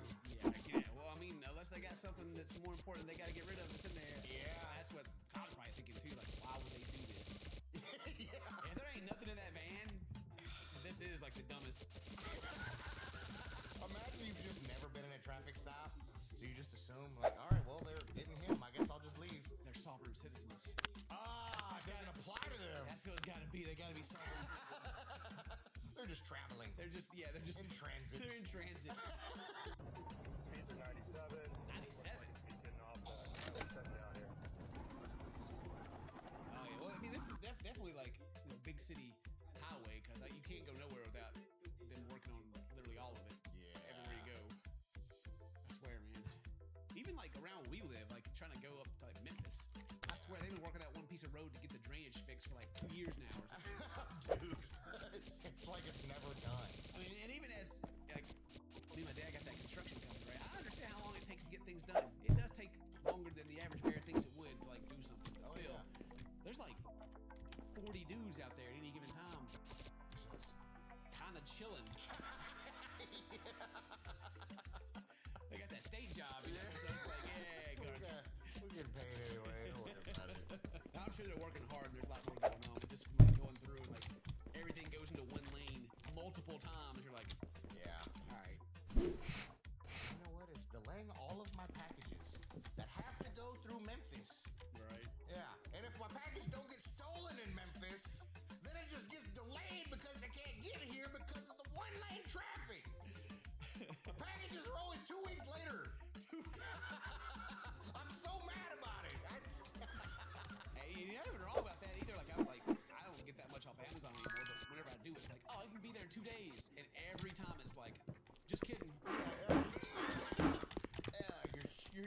should be there arriving today. I just started like canceling it. Like it's like whenever it's like the day changes, I'm like I cancel it. It's not gonna get here in time. And then it shows up anyway. I'm like, cool. Yeah. That's like package is arriving today. Expected today. It's in Washington. What do you mean? You just now printed off the ticket. That tells me. Yeah. It should have been sent out 2 days ago. What are y'all doing? Yeah, I don't even play. I just like they're like, oh, can we do anything? Can we like give you like a gift card? No. No, you get my money back. Give my money back. Well, it's already been shipped. I'll send it back. Yeah. Whatever. I'll just drop it off. I'll drive down to the UPS and hand it to them. They'll scan it, send it back to you. Sometimes they're like, oh man, we'll send you another one. Like if something's wrong or something. Like, cool. What about the old one? Keep it. I'm like, what? You guys don't like have like some refurbished process or something? Send it back to the manufacturer, get some of your money back or something? Like what? What is going on? I don't understand what's going on with Amazon stores. They just don't care so much anymore. I guess it's just volume over like anything else. I don't know. Maybe someone actually knows something about this. Let me know because I'm confused about like what's going on with these Amazon. This is going downhill. She's using her blinkers. I wonder if she hit the right blinker and then turned into the left leg. Trying to break throw their them off. ankles. Yeah, juking them. You just arrested me. So? That means she can go? No, it doesn't. It doesn't. What in the world? Oh my God. What in the world? Stupid. Next stupid in jail. How does this end? We're not even halfway through this video yet. How long is this chase?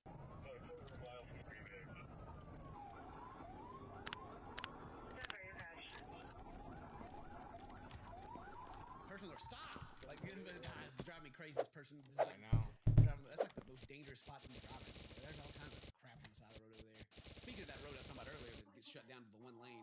Some redneck with like a little engine on the back. It's like one of those things that hold like your rascal on the back. Oh you yeah. know? But it had like some kind of big pump, like a big turbo engine in the back of it or something. But anyway, they passed everybody on the right side of the road. Just, there's pieces of tire and everything laying on the side, and I was like, yeah. I was like, I almost hope that they flip that thing over because they deserve it. Yeah, right. Like, the traffic wasn't even that bad. Like it wasn't to the one lane or anything yet. It was just like someone was passing me on the left. I like had Mary and the kids with me, so I wasn't going fast. And someone was just passing me, going like 5 miles faster. They couldn't wait. Here they go around, and I'm just like, On the right. I didn't throw any shrapnel or anything back at me from the other side of the road. Yeah. Passing on the right. Man, that's big dumb. I always like whenever something like that happens or someone like goes flying by you, I love it. It doesn't happen very often, but every now and then you'll like see him pulled over. Oh yeah. Drive by here. Yeah, beep beep. Got Get him.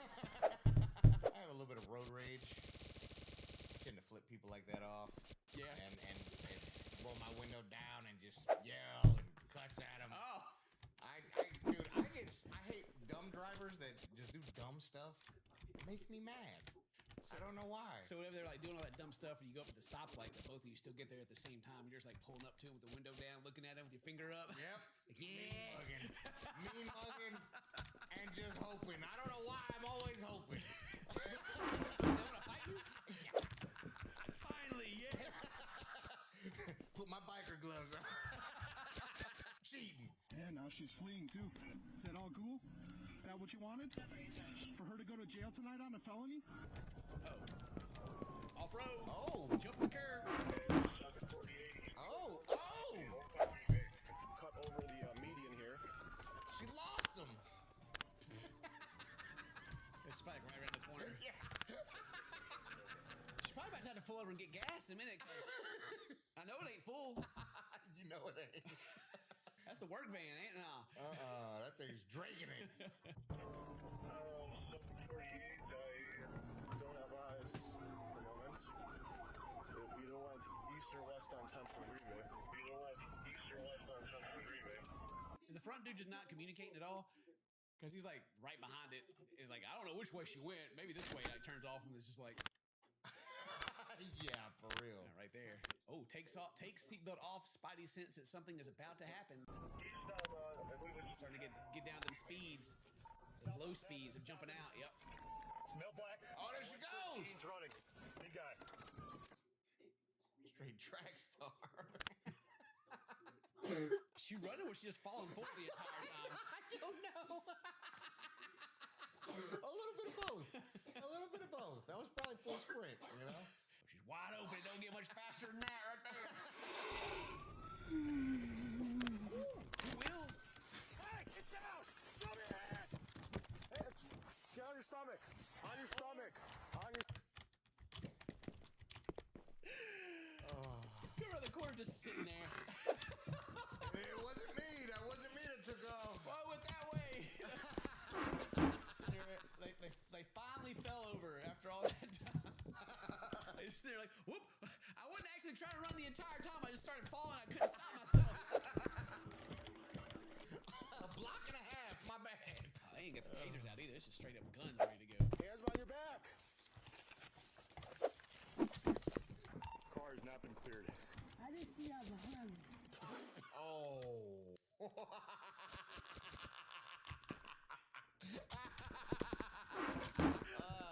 Oh, no. That makes sense. Oh, God. Whoa, y'all were behind me this whole time? That's crazy. I thought I was just going to stop in the middle of the road and take a leisurely stroll. Oh, my gosh. Even the cops are cracking about that one. I didn't see y'all behind me. I'm sorry. I think that's the funniest thing I've heard in my life. I can skip? I promise you that's the funniest thing I've I didn't know you could skip. I knew it was kind of weird. Oh, I'm so happy right now. Are you okay? Yeah, I did not see y'all behind me. Sticking to the story, I didn't see y'all. I didn't see y'all. I got out, started falling, couldn't stop myself. I fell down this yard finally, and then y'all came around and was like, hey, and I'm like, whoa. Yeah, my buddy just got arrested earlier tonight, you know? Yeah. I was just heading home. I was just trying to take the van back, you know? Can I ask y'all what's wrong? What's wrong? You're under arrest. That's what's wrong. Why are you arrest? You're under arrest because you for fleeing and for resisting obstructing. I saw resistance. Ready? Come on. Stand up. Stand up, big man. Still big man. Yeah, it's like the time to talk about it. Can you tell me what I did wrong? No, just we'll get to it. All right. Yeah. Running is resisting. You can stand still. No one believes you. Stop talking. Stand still. Let me see how I feel for my life. Weird for their life. But they didn't see him behind him. Why? Yeah. They're so scared. I thought I was gonna die. I had to run. All right, so now that What is in this car, What is dude? in I want to know. There's gotta be like cocaine everywhere. or something. Dude, yeah, it's got to be keys. 10-4. I just see a bunch of phones. Smell of marijuana and alcohol. Yeah, man. No one's gonna believe you. I would just stop talking. Probably and. Where's my vehicle? Can I ask you where's my vehicle? Yeah, like you in the text the time. Like, how'd they scare you if you didn't see it? Yeah. Yeah. Maybe they're just drunk and high. But I think there's a bunch of phones in there too. Open that back up. I have the driver in front of me. Think you made some good decisions tonight? Caught back in there with the other dude, still just talking trash. Still talking trash. He's so mad, bro. Everyone that fled is in custody, so. Oh, this is stolen car? I don't think it was actually stolen. I think they might have just been drunk. I'm not sure. Dumb dogs that come down to Danny and didn't even know it. Yup. Well, I don't think they. Yeah. As the initial driver got out, he threw some stuff back in the vehicle. I'm not sure what it was.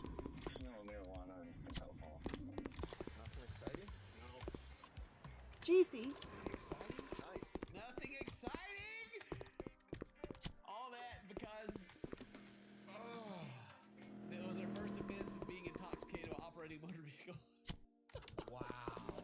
Dudley! His name was Dudley! That's why I didn't want to tell it. He's a Street Fighter Third Strike character. Oh. Acting hard. Dudley. Named Dudley.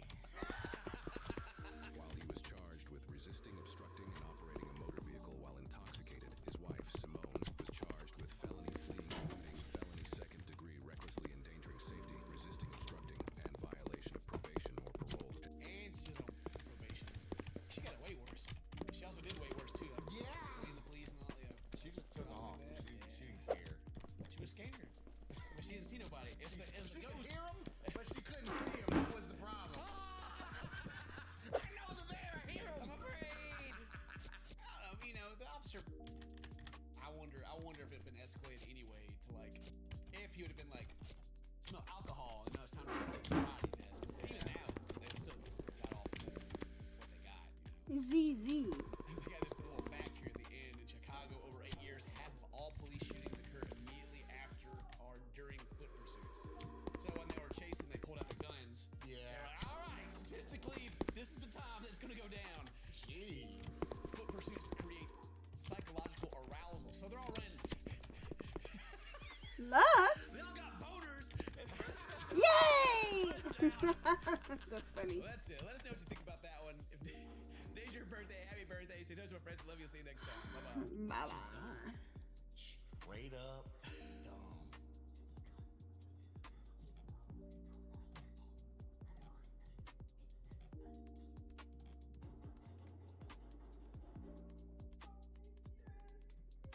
Previously on Will You Be Mine?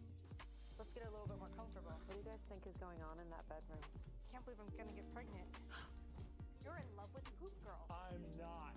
You are two-timing us. Poop Girl, why do you care so much about her? I'm sleeping in the bathroom. The person that I want to couple up with is Junior Officer Damian Bradley Susanna Batch 123. Last night did mean something to me. What are you doing? I don't know. What? I'm leaving. Leaving? Don't go anywhere. Don't follow me. Welcome to Will You Be Mine? A new day in the condo begins. I wonder what romantic things the drivers are getting up to. Thanks for meeting with me. I know you were apprehensive at first, but I think it's going to be worth it. I'm so excited to get Bridget alone and find out what's inside that honeypot. You know what? I came in here to have a real connection with somebody. Same. I really want that. Someone who's real, who's not going to just run away. And I don't even know what you're feeling right now. I'm here for me. I'm here to make connections. And I wasn't ready to Level give up on the connection 27. with junior officer. I don't give up on something that's challenging. Just want to clarify, because I think things were said and they were taken out of context. 27. I think you're cool. And I don't say that a lot because I'm sort of a guarded person. I know that I have a lot of ground to cover if I'm going to win Bridget back. What happened between you and Montana last night? And be honest. She was handcuffed to me while I peed. Oh. It wasn't a kink thing, I promise. Did she see anything? She didn't. Unless her eyes were looking into the mirror through the crack in the door. Did you take off your glasses? No. I don't think she saw anything. But there was a chance. And Bridget needed to know that. Listen, every day of my life, I wake up ready to assess threats. Every day of my life, I'm literally walking into a threat. Do you have any idea what it's like to go in while there's a huge line and say, hold on 1 second, I have to suck out the poop because it's full? Listen, I know it's been 24 hours, but like, I really don't even think I know you. It's not like your hands are not sticky with honey in this whole thing. Oh. Which I'm not blaming you about. Okay. Don't be mad. This is about Marshall. No, it's not. I get it. It's This not is about Marshall. It's not. You're mad about Marshall. Not mad. Wow. I'm not mad about Marshall. I'm just interested Wow. in what occurred because I feel that I'm spreading the air. And I want to make sure you're spreading it too. Spreading the air. So spread it for me, honey. Honey. Is that because You're a honeysucker. I'm a honey dipper? But it's pretty much the same thing. Every day of my life, I face threats. And the biggest threat of all is you. Because you're a threat to my heart. I guard myself against danger. I see a speed bump. Slow down. I see a dog running in the road. Slow down. I see you, and for some reason, I want to speed up. Are you okay? You want to know what really happened last night? I do. She took my sucker, the one you gave me, and I freaked. When she took the sucker and she threw it on the ground, I told her that I still wasn't sure, and I was out there seeking that maybe there could be somebody else I could love on this show, this crazy show. I think you know who. And I think you know her name starts with a B, and it ends with a name. My name's actually ends with a T. I thought it was Bridget, like Bridget. B-R-I-D-G-I-T.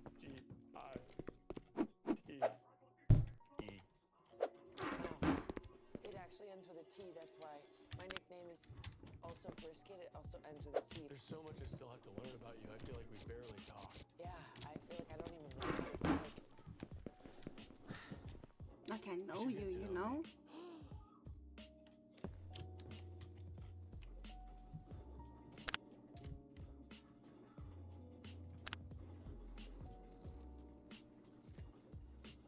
Because your sucker's gone.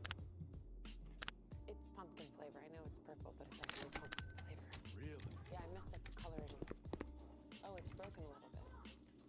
That's okay because so is your heart. I just want to say something. Yell it. Yell it. I'm not a second choice, okay? I need to make sure that you still don't have feelings for Montana. Because I'm proud of who I am. Even if everybody else runs away and calls me brick girl, you know what? I don't even care anymore. They're toxic people. I agree. I suck them out and put them into the ground. I mash them down and I light the top on fire. I expel that shit. Yeah. I'm a real fucking thing, man. And I've been so afraid my whole life. So am I The scat. your first choice? Because if I'm not, what am I doing here? Say yes. What was that? What was that? Oh. Sorry. That guy. That's the host, I know. I don't know why he's always here. Does it seem to you like he's trying to hook up with the contestants as well? Yes, it does seem to me, but I'll never hook up with him because we got in like a really weird fight. I can't hear you. You're whispering. Yeah, we're kind of on a private We're date kind here. of on a date. If you don't mind, we're just gonna take we're actually about to get I didn't even recognize the cameras. They're hidden behind bushes. Yeah, they're in camouflage. Look into my glasses. If you look really, really close, then it'll be like I'm not wearing them. Can you see my eyes? No. Yeah, it I does can look. see my reflection though. Well, that's what I see. I was wrong about you. You're kind of sweet. You seem like a hero to me. And I feel like not all heroes wear capes. Can we just start over? Absolutely. Yeah? Yeah. Do you mind if I make it all better? No, I don't mind.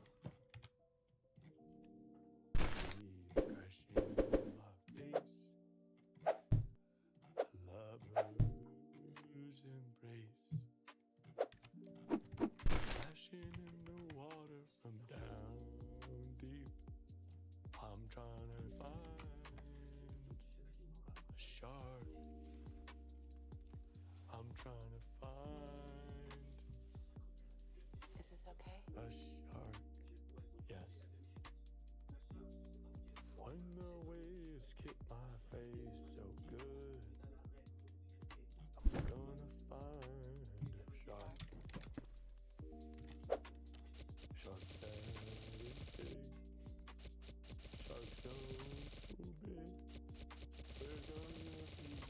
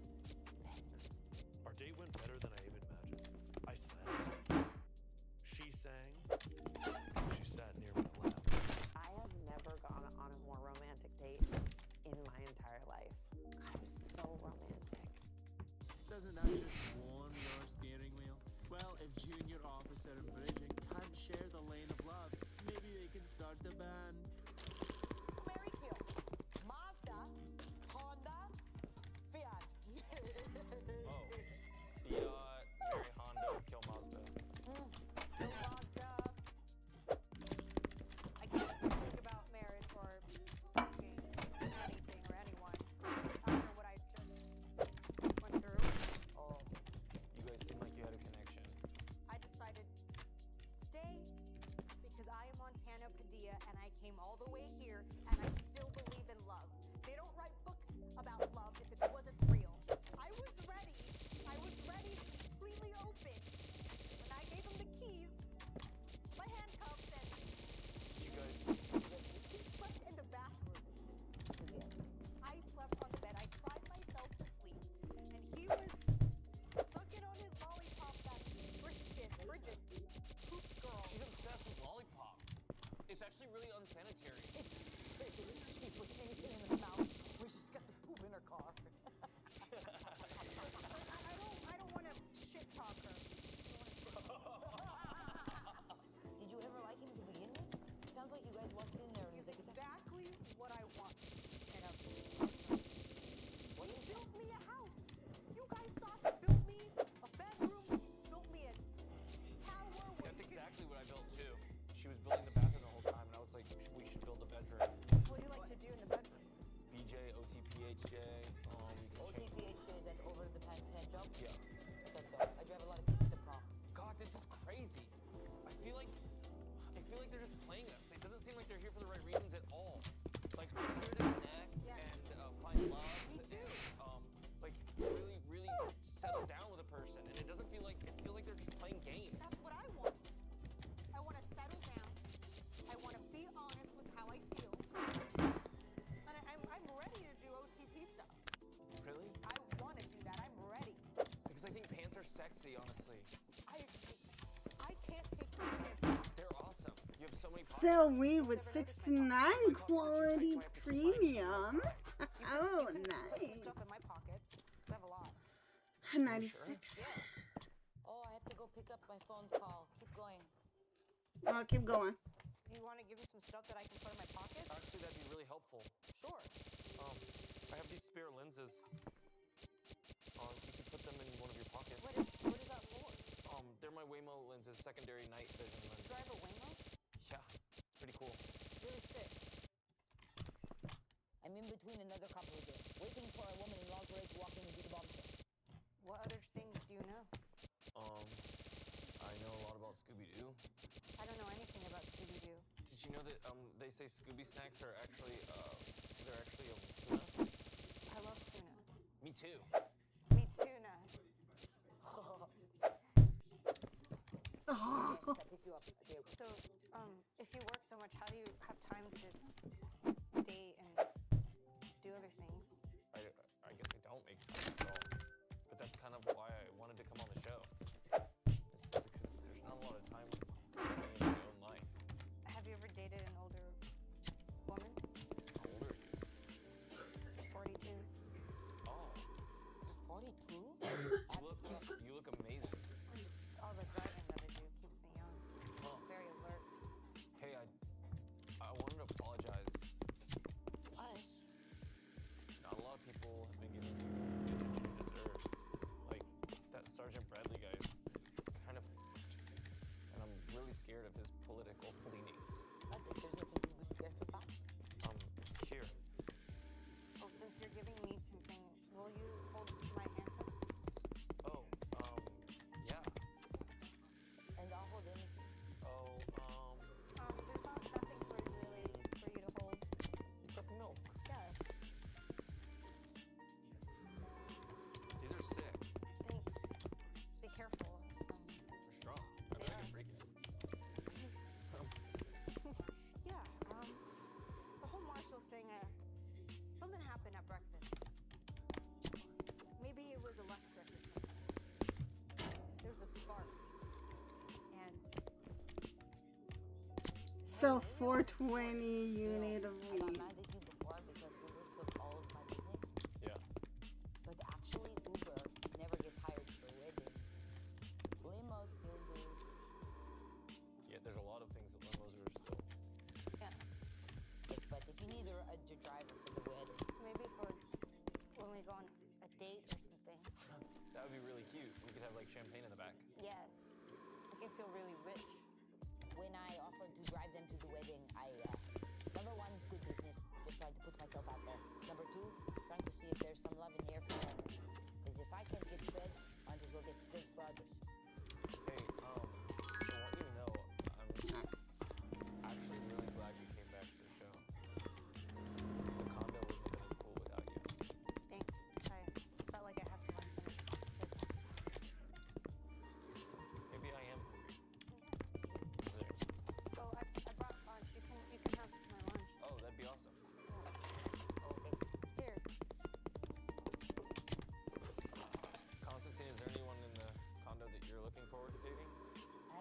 I got her.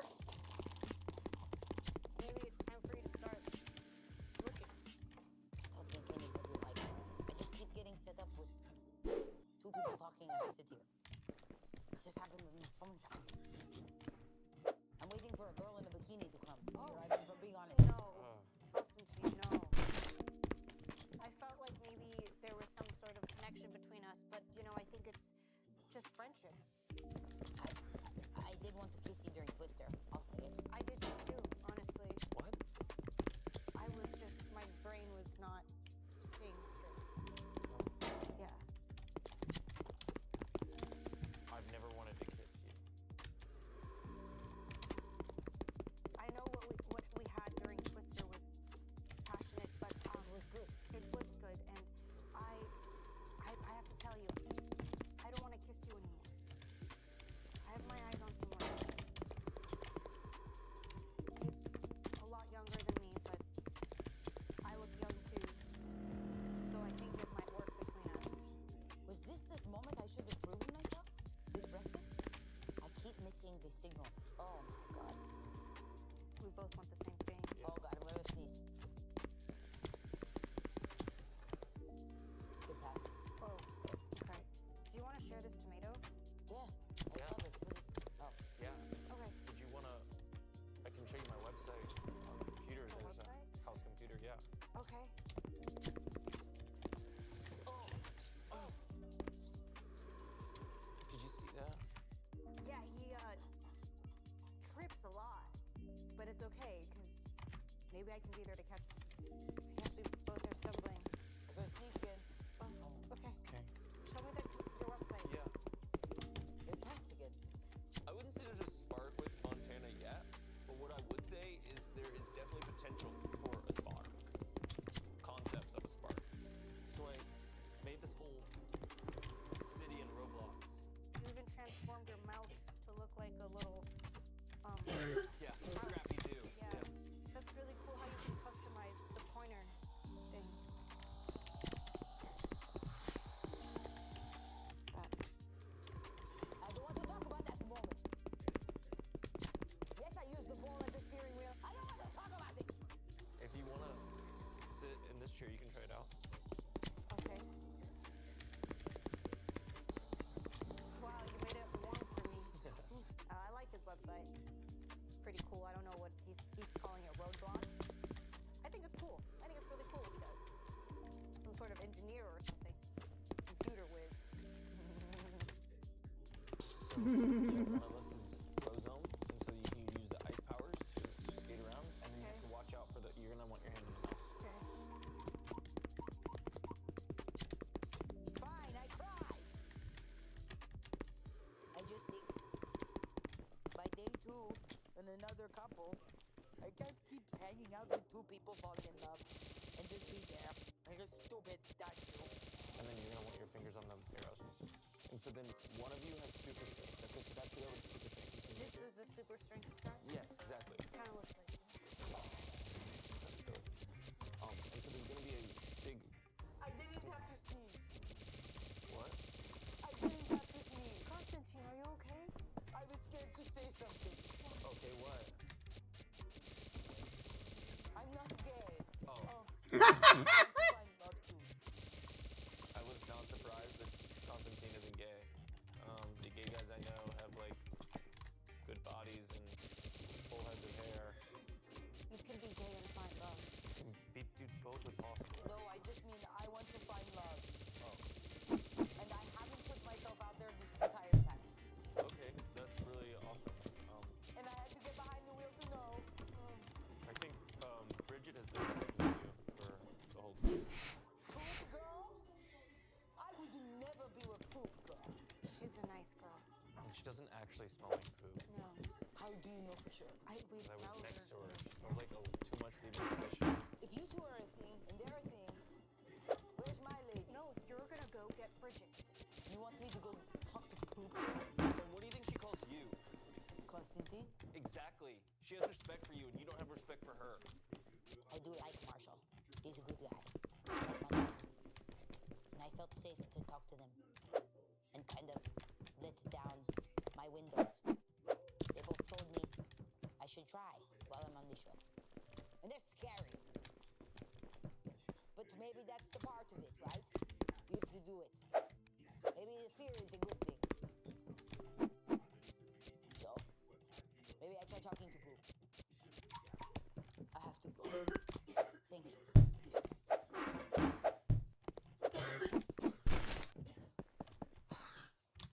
Huh. So, one of us has super speed if you go over here. That's awesome. Yeah. So fast. Montana's actually pretty cool. She played online with me for a while, and she wasn't bad. If Montana wanted to move things forward, I would be open to that. Nuru, who dis? Looks like Montana and Marshall are rebounding hard. But let's hope they don't accelerate too quickly and crash. So far so good, the employees stay. Since I can like skip, he doesn't leave. And each of you have written things that the other person needs to fix about themselves. And you've written them anonymously, and you put it in a mailbox in this fridge. Now, one by one, each of you are going to walk up there and read these repair bills. Things that are said about you that you need to change, that you need to fix. I've fixed a lot of things about my life. Mostly marriages. Okay. How many times have you been married? It's now time for me to read my confession. No, it's purple. Bisexual lighting. Junior Officer David Bradley Susanna confided in me that he failed a drug test at work after accidentally drinking a CBD latte. Who wrote this? Why didn't you tell me that? I was at a coffee shop and I didn't realize that it had CBD in it. I don't want anyone to look at me differently because they know that I did drugs. I promise that's not who I am, and that's why I removed myself from service until the CBD had cleared my system.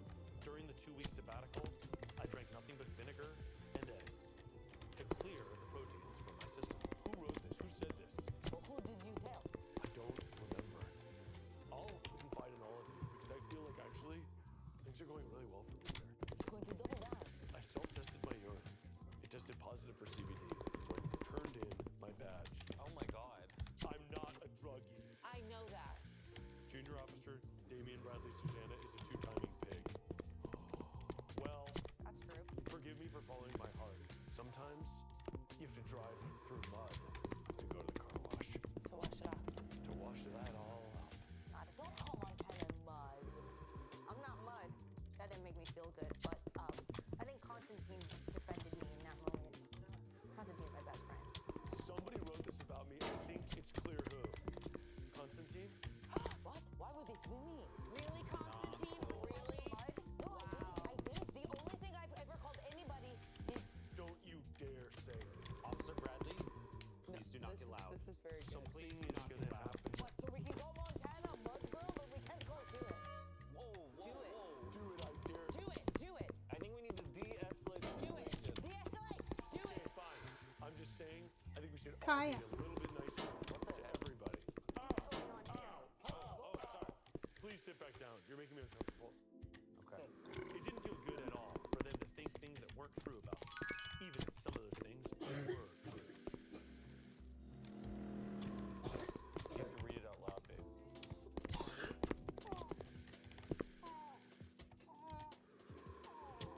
We need to hear what someone said. Montana has an amazing body. That's what you were worried about? That's it? That's a confession? Too bad that her personality ruins it. That's mean. You said it? I did not say it. I didn't write that either. Yeah, everyone was commenting on my body. I had no idea I had a good body. You know, as a driver, I sit majority of the day, so I just let gravity do its job. And gravity has Nice. blessed me, apparently. Gravity has blessed me. Nobody... I'm just trying to help. Montana is only here to get pregnant. Fine, I said that. Why did you say that? Why did you say... Constantine, you're an asshole. Why would you say that? Because in the beginning, all you kept talking about was that you wanted babies. Yeah, babies are cute. So that feels like she's here for the wrong reasons. Was it wrong to want to have her get pregnant? It's wrong to have a child. No, I didn't say that, Dog. I don't think that. Montana did ask me to impregnate her on the first night.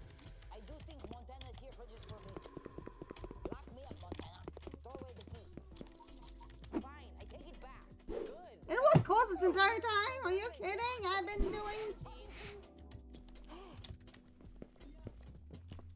I've got your back.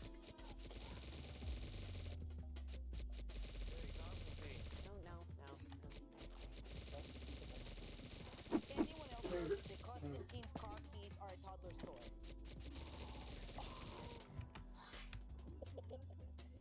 If this is a toddler store, then why can't I drive a bunch of limos with it? How many limos do you have? 3, 2 Hummer, 1 white, 1 black. Well, I just think that your fob is electronic, so you don't really need the key part of So it. you wrote I'm not saying I didn't write it. this? A toddler toy? What he's saying? This is officially fake news. I think they think this is toddler because they don't know what it looks like to drive the biggest, classiest, sparkliest limo in the world. Not toddler kids, next. Does anyone understand how Constantine has the daughter? He has the energy of a man who's never felt the touch of a woman.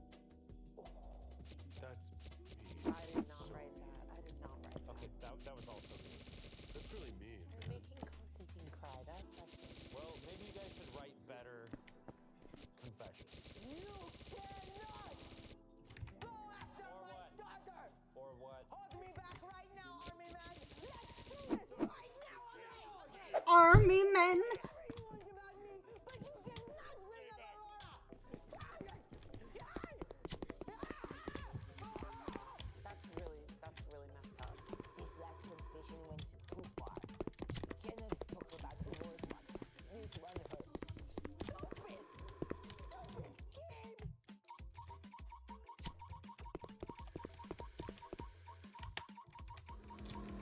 It's his comfort. I have felt the touch of a woman.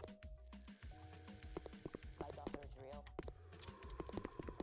Believe it or not. Hello. In the last 24 hours in this f***ed up house, Hi. I have realized Hello. I do want the touch of a Hello. woman again. And screw you and your whole stupid host family for going after mine.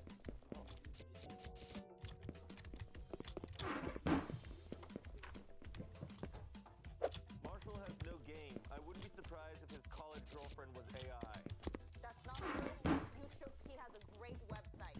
He showed me his website he designed. That feels irrelevant. And I tried Wow. my girlfriend too. She was AI, so what now? And she has feelings just like the rest of you.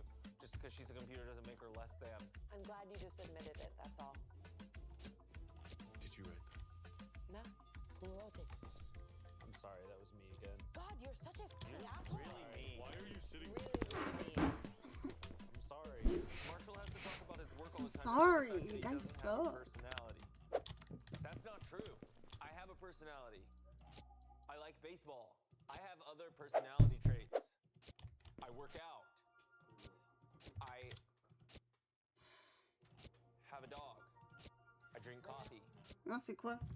What even are more Oh, la personality poule à pipi. traits? Like, that's so many. Like, I didn't write that. You told me we played Mary Kill with cars, and I thought it was fun. Yeah, you explained Ramo, and you seemed very enthusiastic about it. I thought it was good. You built an awesome house out of the Legos in the first challenge. Okay, I wrote it. what the heck? Well, that was because I didn't know you yet.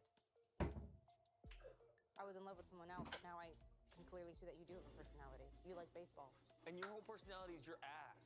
Stop. Okay. Hey. Wait, you were in love with him? Yes. Hoop girl.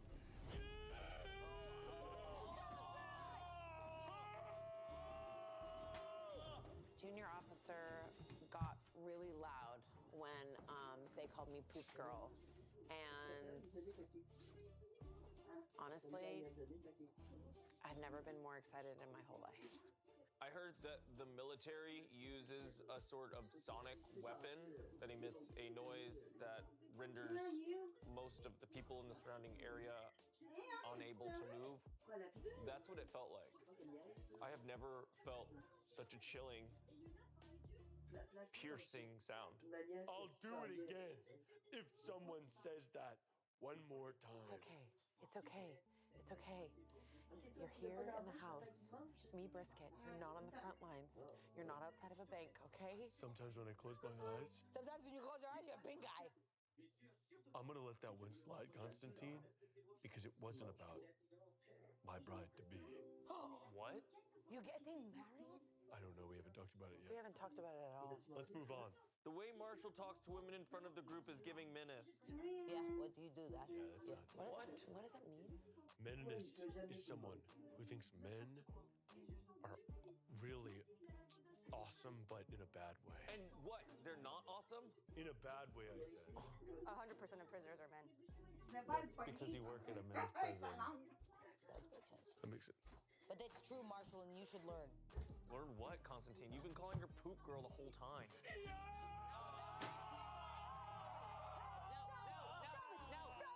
No, he was saying it in a different way, okay?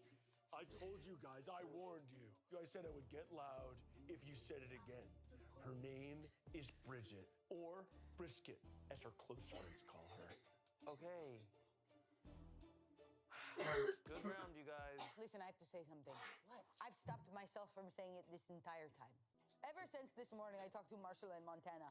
And have you noticed I haven't called you once? Everybody else here called you. You were about to call it so many times, you just didn't want him to get mad at you. No, I stopped myself because I'm a changed man. I know you are seeing him, and you did see him, but I think it's only fair you should see me too. What? Constantine, how could you? I just think it's only fair that we all open up. I tried to be close to Montana. It's a part of the show. No disrespect.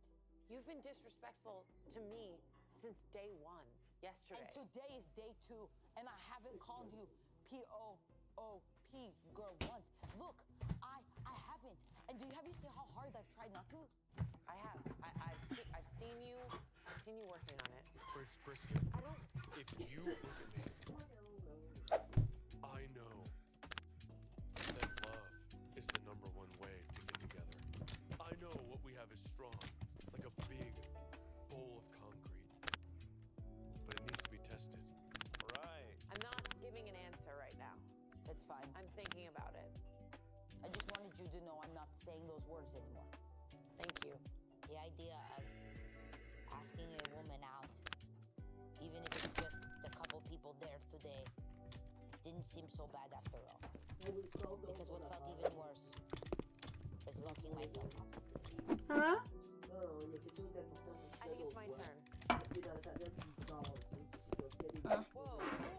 Ice cold confections. Oh my god.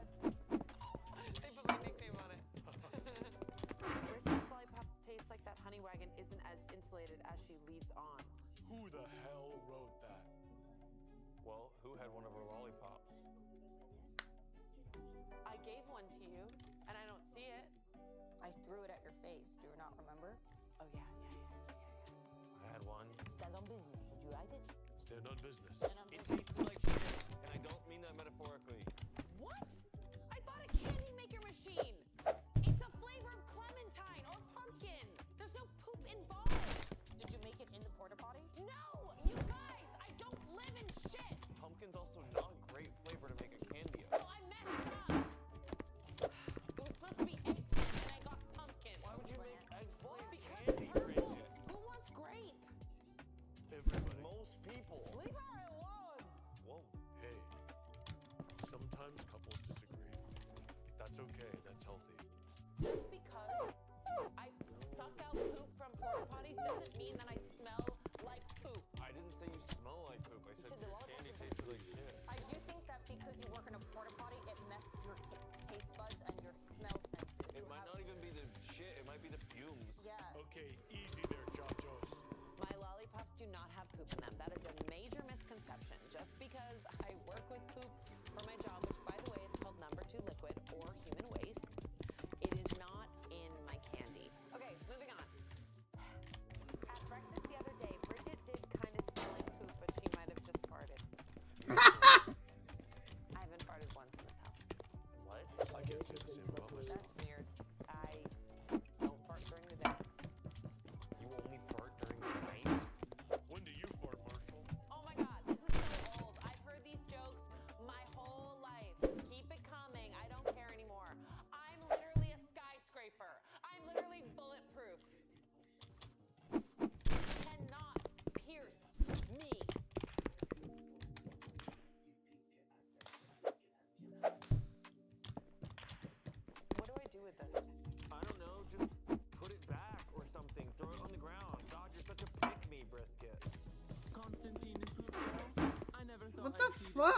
She just asked me where to put these. Exhaust all exhaustions. Get it? Like a car exhaust? Beep beep. Thus concludes the end of our game. Thank you so much for. Adesso Constantino's chance. Well, apparently, some of you have written confessions about me. So, yeah, okay, yeah, let's do that. Oh no. Whoa. This is gonna be bad. Does anyone actually know who this guy is? That is a legitimate question. What do you mean it's a legitimate question? Raise your hand if you wrote it. I was 86 in the top 100 Billboard. I thought you sold me my car. I did. Oh. It's LA. We all have side gigs. Can you read the next one? Okay. Watched that boy band member turned dating show host? He couldn't even be Pacific Nick Lachey. Raise your hand if you wrote that.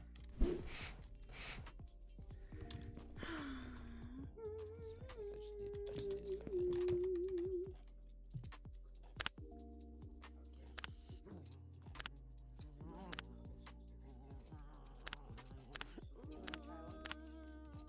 Yeah. There's a few more on here, but you know what? They're all stupid. Okay, they're all stupid. Read it. Beep beep. That's the end of the game, everybody. So we're ending the show soon. It's coming to an end soon. And sit down. No. Why is this happening? What are you doing? It's not your fault. It's really sweet. So we're gonna have one last joyride before they drive off into the sunset together. That's right. You're all going on dates. Awesome. Is there a bombshell coming in soon? I don't think anyone else is entering the condo. This is it. This is the last day. Yeah, it's the last day. Next time on the finale of Will You Be Mine, the couples go on their final dates. I'm not used to this type of direct communication. You said you wanted communication. This is the most fun I've ever had in my entire life. The person that I want to merge with for the rest of my life until I break down is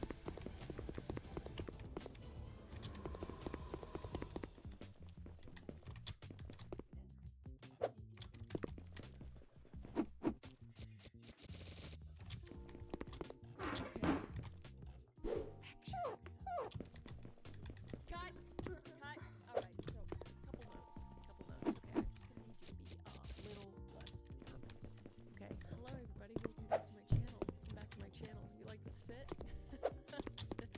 Selena got it for me. Selena got this for me, the glasses and the hat. I feel good. Also, I meant that, what I said. You're perfect. You're not fired. You can stay. But you are.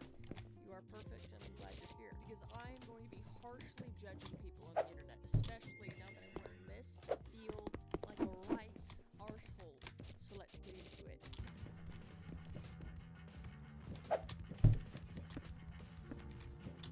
Am I the angel for telling my boyfriend his proposal wasn't well planned, causing us to no longer be engaged? I don't know how I feel about this.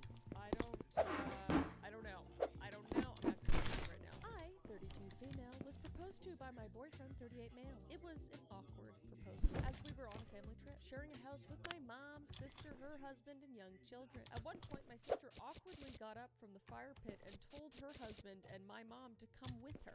So you guys are alone at the fire. Got it. So I knew something was up. He was sweet, got down on one knee, and asked me to marry him. I was so happy and said yes. But about 5 minutes later, my family came back out to the patio to congratulate us. My boyfriend sat down and started chatting with my brother-in-law about unrelated topics. He didn't bring it up the rest of the night. Even when I asked him questions like, how, when should we tell your family? He just said, we'll figure it out. Little blasé, my friend, little blasé. Then told me not to wear the ring to work because a lot of my coworkers know his mom. It just totally killed all my excitement and joy. That's kind of fair. Okay, it's an exciting time for you not to be able to like share. It's like, okay, well, do you have a plan, like a nice big plan to tell the family, like a fun little, or is it just like you don't want to deal with it? Yeah, all right. And when we got home from the trip, I decided to talk to him about it because it was Sunday night and he left for a week-long work trip Monday morning. Again, leaving me wondering how, when we were going to be able to tell people. I felt like he took all the excitement out of something that should have been such a happy time. Anyways, when I mentioned it just seemed random and not really planned, he got mad and said, well, let's just call it off then. Ooh, okay, that's not the way to answer that. I was so surprised by that, I just told him we needed to cool down. He came back into our room later and said what he meant was he should just redo the proposal, but that I interrupted him and didn't let him finish his sentence. I didn't, and that doesn't remotely sound like we should just call it off to me? Question mark? I'm confused. I told him that calling off an engagement less than 24 hours after proposing is a problem. He tossed the ring at me and said, whatever, just sell it then. Okay.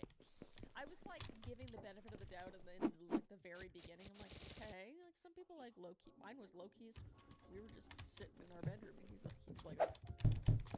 And I was like, for me? He was like this. And I was like, that's so cute. For me? A big proposal would be my nightmare, okay? That was perfect for me. So everybody's different, but he seems to like not even want to marry you, is what it seems. It seems like he You're a burden to him. And now he's just like, whatever, dude. Like, you're crazy. You're crazy for asking questions. Oh, now you're gonna ask questions about getting married? What the fuck? Last paragraph. I really trailed off there. I'm really sorry. He later apologized for losing his temper. Not like him at all, but I just feel like even if he did redo the proposal, the damage is already done. I can't help but feel like I could have just not made a big deal about it and avoided all of this. Or is this whole thing a red flag and sadly maybe I shouldn't marry him? Oh, it's a red flag. It's a red flag. I know you're saying that he hasn't done it before, but this shit doesn't just pop out of nowhere. It could have been little things, you know? Like he being like, hey, could you like clean up your dishes? And he's just like, oh, I'll just throw them out then. I'll just throw them out the window. I feel like maybe it's like a big deal right now. It's a big thing, so now you're taking notice. But stuff like this doesn't really just pop off, especially if you've been together for a while. So, but the whole thing just feels icky to me. I say cut, fired, off of the set. You know what I'm saying? His reaction is a real red flag here, not the clumsy proposal. Telling you to hide the ring and not tell people is weird enough, but to immediately jump to calling it off and throwing the ring at you, that's a huge overreaction. Not the asshole at all. You just got a preview of how he handles conflict. Yeah, maybe you guys have had a relationship where you really haven't had a fight or any sort of bickering or I don't know, miscommunication or anything like that. Would, you know, props to you. But those are some of the biggest moments in your relationship, how you get past those moments. So if this is how he deals with it, that's scary. That's scary because you think you got a house stuff, and if you have kids, you got to deal with kids stuff, or even work stuff, or trips, and like this, it all comes together. So it is absolutely a red flag there, my guy. We're engaged, but I haven't told my family and have no plans to. Pretend I haven't proposed for an indefinite period of time. He doesn't see why that's a problem. He's the problem. The term mixed signals was invented for this. Does he really want to be married? Yeah, that's what I was saying. It's like, did he just like propose because maybe you've mentioned it? Yeah, I sense red flags all around.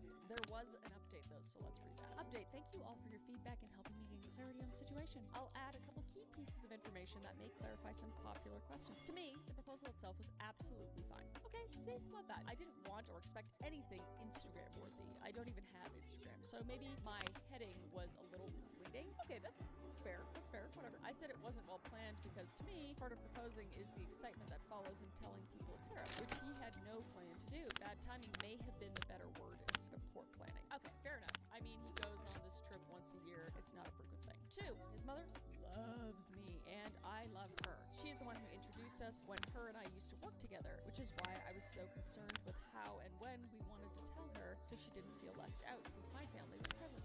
See, that totally makes sense. Love context on this channel. And I wasn't stuck avoiding her lying to her for a week while he was away. And she asked me how the trip went, which she already has. Okay, yeah, that makes sense. 3, I've never pressured this man into marriage. Okay, that was another thing. It's like, you've been asking a lot, and he was just like, okay, fine. I've never pressured this man into marriage. In fact, he has been much more into the idea than I have. Okay, yeah, fuck this guy. What the fuck? Of course we talked about it, but I was the one saying, let's not rush it. So definitely not a shut up ring. I love this because these are all the questions I just asked.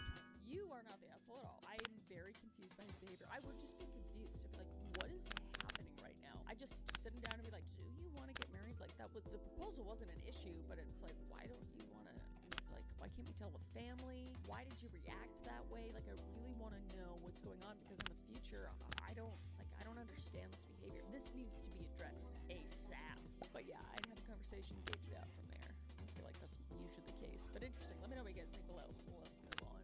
Let's wrap it up. Am I the asshole for suggesting to my husband that we put his mother in a home? Oh, no. This is gonna be. I, 45 female, and my husband, 56 male, are going through a rough patch. Recently, his mother, 78 female, health issues have been getting worse, and the doctors have recommended she receive full-time care. I'm very, extremely sorry. To see a parent go through that, or a grandparent, is fucking terrible, and I'm so sorry. Previously, she lived alone, but nurses would come every other day to check on her. My husband thinks the best course of action is moving her into our home, okay? I need more context to give any input. My issue is that I do not want my mother-in-law living with us. She's always been very rude to me and my daughter, 11 female. She was originally against me marrying my husband because we come from two different faiths. He's Mormon, I'm raised Lutheran, but personally agnostic, and because I'm not as, quote, traditional as she would like me to be. Okay, now we have context. We love context on this channel. We love context on this channel. Okay, she's a very traditional woman who believes in rigid gender roles for women. How do I make my daughter by making things? about what my daughter wears. It's not labeled at all. Oh dear lordy lord. Okay. She has made comments to my daughter like, quote, wear leggings with your dress or else you make God upset. And when God's upset, he sends people to bad places. Okay, man, brings me back to Sunday school. She has also expressed disdain for when my daughter said she wanted to become a veterinarian. My mother-in-law said, quote, a proper lady should not work outside the home. Focus on raising a family. She also hates me because I work and was very Surprise against it. All right, let's see steak. where it comes from now. At first I was like, oh, that's kind of, you know, like living with a parent can be a lot, but come on, like she's sick. She's sick in a different way too. Okay. You know, I don't know. It's like they're raised like that. They're hopefully coming from a good place, but you can't shove that stuff on people and disrespect people and make them feel smaller than you, like you're better than them, and like they're not doing the right thing. That's not nice. It's not nice, and no kidding. No wonder she doesn't want to be around this woman. Holy crap. All right, continuing. She does not hold the same sentiment towards my son, though. 8 male. She shows clear favoritism towards my son while constantly criticizing everything my daughter does. We all know women like this. A grandmother, a mother, just like loves the boys, and then the girls are just like always doing wrong. Love that. And by that I mean I don't love that. That's terrible. While my husband typically defends me in front of his mom, that's good. He is adamant we move her into our house. His reasoning is that she is too sick to take care of herself, and his only other brother is ill fit to take care of her. He is in rehab. Okay, damn, a lot going on with his family. I imagine he's very stressed. I suggested, quote, then put her in a retirement home, which made him incredibly angry. He says that at the end of the day, this is his mother, and he has a duty towards her. He promised that if she moves in, he will talk to her about her attitude towards me and our daughter. However, I don't want to raise my kids anywhere near her. She's been shaming my daughter, and I barely get along with her. Last night, out of anger, my husband said, you can move out of the house, but I'm not moving my mother into a retirement home. Oh, no. This is more than a rough patch. This sucks. Are you the asshole?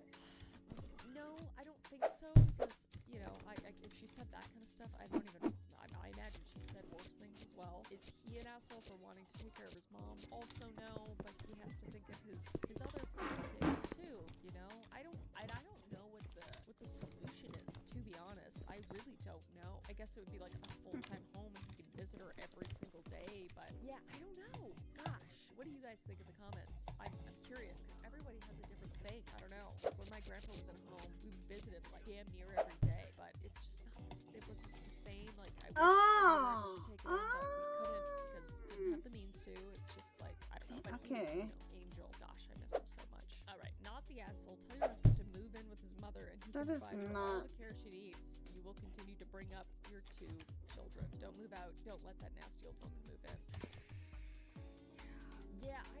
Yeah, I know Reddit's always like, fuck off, divorce. This seems like the most reasonable idea if he wants in-home care. You and the kids stay put while he moves in with his mother and takes care of those logistics. The kids don't have to be uprooted and he gets what he wants. Just because he wants in with her in her current home. Yeah, I mean, then you're like breaking up your own family. This is really hard. 90% chance he thinks his wife will quit her job and or cut back to take care of his mom. Yeah, I don't think that's happening. Clearly, this person's re-quoting last night out of anger. My husband said you can move out of the house, but I'm not moving my mother to a retirement home. I mean, that should tell you everything you need to know right there. This is a 1 no 2 yes type situation. Nothing else. I would not leave my home, but I would make it 100% clear that I would not lift a finger to take care of his mom. That is 100% on him. In the meantime, I would be talking to a lawyer and getting his things in order. Yeah, I'm getting it. Okay.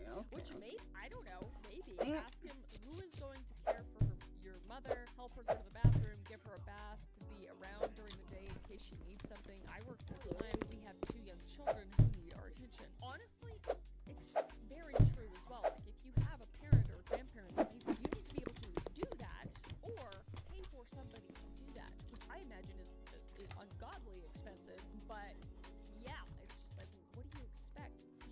He works, so that means she's gonna have to take care of her. That's not fair. That's not fair to ask of your wife, especially when you're threatening her. Hate saying it out loud, but Hubs totally plans on dumping the full-time caregiver role on you. Then suggest if you're adamant about caring for your mother, give it a trial run. You move into her house, you see how you can handle it. That's not honestly. The two of you can sit down with the doctor and find out what she will need for care, the work involved. At the end of the day, you might need to call his bluff and start looking for a home. Or if both of you are on the mortgage, indeed, talking to a good lawyer, not the asshole. Yeah, and you're also working. So it's like, yeah, are you expected to just quit your job? It is crazy. It's crazy. Like, there's part of my brain where it's just like, you only get one parent and you only get so much time with them and everything, but at the end, you can't choose your family, and sometimes they're fucking assholes. I don't know. It's really hard. You really get to take this note. If you're younger or like in a relationship right now, have this conversation right now, because this might happen down the line. Something like this. I don't know. This person said, I moved in with my mother-in-law to take care of her when she was diagnosed with dementia, and her husband, who had Parkinson's. Her husband stayed half-time in our family home. Our children are grown, and a lot of time with me. I would not wish this fate on my worst enemy, and I would have never done this if my children had been grown. It was a nightmare that it went through for 2 years, that I went through for 2 years. He should definitely move in with his mother. I give him 8 weeks. 5 of those spent with for her. It doesn't seem like a big deal until you have to do it. I can't even imagine. I mean, there's a reason why there's full-time care in places. Like, I understand. And I would only do it, like, having parents live if they were in such bad shape. If I could get, like, actual nurses and full-time people to really care for them properly. Otherwise, it's just neglect, and it's terrible. But, yeah, there's a reason why we got nurses and stuff. Because it is a full-time job. Yes, in reality, the best choice is to look for a good Mormon-affiliated, possible assisted living facility. Mother-in-law can have socialization, be around other Mormons, and have nursing care easily available. Yeah, if there's like a good one around, that's the only thing too, is that there's way too many horrible nursing homes where like bad stuff happens or treated horribly. That's what I would be so scared of. It's weird. Yeah, I don't know. Taking care of the older generation, I don't know. Anyway, let's move on. What do you guys think? But seriously, what do you guys think down below? Should I pay my friend more than $45 for taking care of my cat for a couple months? Yeah. Probably. My friend is stopping over every other day to clean my cat's litter box and feed him some wet food. He has an automatic feeder and gravity water, so it's not all too much. But anyway, I had to run to rehab and slip that in there. All right, and expected to only be away for a month and left $45. Well, that doesn't even cover the gas, probably. Like 2 ways. Okay. Now, I'm in a lower level of care as a part of a clinical recommendation, and we heard since another 25 days. I'm sorry that you're in that situation, first of all. Also, I guess that is. I tried paying her more, but she says, don't worry about it. Such a doll. Okay, we're back. But $45 for 2 months? Question mark? That's so little. Like, question mark. But I talked to a friend who lives nearby to see if he might drop off an envelope with extra cash, and he's all, nah, she said don't worry about it, and I don't think it's necessary. Strange. I'll definitely get her back paying for dinner or something. Okay, so you're, sorry. Initially I thought that you thought the $45 would be sufficient, which it's not. It's not. If you have the means and all this kind of stuff, and she's being very sweet but not wanting to do that, and I totally get it. Honestly, to be honest, I would do it for free for like any of my friends. rich lady, That's okay? a big thing, so I think it would be extremely I don't know if sweet she's to get her rich, dinner, but- give her a little extra cash, something like that. Definitely pay it forward. I thought this was going a completely different way, but it's just like two friends being like, no, I got it. I got dinner. Like, no, you don't need to pay me to do that. You don't need. It's just like a little friendly thing. But I hope you're okay. Hope you're doing okay. And this is literally a day ago, so I hope your treatment goes okay. And yeah, you have a really, really sweet friend. But I think she can be an even sweeter friend. Give her a little something, or like buy her something. You know, buy her something that she likes. If she doesn't want to take money, which I totally get. Something she likes, or like a gift card or something, like a gas card, or like a card to her favorite store. I think that would be really sweet. Very sweet. Okay, that's nice. We'll end on that note. That's nice. Yeah, I have another one, but we're gonna get into the weeds. I'll save that for the next one. But yeah, cut. You were too perfect again. What the fuck?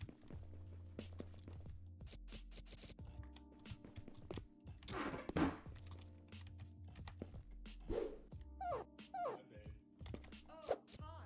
You're home late. Yeah, I was at In-N-Out. Oh, something was going in and out, all right. What? Are you sure you weren't with one of your mini lovers? I have no idea what you were talking about. Well, with the pumpkin eater meter app, I found you on Tinder, Bumble, Hinge, Grindr, eHarmony, OkCupid, and Farmers Only. You're not even a farmer. I may not raise crops, but I've done an excellent job raising our son. Well, only a farmer will pass you around. What? Now get out or I'm calling the cops.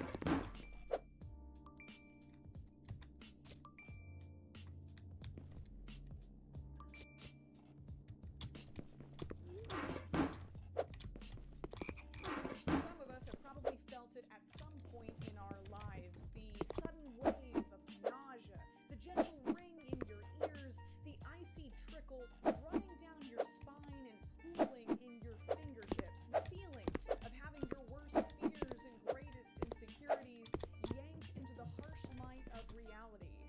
Hi. Been cheated on.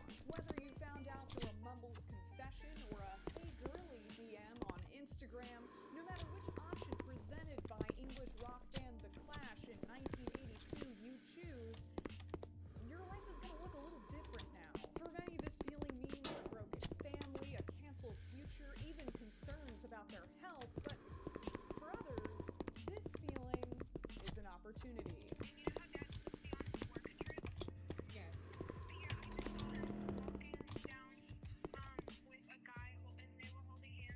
Yes.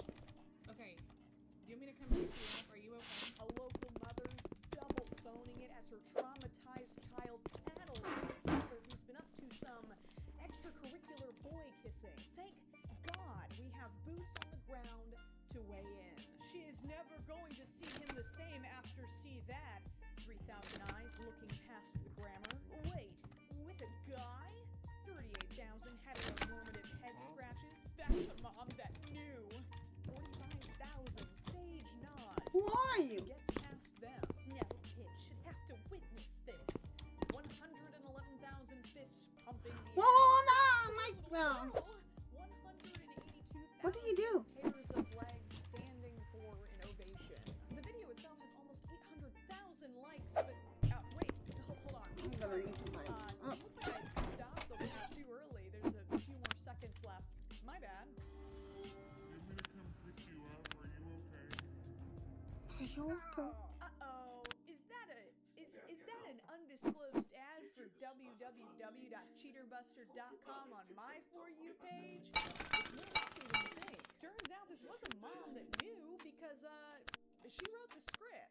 But this is just the beginning, an appetizer for the sinful soap opera that Renee here directs, films, and acts in as the leading lady. Every single video on this account is about her marriage with Chase, and Chase has been a very busy boy, chasing every type of tail he can catch, living a life of hedonism that would make Bacchus himself blush as bright as his freshly plucked grapes. What's Or up? the only goal for Chase is What making did I upgrade it? God, the well-being of his I thought I upgraded the From what I warehouse. can tell, nothing can stop this Did it? man. He makes Got sweet, bigger or no? I slow, don't see it long different. genders with seemingly limitless libido.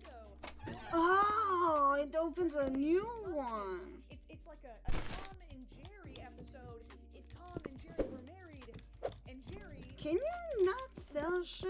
It can be hard to follow the twists and turns of the lore if you're not a real Of the fan lore. like me, a real Renee Baker head, as we call ourselves. But don't worry, I'm here to guide you. But first, because on this channel I actually disclose my sponsorships, I'd like to take a second to talk about today's sponsor, Whatnot. Whatnot is a live stream shopping app where you can buy, sell, or auction basically anything. Something about me is that I'm obsessed with blind boxes. Here's me opening a blind box approximately 5 minutes after I'd regained consciousness from surgery. If you've watched my gaming channel live streams, you've probably seen all the stuff that I have behind my desk. I'm always on the lookout for toys, plushes, and whatnot to add to my collection. Oh my god, that's why it's Whatnot makes it easy for me to shop for collectibles using their categories tab where I can filter live streams based off of popular brands. I can also use exact search terms if I want to find something more specific, like Sanrio or Chiikawa products.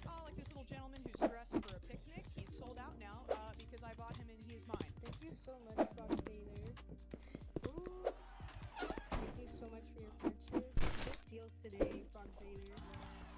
I love getting towels for my bathroom, so I had to get some of those of my favorite characters. Okay, yeah, I kind of went crazy with the Hangudon stuff. Whoops, my bad. Use the QR code on screen or click the links. Okay, because I bought him and he's mine. Thank you so much, Frog Taylor. Ooh. Thank you so much for your purchase. Good deals today, Frog Taylor. Frog baiter. And towels for my bathroom, so I had to get some of those of my favorite characters. Okay, yeah, I kind of went crazy with the Hangudon stuff. Whoops, my bad. Use the QR code on screen or click the link in my description to get $15 off your first purchase anywhere on the app. That's over half off on a toy that's Sanrio and Chiikawa combined. Plus, if you follow my account at FrogBaiter, you'll be entered to win $1,000 of Whatnot credit. You could buy like 30 more plushes with that money. So sign up for Whatnot, give me a follow, and find out if you're the lucky winner 1 month from today. The oldest post that I can find on this account is from November 2025, but last time I checked, Renee had posted over 400 times. That's roughly 3 videos a day, every single day since she started, which means that Renee is much better at being a content creator than I am. She's got that grind set that I lack. Seamlessly segue advertisements for Cheater Buster are not only included in basically all of her videos, but also featured twice in her bio. There's a link tree too, which will take you to their seizure-inducing front page. Dating app search, face trace, phone search, name search, address search. Where are they?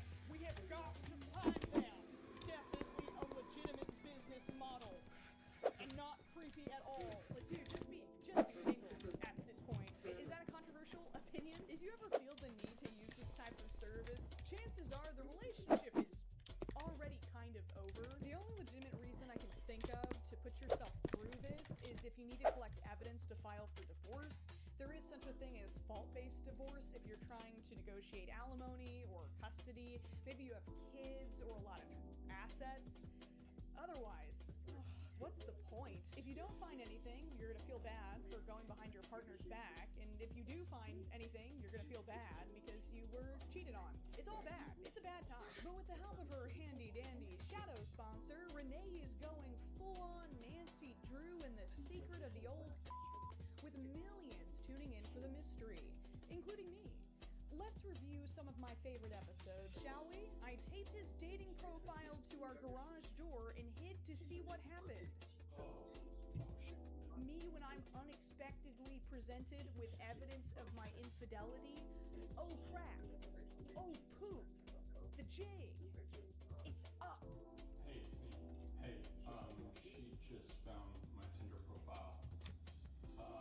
We're gonna have to, like, cool it. I'm gonna delete your contact information from my phone for a little bit, but we're gonna have to, like, lay low for a while. Meanwhile, Renee is recording like...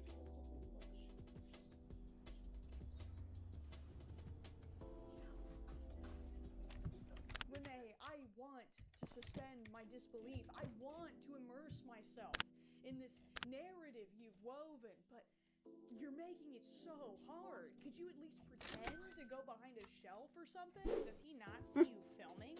I'm behind a shelf, so no. Oh. Okay. What are you doing? What the hell? Oh, shit. I can explain. Oh, you have a lot. What is Chase's boy toy? Another Republican politician campaigning on family values? Why are you covering him up, Renee? I'm curious, Renee. Come on, give us a peek. Also, as Come on, give us a peek. Come on. Sometimes I get that 3 videos a day is a lot, but we couldn't come up with a few more full sentences before that sloppy cliffhanger, Renee. The critic score is going to be brutal, Renee. You and your husband were in here earlier and didn't complete your paperwork. We need you to come in and complete your paperwork. I wasn't in there earlier. Forget a side piece. Chase is going on side quests, and some of them are felonies, apparently. Even Christmas isn't safe from the drama. You really think this is appropriate with all of my family here celebrating Christmas? If you would do this right here, right now, in front of everybody, that's the biggest pile of crap I've ever seen in my life. On this day of all days, the birthday of our Lord and Savior, Jesus Christ? Now this young man's feet have been dusted with gingerbread crumbs? My family will never let me cut the Christmas ham again. How are we to spread Christmas cheer in these conditions? I know that the Kroger mini gingerbread house decoration kit is merely the canvas to announce your husband's affair, but Renee, is this really the best we can do? Is cheater even spelled right? I can't tell. It's not looking good. We gotta contact the props department about this. These budget cuts are really affecting the industry. Viewers at home might be wondering why in a lot of these videos it looks like the camera is conveniently angled to crop out the husband's face, and that's because this is not his face. His name also isn't Chase. It's Scott, I think. Actually, maybe it's David. There's been a lot of rewrites. From what I can tell, Renee sometimes uses these images of default white males courtesy of Cheater Buster, but this guy, whatever his name is the actual husband. Let's just stick with Chase, I guess. That Cheater Buster cheddar must be extra sharp for Chase to be willing to take so many L's and the hypothetical D's for those checks. Otherwise, why would you tolerate so many people on the internet insulting you and your body for things that you never even did? 45? Hell no. He looks way older, like 60s. You can't leave him. He's 6 months pregnant. Good grief. Who would want him? No matter how ugly, they still think they can do better. I mean, seriously, why else would you risk an employer seeing your wife post something like this? Hey, Renee. Hey, what's up? How's your work trip? It's kind of been a sticky situation with the whole work trip thing. I must have gotten some food poisoning or something yesterday because, man, that flight was rough. I was not feeling well the entire time. I'm on my work trip, and I was hanging out with a friend, and we were kind of messing around, and now I have his hand stuck to my junk, and we're at the ER. Okay, Renee, I gotta dock points here. I'm sorry, but we've definitely jumped the shark on this one. Like, the premise is that he has glued another man's hand to his junk, as he puts it, and they shimmied they shimmied out of the house, and he goes to the door sideways, and then they had to get in the car, they had to drive to the ER, and then they're sitting in the ER with the hand. And then his first thought is like, oh man, I gotta call my wife about this one. I can't wait to see the doctors to see if I can somehow extricate myself from this position. I gotta call the wife. I gotta let the wife know. I can't stop laughing. Oh my god. You'll notice he mentioned having food poisoning, and that's because in a previous episode, Renee secretly put 2 doses of Purelax in his coffee before he got on the plane. This is the other side of the fake cheating content, the revenge arc. Renee concocts all kinds of punishments for Chase, including but not limited to donating all of his clothes. The heck? Where are all my clothes? Standing him up on a fake date. Are you sure you were meeting a trainer and not Melissa? What are you talking about? Well, I know that you were supposed to go meet up with Melissa Melissa because I'm Melissa. Contacting apartment complexes with his number. Why am I getting calls from apartment complexes? Do you know anything about this? Yeah, I set those up. Putting Nair in his shampoo. My hair is gonna fall out. God, my head is so itchy. I must be having some sort of allergic reaction to the shampoo or something. Draining his bank account. What do you mean you took all the money out and shut the card? I'm sick. I need to get medicine. How am I supposed to get that? Well, I'm sick of you cheating on me, so I guess we're even. Signing him up for the Marines. Selling his car. Using his toothbrush to scrub the toilet. Wait, now his name is Aiden? Oh, I sold him. What? What do you mean you stole it? It's my dog. I found your active, Tinder, and Grindr, and Bumble, and so I got rid of your dog. Wait, okay, this one's actually really fucked up. Renee! Renee! Oh my god! Why would you sell the dog, Renee? The dog didn't cheat on you? Don't make me side with Chase here. Come on! Don't even try to deny it. Never. Oh my god. Oh, God. It's like a Dark Souls death animation. Oh! Renee also claims to leave Chase over and over and over again, but there's always a Looney Tunes cartoon reset with everybody back in the same costumes they've worn since the pilot. This isn't the continuity error that upsets me the most, though. That has me tossing and turning through the night, soaked with sweat, like Chase tangled in the sheets with his secret flings. There is a recurring subplot of Renee being pregnant with twins. They definitely don't exist on November 28th because her daughter finds a pregnancy test that isn't hers. Turns out, big surprise, it's from a woman that Chase was getting it on with. Am I gonna be a big sister? No. But there's a pregnancy test in the bathroom. Sweetie, I promise you, it's not mine. I would tell you if you were gonna be a big sister. I promise you it's not mine. I'm sorry. I'm not pregnant. I know you want to be a big sister. I'm sorry. Then on December 5th, she is pregnant with the twins and not really enough for Chase. It's like until you pop these twins out, lose some of that baby weight and stuff. There's no sex. There's nothing. I don't wanna be near you. I don't wanna touch you, but I want the freedom to do my thing. But lo, a literal premature miracle on Christmas Eve. By December 24th, the twins are already somehow 12 weeks old. Renee, is Chase a vampire? Why did you get the Bella Swan gestation cycle? If a shirtless teen shows up, you gotta hide the twins. Especially if he starts talking about imprinting, it's time to lock those doors, honey. As you've probably noticed, Renee Lock the doors! who, unlike the twins, is actually real. She's in a lot of these videos. Okay, say that again, sweetie. I need you to come home. Why? Because Dad's home early. That's okay. You can hang out with your dad for a little bit. No, I can't, Mom. He brought another man home. And I'm hiding in the closet and I don't know what to do. Cut. Renee, come here. You're killing me, girl. You're killing me. Find your motivation in this scene. Remember, you are a mother who has just found out that her husband has brought a strange man into your home with your daughter for a conjugal visit. Why is the kid carrier to see right now? Put her ass in Juilliard. I think it's that girl, Jessica, from his work. Wait. He brought Jessica home with him? Yeah, and they're upstairs in your room. Wait. Yeah. What? Look, I was meeting up with Elle, but I'll be right there. Can you try to get a picture? You told your daughter to get a picture. You told your minor daughter to expose herself to two adults that were probably having sex?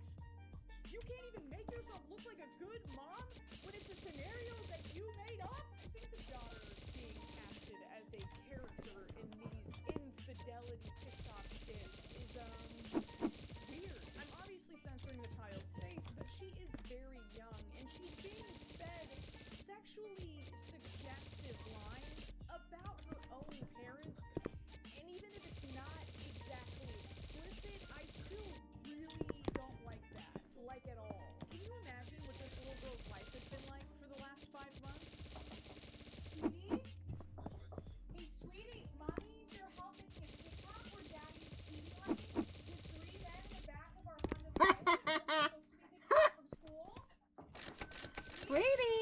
need you to help Mommy make a TikTok about how Daddy craves the sweet, sweet love of big, strong, oiled up boys again, okay? Sweetie, hello. Some ideas. Clearly, the ink in the writer's room is running dry since we're doing so much recycling. Hello? Hi, is this Becky? Is that Becky? Oh my gosh, Becky. We've definitely heard that voice before. Hey, Becky, you don't know me. My name's Renee. Do you know what Chase? Yes, I do. We've been dating for 6 months. And I'm hiding in the closet and I don't know what to do. Yeah, this is his wife. He's his wife? You never mentioned the wife and kids? No, what? There's a pregnancy test in the bathroom. Yeah, I found his Tinder profile. I just wanted to reach out. I'm so sorry. Yep, she had her daughter voice act for her husband's Mistress. who I'm assuming is her dad. Which is weird. I don't know, guys. I feel like it's weird. Was no one else on the call sheet available that day? Renee, we need to get you some friends, girl. What is going on? Guess we're really trying to pad out that Juilliard application because she also plays Renee's bestie, who got cheated on by Dylan. God damn, Dylan? Where's Dylan at? She's too young for Dylan anyway. Seriously, though. Her daughter is also involved in other kind of disturbing storylines, like her dad giving her stomach flu from a woman he was cheating with, her dad missing her surgery because he was cheating. Oh, and her dad letting a woman he was cheating with hit her? He brings a girl over when I work my overnight shifts. Yeah, she hit me. She hit you? Why did she hit you? So I wouldn't leave your guys' room. What the fuck is wrong with you? What do you think is wrong with you? Did you think that faking child abuse was off the table? Please. We have an app to sell after all. I just can't imagine what would happen if kids from her school saw this. Or a teacher. I'd be worried if I was her teacher and this randomly popped up on my TikTok feed. While I've been really ragging on Renee here, she is just a really good case study for an absolute epidemic of this type of content. She's definitely not the only person doing this. Ours got the time at the store, dude. Is there no money on it? That sounds like a Colton problem, not a Riley problem. Okay. Okay, so why isn't there money on it? Well, there is money on it, but your card I turned off. Forget the cheating. Honey, that is not how you cut an onion. You are about to lose more than a French tip. Your whole finger is about to go into the French dip. Knowing that you're Into the French dip. why would I let you use my money to pay for your date when I make more money than you? And super subtle plug, really easy to miss. If you don't have eyes, Yeah, I'm trying to go somewhere and I'm trying to go out. Turn the card back on. Well, I'm not turning the card back on. Well, you need to. I need to do a lot of And things. you're over here worried about this? and let's sprinkle in the application of domestic violence. Why not? You know, for a little spice, this is Riley, who also has Cheater Buster linked directly in her bio, who also Hi. involves her children in her fake cheating husband videos. Hey, what's that? I just seen Colton Where? at this restaurant. He's eating with his phone. At least now I know what to do with all of these Mother of the Year awards that have been taking up space in my garage. Wait, not again. Is this the same voice that we just heard in the previous video? So the guy that's voicing the son is also playing the dad? Yeah, I'm trying to go somewhere and I'm trying to go out. Turn the card back on. I just seen Colton. I'm starting to think that nobody in these videos is actually related, and I'm just going insane. Who is she talking to? Is it this guy or someone else? I'm pretty sure this is the actual husband with their real-life daughter being used as a prop. She also gets her own voice acting credit. Me and Dad, remember that you said we were gonna go to a hotel together? Well, I saw him with another girl. You saw Dad with the girl at a hotel? Yeah. And you were there? Yeah. When was this? She's so young, she can barely say the lines.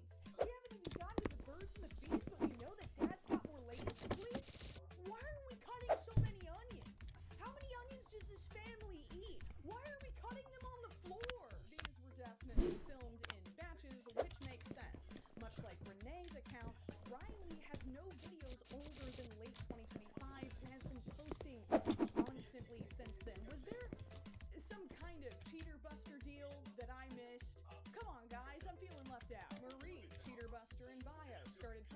January 2026, she's a lot better of an actress than Renee or Riley, sobbing dramatically in front of the camera. Look at the mascara running down her face. Broadway, come get your girl. Sophie's oldest video is from December 2025. She actually doesn't have the Cheater Buster link in her bio, but she does have the telltale template in almost every post. Sophie tries to be more tactful, claiming that she made her account to help heal from being cheated on. I had a very good idea how cruel the internet is, right? My motive behind posting this content is the fact that maybe it can help someone else.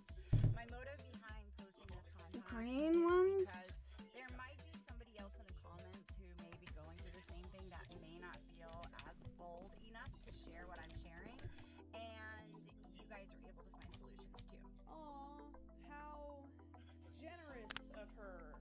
It is not a circus. It's not a show.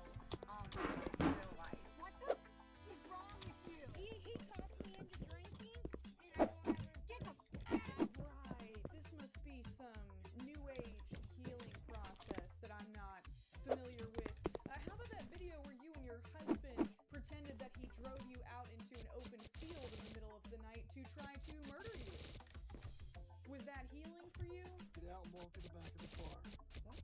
Get out and walk to the back of the car. I'm not getting out. This whole thing is like a big field. I'm not getting out right now. Are you crazy? Real girl boss move, making light of wives and mothers killed by family annihilators. Hope the views are worth it. Something else I've noticed is that the DL husband storyline is very popular, and the comment sections under these become at least lukewarm beds for homophobia. People fixate on the gender of the person that the husband cheats with if it's a man. Almost as if being gay is somehow worse than betraying your wife and family. Wait, do those symbols mean he's got some sugar in his tank? It's not funny. But I do love how we in the South just have a way of putting things. Seeking both men and women? Did it say he was seeking both men and women? Boys? Hi. Just something to think about. Feel like I had to at least point it out. Most of these videos only get a few thousand likes, but when you're posting this often, statistically, you're going to strike gold eventually. Like Aurora here, who posted a video of her confronting her cheating dad that got 15 million views. That isn't the only video of hers that has broken 1 million either. This girl Anna has had similar success. Girl, why are you drinking water like that? What are you doing? I literally can't pay attention to anything else. Maybe this is why your husband cheated on you. Look at how many views Sarah Ann got. Over 53 million pretending to talk to the woman who tore her family apart. 53 million views! And she's lying! And it's obvious! And I'm going insane! For legal reasons, I can't actually technically prove that any of these people are lying, but you have common sense. I have common sense. Let's leave it at that. I really need you guys to understand the scope of this. There are so many women and men making the exact same videos. You're literally holding our single baby. No, I'm not trying to explain this. Now I'm gonna get to the bed. I'll talk later though. That's right. Men too. Men like Avery who heart these types of comments. Damn, with a 6-week-old, bitches aren't even heels yet. 100 women versus accountability. Men like Yuji with is your wifey secretly a thotty? Wholesome stuff. I scrolled for so long and I just kept finding more. This is all that these accounts post every day, all day long. They've all randomly appeared in the past year, most within the past few months, and they get tons of views by turning people's trauma, insecurity, and bigotry into a side hustle. It needs to stop. Let's not forget who is ultimately behind this. The company that I can only assume has co-signed all of this deceptive and questionable content so that they can make $19.99 a pop. The company that has an entire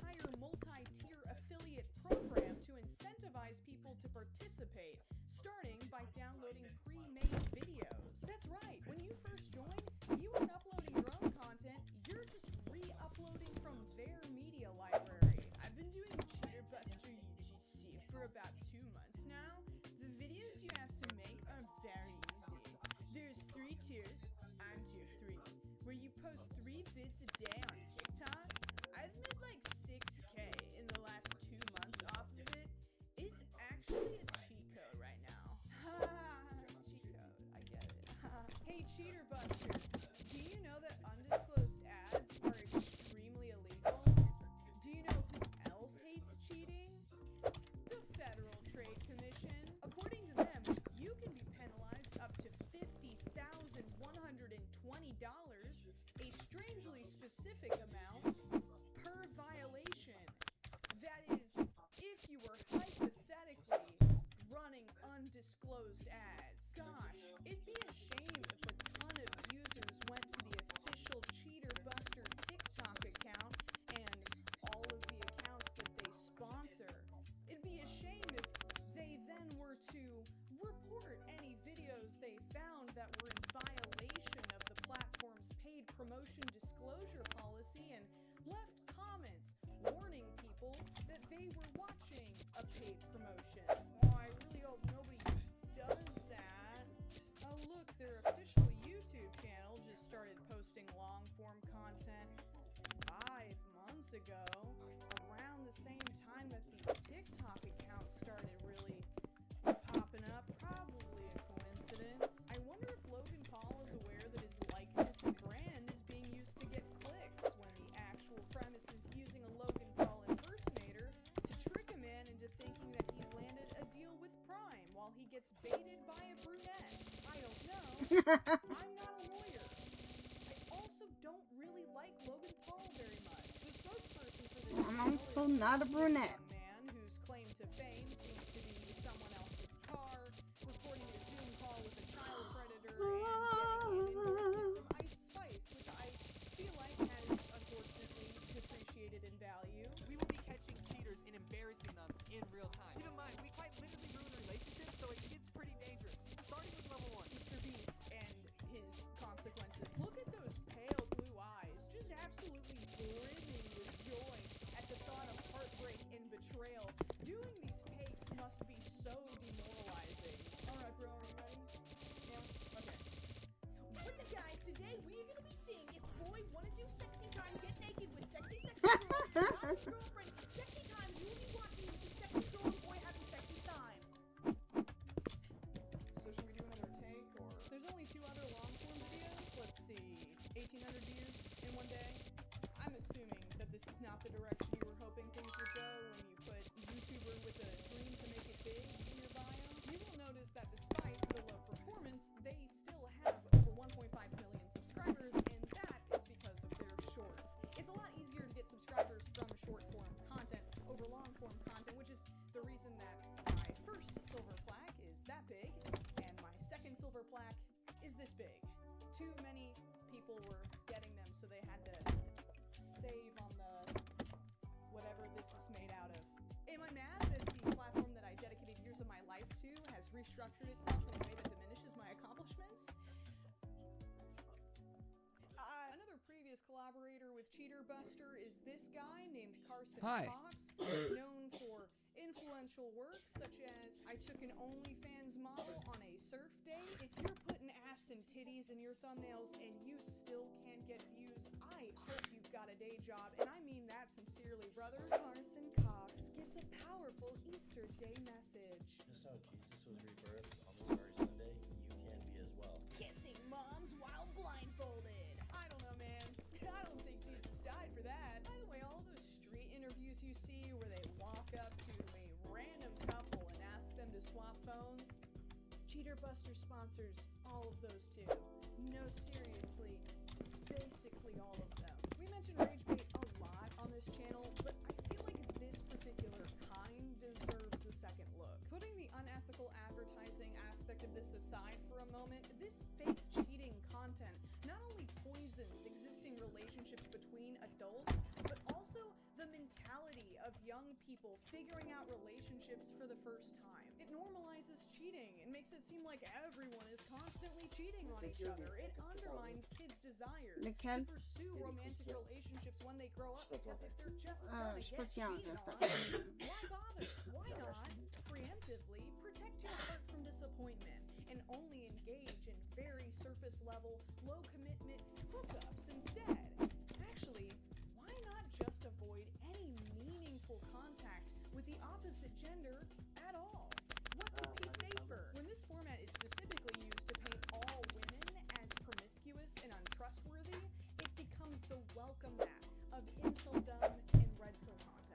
something really perverted about the point of view of these videos too. The voyeuristic eagerness to catch people in the act. It feels gross to watch, and there's so much of it. I can't prove that it's all fake. I've demonstrated motive, and I've shown some pretty glaringly obvious examples, but what I can tell you is that real or not, watching this stuff is bad for your brain. Yes, cheating happens, and it sucks. Yes, finding a long-term monogamous relationship with somebody who is compatible with you is hard. Of course it is. If it wasn't, there wouldn't be so many books and songs and shows and movies about it. One thing that's not going to help is sitting at home, obsessing over other people's cuck and revenge fantasies, 90% of which are probably completely made up to sell an app. It's gonna make you kind of an unapproachable loser, actually. TLDR, Cheater Buster, love is real, and you can find it if you go outside. Yeah, guys, y'all go subscribe to Frog Bather. He is the best human being ever, and I really think y'all should go subscribe to him. Like, no doubt. Like, just look at that profile picture.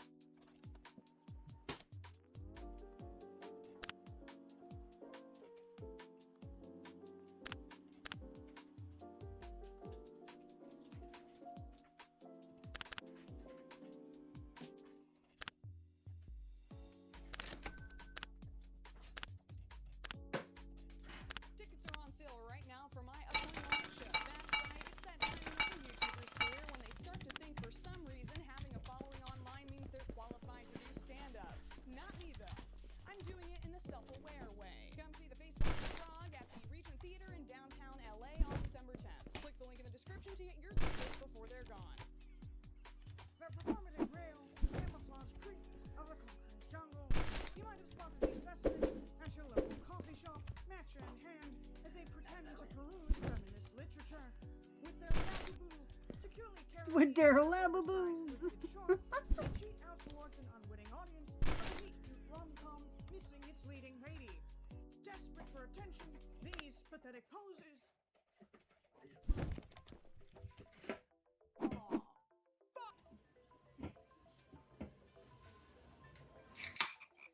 Alright, camera is going, audio is good, testing, okay. Time to perform.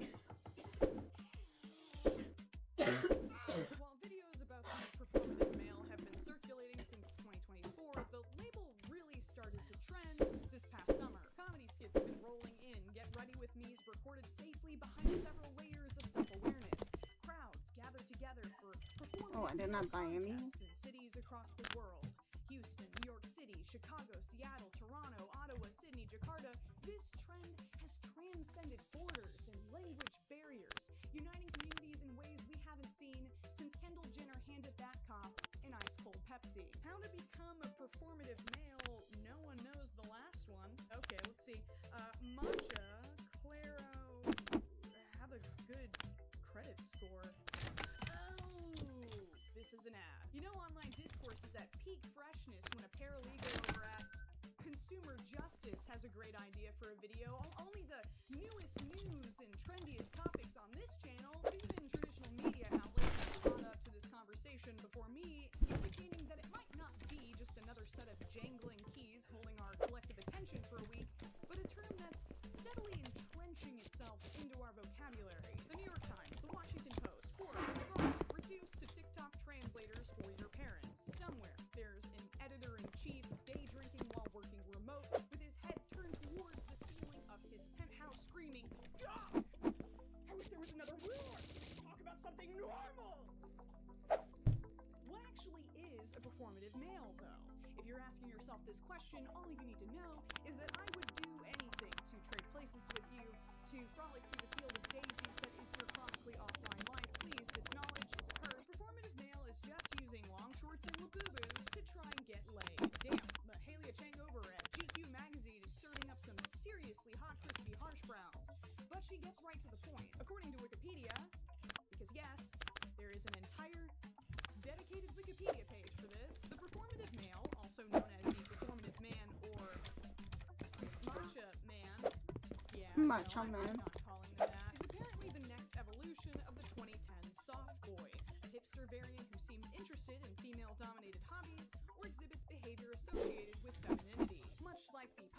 17th century, however, they're only in it for the booty. If you drop one single slice of me booty, Of me It booty! would be nice if somebody made a dedicated Wikipedia page for me for the benefit of the general public, of course. I've been doing some intense field research about this performative male phenomenon, which is what we in the biz call looking at my phone on the toilet until I can't feel my legs anymore. According to the data I collected, traits associated with being a performative male include having a mustache, having a letterbox account, consuming matcha in any form, choosing milk alternatives, carrying a toaster, believing in astrology, listening to music made by women, specifically Lofi, Diva, Judy, or Claro, owning physical media like CDs, cassettes, or records, carrying Metro products, wearing wired earbuds, wearing thrifty clothes, wearing jewelry, wearing PK toys, reading books about feminism, reading books by women, reading books outside, reading.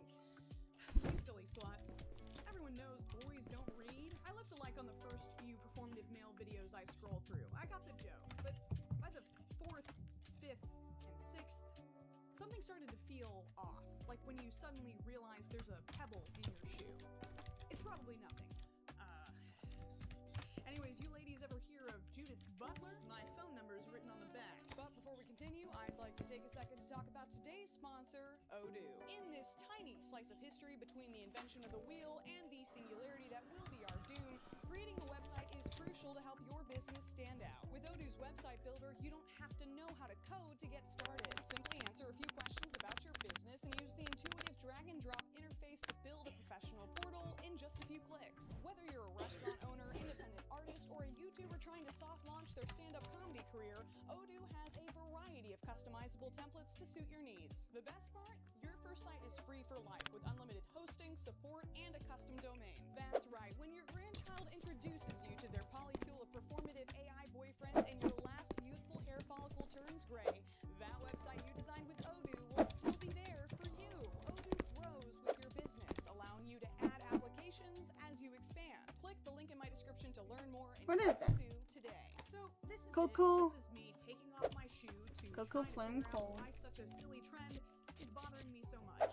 Oh, a lot of these TikToks are formatted in the exact same way. A clueless performative male minding his own performative business while filmed from afar, usually at a cafe. Please, buying your latte at a cafe? I only make mine at home with matcha fresh from the green dusted bosom of the motherland. A house Bosom of the motherland. woman. She only sells to locals, so you either have to have a friend on the inside or hazard a potentially problematic impression. Her other senses are heightened, so you really gotta commit.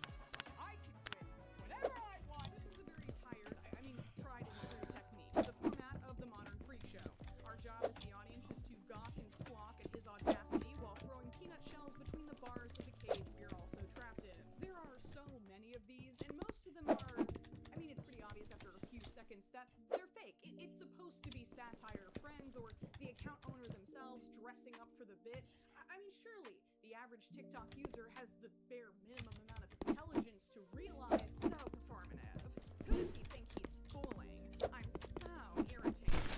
Who actually reads books outside? Imagine him trying matcha for the first time, trying to find the page he's lost in his book with the labubus on his back with his girlfriend. Hopefully that's the case. But I fear it's performative. Whether or not the videos are real is less important to me than the amount of people who seem very comfortable with the idea that they are. Surveilling each other in a surveillance state seems like a little bit of a roll-up beanie on a roll-up beanie, don't you think? Zoe Hecht over at Teen Vogue says, living in Los Angeles, I see performative males everywhere. The whole appearance, from the clothes to the accessories, is what makes the performative male easily identifiable. Huh. You see, I thought we were calling out men for being manipulative. How are you visually identifying that? Are you scanning them as you walk by with one of those metal detector wands they use at the airport? Check their purity of heart? Are you lugging around a big rock with a sword in it and challenging them to give it a yank to prove they're worthy enough to opt for oat milk? While there are plenty of comedy skits where the performative male character explicitly disrespects their date, I'm almost done with this chapter. I only read books by females. I'm opening up a woman-only pronoun-free barbershop. Oh, that's excuse me. I'm talking right now, sweet. or clips of performative male contestants giving melodramatic speeches. I am here for the woman. Why should I be the winner when the real winner are the women we made along the way? A majority of performative male content doesn't have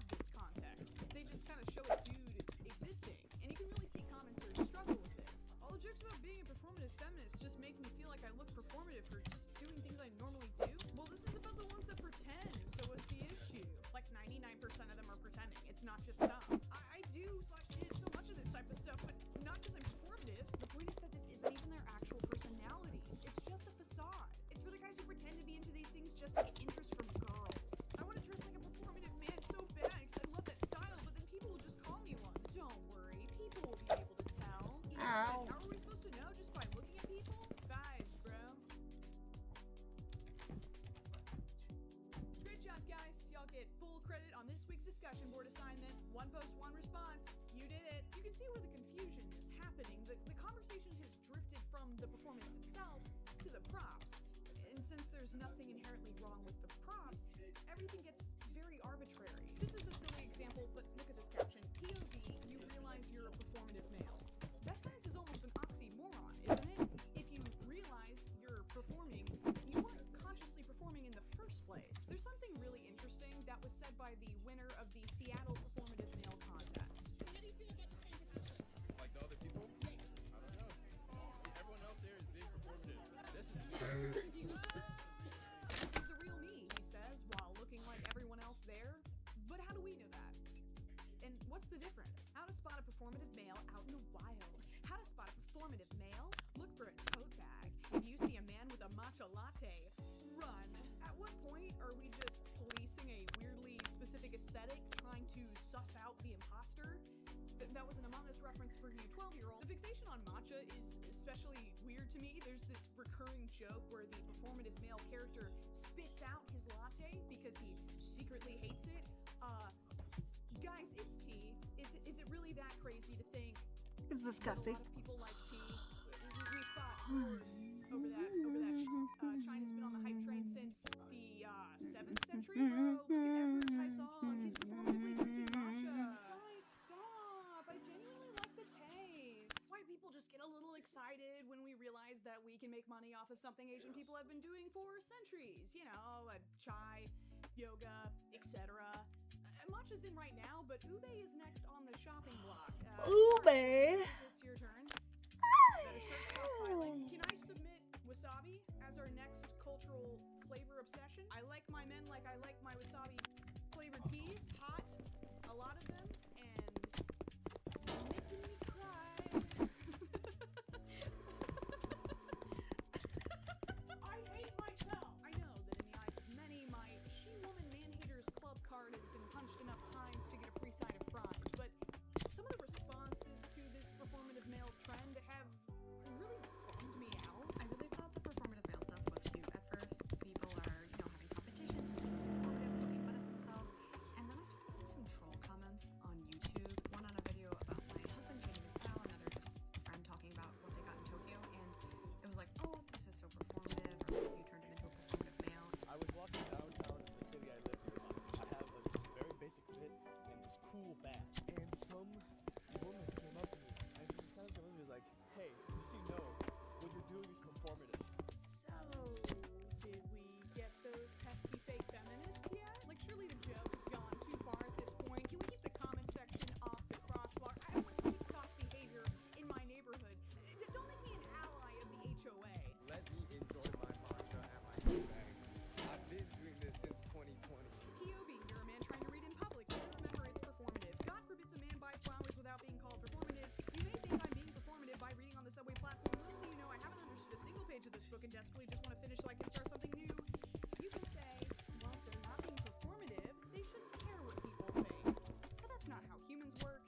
Especially young humans. Realizing I can't get a girlfriend, so I turn to a performative guy. You're 15. Worry about how you're going to perform on that Algebra 2 exam next week. You only have a few more years until adulthood.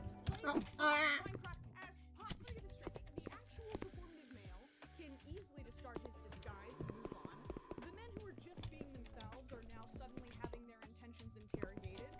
Everyone else is highly discouraged from completely innocuous and sometimes objectively good behavior. What exactly was the point of all this again? I think we can all agree that there's a difference between intent and impact. The intended target of this trend was a misogynistic male manipulator crafting a completely inauthentic persona to trick women into sleeping with him. But as the TikTokification of social commentary dictates, the scope of scrutiny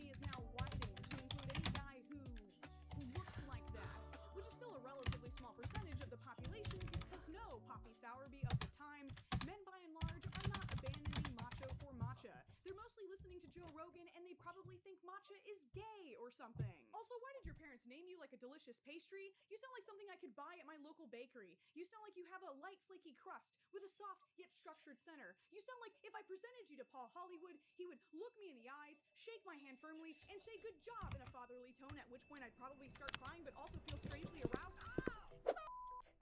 What were we talking about? No, that's Holidays. I feel like some of y'all live in a different world than I do, because if we're truly having a performative male epidemic, why are marketing teams still using military terms to get men to practice basic hygiene? Clear, hold up, and maintain order. Superior grade. You got the word defense a ton, not for clowns, right? So you're not a real man that uses an axe. You're a clown. You can't have this product. Bloody knuckles. Don't worry, brother. It's not girly to put things on your hands. This scrubber is practical.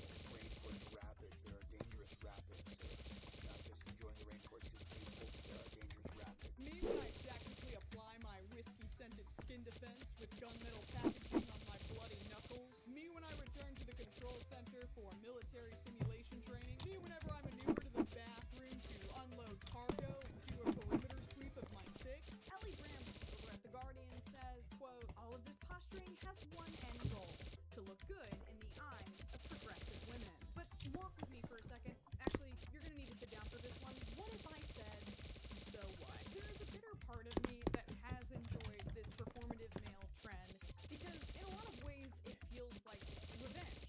After all, isn't this just the gender-bent version of, check out that chick wearing a Nirvana shirt, bet she can't name 5 songs. Stop. Is she a pick-me? Is she a cool girl? Either way, her enjoyment of basic mainstream activities like watching sports, reading science fiction, and listening to alternative rock is constantly measured against an unbalanced scale of authenticity and No, fallibility. baby. Her value derived from her proximity to masculine interests, as long as she's smart enough to stay out of the way and look sexy doing it. Welcome to womanhood. It's spelled H-E-double-L for some reason. Checkouts at 7:30 a.m. and there's a surprise resort fee. Go yourself. But I want to counter that feeling with another perspective.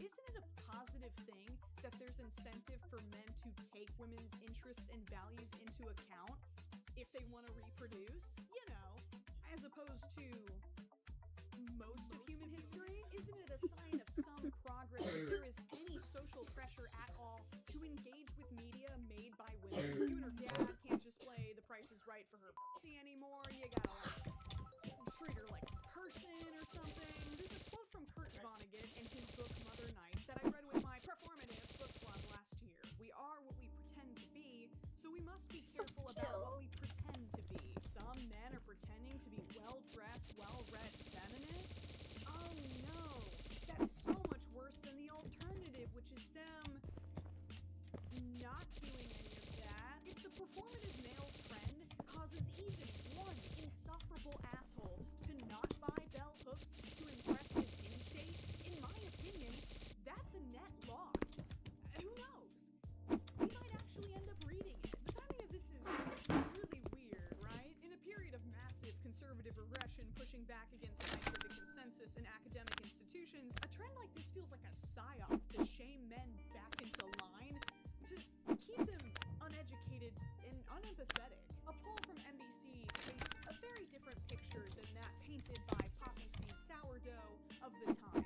What we found was a major gender gap among Gen Z. We talk about a gender gap, we see this in all age categories. It was even more dramatic among Gen Z, where Gen Z women, much more anti-Trump, much more progressive than Gen Z men. We asked them a very interesting question about how they define success in life. And what we found was when you break it down by gender and by politics, the divide between these two groups in just a basic question of success in life was profound. I think sometimes what's more important than observing the impact of a joke or even in what direction it's punching in is paying attention to who else is laughing. Because they might not be laughing for the same reason you are. I started to notice that a surprising majority of people weighing in on this performative male phenomenon on TikTok were men. And they had some very interesting tips on how to identify them. There's a lot of performative things males do only when women are watching. Going the extra mile to own or even think about owning a boo-boo.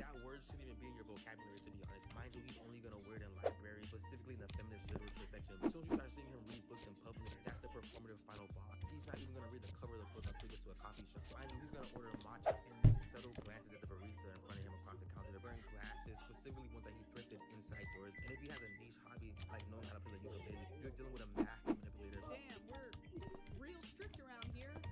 Anything else Mais off t'es limits? t'es supposé. Mais c'est correct, maman, les frites. C'est le four, ben oui. Okay, okay. What's actual man stuff? I fit the I listen to Claire. I wear selvage denim. I read. Right? Performative man archetype right there.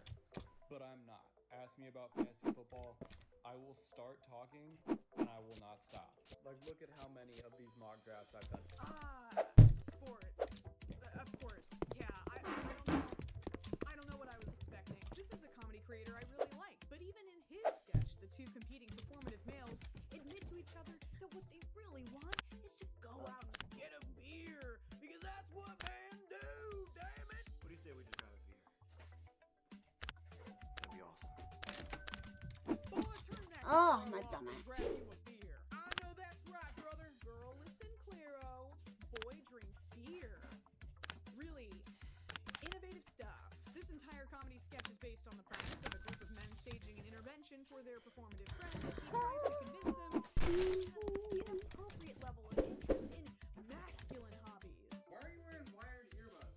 I'm listening to podcasts and stuff. No, he's not. I'm in his gym. He's listening to Claire. Oh my Look, god. yes, I am. Look, I'll show you. What are you drinking, by the way? What's that? Black coffee. No, There's no. no way to pour it. My dad used to call me a performative male all the time, but he used the term woman. Oh, my dad just called me okay.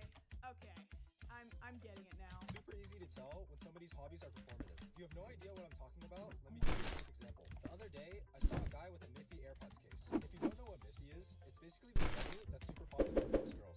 Obviously, when I saw this guy, I only had one thing that came to my mind. Bro is looking for a host, because why else would you have that shit on you? You're bullshitting me if you tell me as a straight guy that you're into Miffy. If you like this bunny, hey, dude. 180,000 likes. That's awesome. That's so awesome. Oh my god. Hey yo, your headphones aren't even plugged in. I'm on a call. Who, your boyfriend? Excuse me! Get it? It's funny because he's like gay. Wearing his He's gay like hat, gay. book. You get it? I think I found the pebble in my shoe. Any man who isn't straight or even slightly effeminate would probably have found it a lot sooner. This performative male trend is just aggressively reinforcing traditional gender roles with a low quote.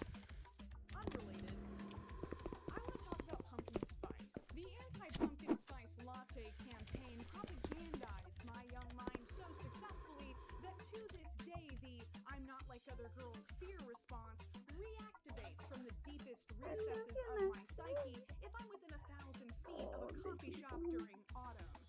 You think I'm exaggerating? Well, let's take a quick time machine trip to jog your memory. Tellement, It's dude. spice. It's artificial bullshit that has come to mean absolutely nothing. Non, ça, c'est And that represents tellement. what is essentially a void in your personal taste and likely your entire character. When you buy this faux exclusive food garbage, you fuel the fire that keeps square flavor scientists vying to force feed you more desperate, cloying, chemically laden snack trends. Shrug emoticon. But wait, there's more.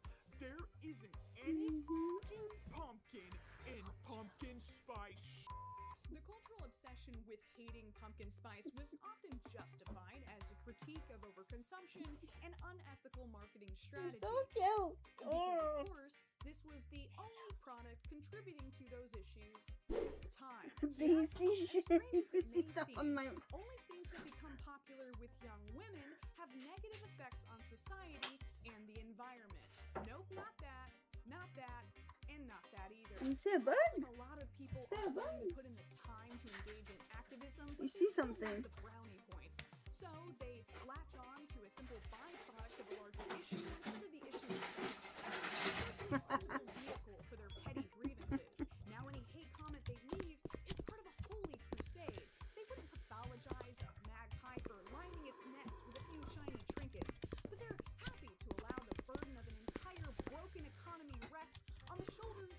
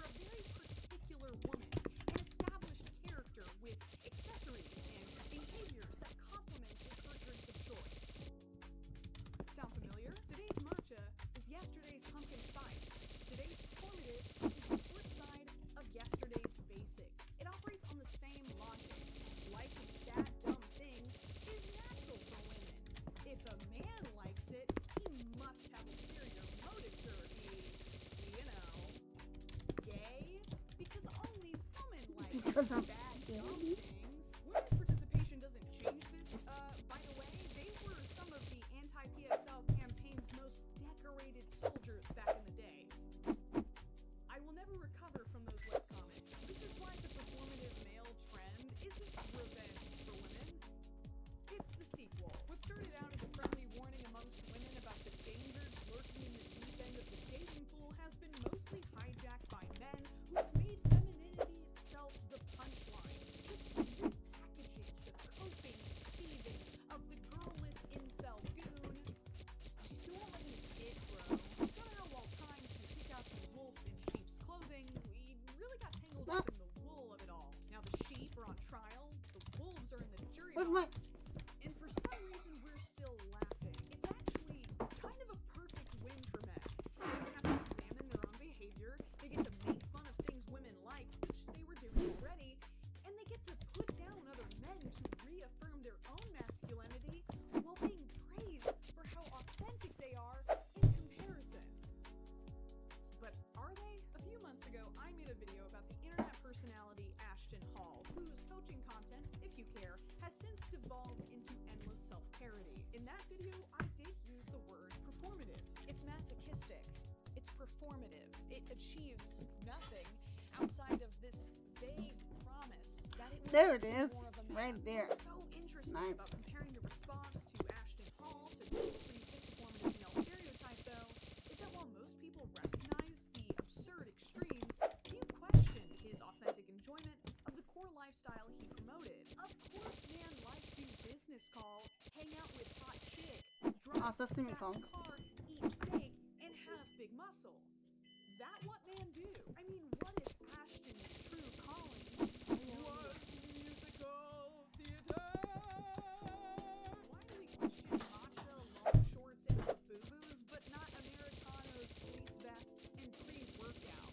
Are you trying to tell me that men's default settings are day trading and sandals fresh out the womb? Why do we only accuse men of being performative when they're doing things women happen to like? There was a book that kept getting brought up in this discussion and even mentioned in the criticism section of the wiki page. The exact kind of book that a normal male might tote around in his coat.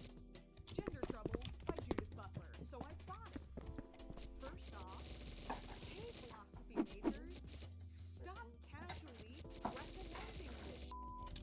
You psychopaths, do you understand how much effort it took for my social media poison brain to navigate this linguistic minefield? I think I had to read each page at least 3 to 4 times. Miss Judy B spit in my mouth, beat me over the head with theory using words I didn't know how to pronounce, and I said, "Thank you, ma'am." In this deceptively small book, Butler investigates the works of other philosophers such as Luce Irigaray, Simone de Beauvoir, and Monique Wittig in their attempts to define gender and how it relates to the goals of the feminist movement. Butler encourages us to view gender not as a pre-existing objective reality, but as binary categories constructed by our juridical systems and hedged in by compulsory heterosexuality. And not even necessarily constructed well, more just kind of bumbled together by what she calls a paternal law, laying tracks just far enough ahead to maintain order. Even the concept of sex, largely agreed to be a simple biological fact, gets kind of blurry when you zoom out. I mean, humans could have just as easily created these important social divides between blonde versus brunette, or blue eyes versus brown eyes, or tall versus small, instead of this genitalia versus this other genitalia. And that's not even including the complications introduced by the existence of intersex people. It all gets kind of subjective when you start to think about it. Butler's ultimate conclusion is that gender itself is performative. Quote, that the gendered body is performative suggests that it has no ontological status apart from the various acts which constitute its reality. AKA, you don't do things because you're a certain gender. The things that you do create the illusion of gender. And according to Butler, what we do is heavily influenced by a need to survive in systems that regularly punish those who fail to do their gender right. Our gender performance is a response to an endless stream of demands to be a good mother, to be a heterosexually desirable object, to be a fit worker, to avoid getting made fun of on TikTok. Whether men are reading the bell jar or playing fantasy football, they are performing. So are you, and so am I. From flappers to hipsters, there's always been a public outcry if enough people start violating gender norms. Girls are wearing pants now. Boys are growing their hair long. Missy, that skirt is too short. Trying to put an ethical spin on it doesn't make it any more intellectual than the scolding of your grandmother. We want to believe that bad people come with warning labels, that we can protect ourselves by profiling drinks and dissecting dress codes. But that never takes us very far. I can totally see why a lot of feminists would want to latch onto this concept of a performative male to remind women to never let their guard down. At least not fully. But even amongst her fellow esteemed philosophers, Butler often had to point out where their rhetoric veered into bioessentialism, homophobia, and ironically, even misogyny in their attempts to achieve gender equality. Sometimes can I pick it up? as a guy trying to perform for women is actually someone taking the first baby steps to performing womanhood. Sometimes the person you're unintentionally making fun of, here's my grand thesis. This trend sucks. Any awareness it might have raised about dishonesty in dating has been outweighed by the cons. AMAB people are mocked for experimenting with their gender expression, or even dressing slightly alt. Women are influenced to view those things as inherently suspicious and are no safer for it. Bad men don't need a matcha latte to hurt women.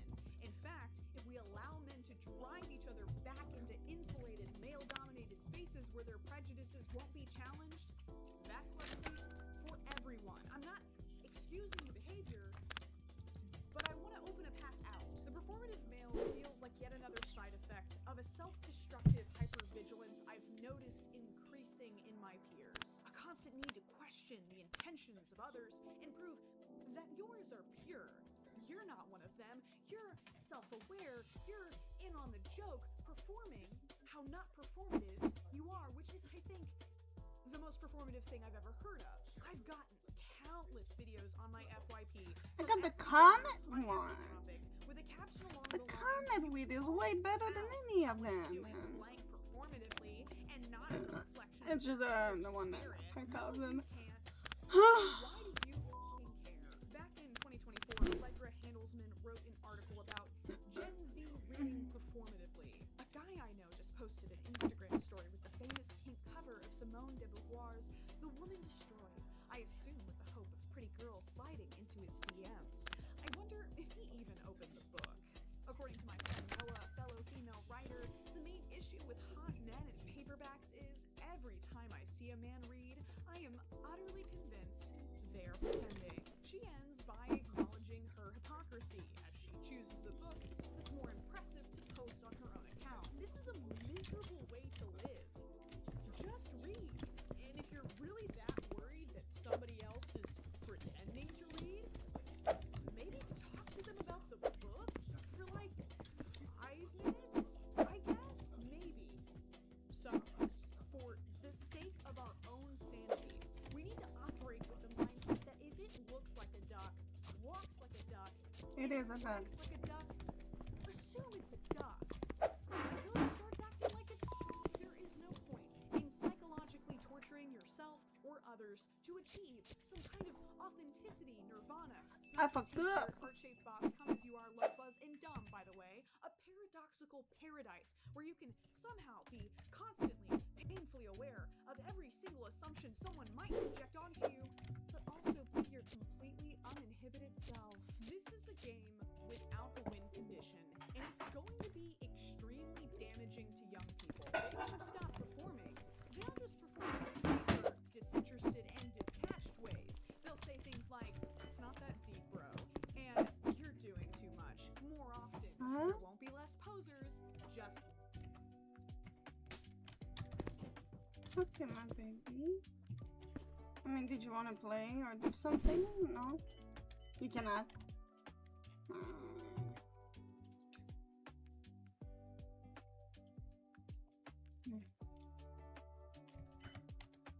Let's see. Okay, my love.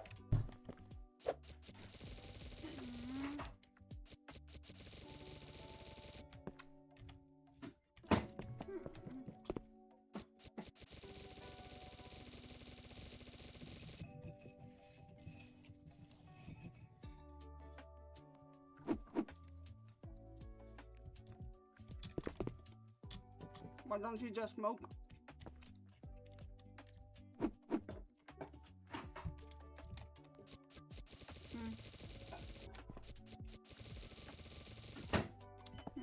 Makes sense.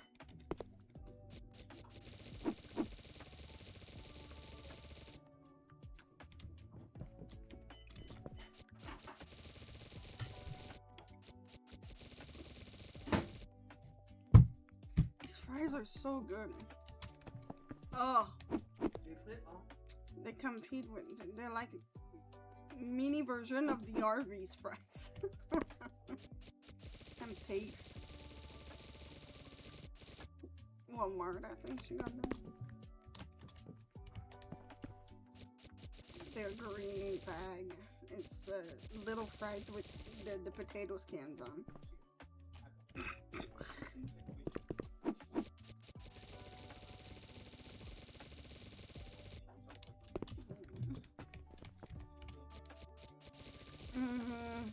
Such an amazing food.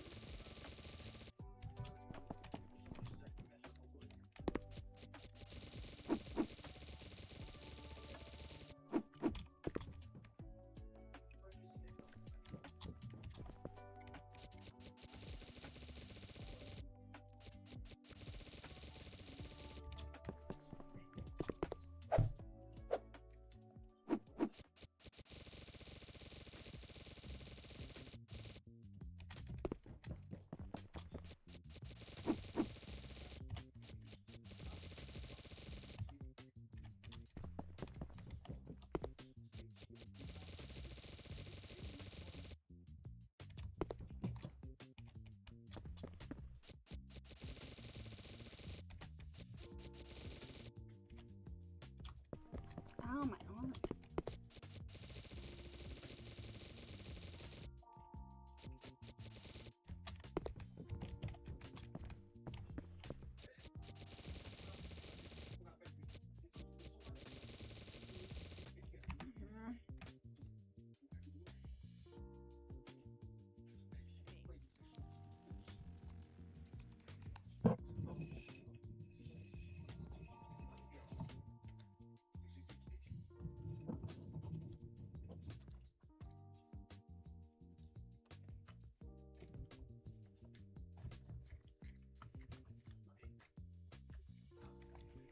Did you know that Bryan Cranston, the actor, was once wanted for murder? This is a true story.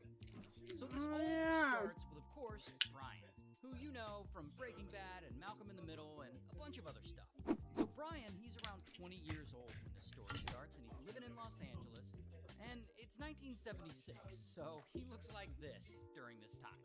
But most importantly, Bryan wants to be a successful Dang, he was handsome back then too. No, a lot of actors struggle to pay their bills.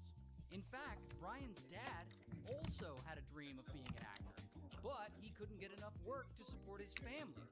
So he essentially failed as an actor, and that led him to drink all the time until he developed a massive drinking problem. And it got so bad that when Bryan was just a kid, his dad abandoned him and his family, causing them to lose everything, including their home. And this messed up Bryan's whole childhood. So even though Bryan wants to act, he's terrified of failing like his dad did. And that fear causes him to feel really lost in life. So one day, he gets an idea. Yeah, I've been playing all my games all day. Motorcycle trip. I mean, he can explore the whole country, and during that time, he can maybe figure out what the hell he's gonna do with his life. So Bryan goes to his brother, who we'll call Brother. And so Bryan asks Brother to go with him on this trip. And Brother's like, all right. So Bryan and his brother get on their motorcycles, and they head out across the country. And they have a great time doing this. However, they're broke. Like really broke. So they sleep in shelters or in churches and sometimes on just random lawns outside. And every time they run out of money, which is all the time, they stop in whatever town they're in and they pick up an odd job. Like they wash dishes or bus tables or whatever helps them get enough money for gas to get to the next place. So at one point on their trip, they stop in Daytona Beach, Florida, where they get jobs as waiters at a Polynesian-themed restaurant called the Hawaiian Inn. And that is when they meet their new boss, this guy, Mr. Wong. And Mr. Wong, he's the head chef of this place, and he's apparently a real dude.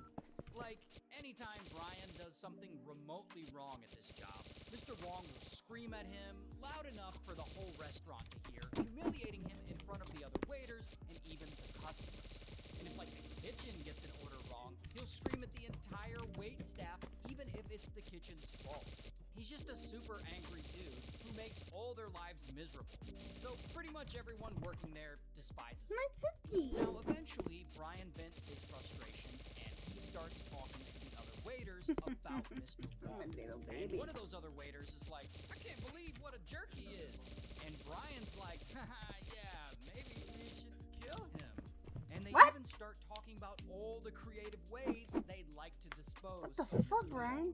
Like Brian jokes like, oh, we could slice him up and make a stir fry.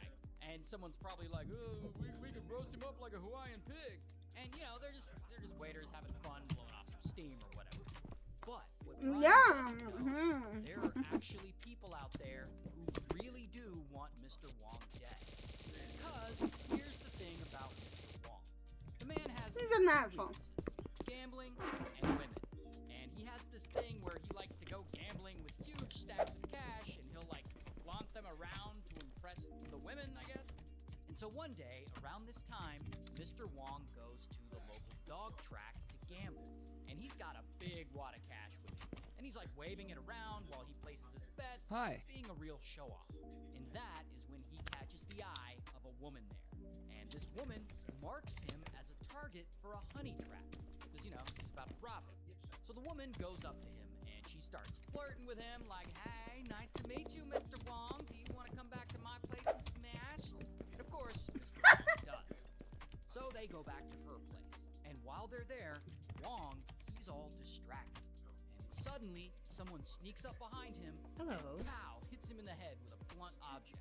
And this knocks him out. Then they take all his cash and they throw him into the trunk of an abandoned car and they leave him there. And as far as anyone at the restaurant knows, Mr. Wong has disappeared. Now, right around this same time, Brian and his brother, they decide it's time to move on from the Hawaiian Inn and continue on with their road trip. So they get on their motorcycles and they leave town. A few days later, police discover Mr. Wong inside the trunk of that car. And he is unfortunately dead. What? So they start investigating. And their investigation eventually leads them to the Hawaiian Inn, where they start questioning the wait staff. And they're like, is there anyone working here who dislikes Mr. Wong? And the staff's like, yeah, pretty much everyone. And police are like, is there anyone working here who would want to harm Mr. Wong? And the staff's like, yeah, pretty much everyone. Then they break the news to them. They tell them that Mr. Wong has been murdered. And the staff is like, oh shit. Then police ask them a crucial question. Is there anyone who was working here who recently left? And one of the staff says, yeah, Brian Cranston. He just skipped town last week. And police are like, oh snap, that perfectly aligns with Mr. Wong's estimated time of death. And so then the staff tell police, Brian said he was gonna chop Mr. Wong up and put him in the stir fry. And so suddenly, boom, Brian becomes the #1 suspect in Wong's murder. And police, they get a full description of him and his brother and their motorcycles and the details of where they're headed to. And they put out an APB alerting every cop in the region to be on the lookout for 2 dangerous men on motorcycles. Now, by this point, Brian and his brother, they're long gone. They're somewhere in the Carolinas, cruising along, and they have absolutely no idea they're wanted for murder back in Florida. And pretty quickly, police are actively pursuing them. And if they find them, this could actually ruin Brian's acting career before he even gets started. Imagine a few jokes about a boss that he hated ended up destroying his whole life. And then we'd never get Malcolm in the Middle as we know it, or Breaking Bad as we know it. Until local police in Daytona Beach look into this further. And they find out that Mr. Wong was actually at the dog track that day. And they're able to look at some surveillance footage of the place. And in some of that footage, they see Mr. Wong leaving the track with that woman he met. And they realize right away that this was a honey trap. And so they start looking at suspects other than Brian. A few months later, Brian and his brother, they come back to Daytona Beach, and they're looking for work again. And so they stop by the Hawaiian Inn. And Brian, he sees his old waiter friends, and he's like, "Hey guys, what's up?"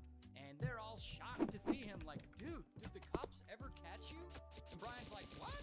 And they're like, "You didn't know that you were wanted for murder?" Now, eventually, the police do find the real killer, and bam, he's arrested.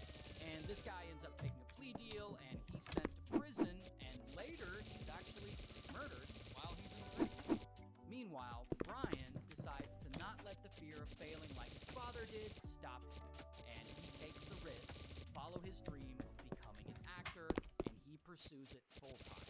And of course, as you know, he goes on to star in arguably the best TV series of all time. All of them. All of the series. Each and single series he ever played in got popular. Hey, I just ate cheese and crackers and pickles, and I fed my cows and I fed my chickens, and now I'm ready to read Reddit stories with my beautiful besties. Fist me. Fist me. First one's a little short one. My 33 male, wife 32 female, handle the disagreement immaturely. How do I get here to respect my feelings? How do I get here to respect my feelings? How do I get her to respect my feelings? Maybe by spelling correctly. But we'll see. We are both at fault. Okay, well that's... See, I feel like you think that... I feel like you're already at fault for saying that, but we'll see. See, I'm a jokester. Okay, yeah, and I do some pranks. It's your fault. I know it already. I know it already. Sorry, I'll continue. I'll start over. Sorry, what's that? We are both at fault. See, I'm a jokester, and I do some pranks. A couple times, I did a prank where I pretended to cheat on her. You know, like you do. Now she told me for she didn't fun. like those pranks, but I did it one more time, and I shouldn't have.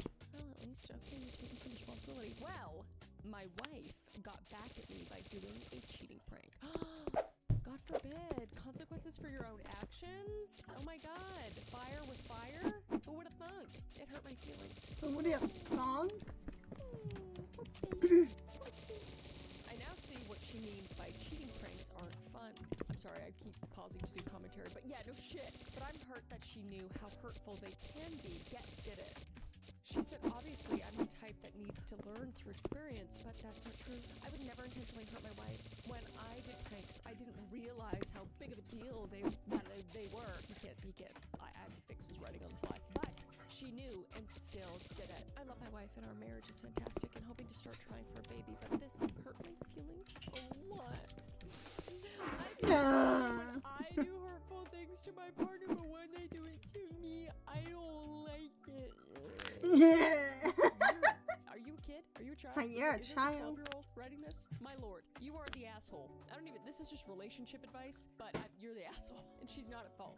You know, you think it's funny, so why wouldn't she think it's funny? Why wouldn't she get a little bit back just so you understand? Because you clearly aren't understanding. Her doing that is literally teaching you a lesson like a teacher does, you know, to a 12-year-old, because that's how you're acting. Sorry, I'm getting fired up right now. Anyway, let's see what the comments said. But you did intentionally hurt your wife when you pretended to cheat on her after she told you that she was hurt by that. You don't get to turn this on her and make yourself the victim. You are a total asshole. You owe her an apology and change behaviors. Update me. Exactly. This dude's search history must be like, why am I reaping? Do I have to reap if I sow? How do I sow without reaping? Is turnabout How do I actually sow without fair play? reap? Turnabout unfair? I'm just around. I don't understand why I have to find out. I love people on Reddit. They make me smile. They also make me cry sometimes. But it's okay. I just don't go on to the Call Me Chris Reddit anymore. Most people people are actually pretty nice, but there's some things on there that just make me really sad and upset. But anyway, this person's an asshole. Let's move on. Okay, this one sounds awful. It was on one of the top ones on Am I the Devil? The server spilled coffee and burned my baby this weekend.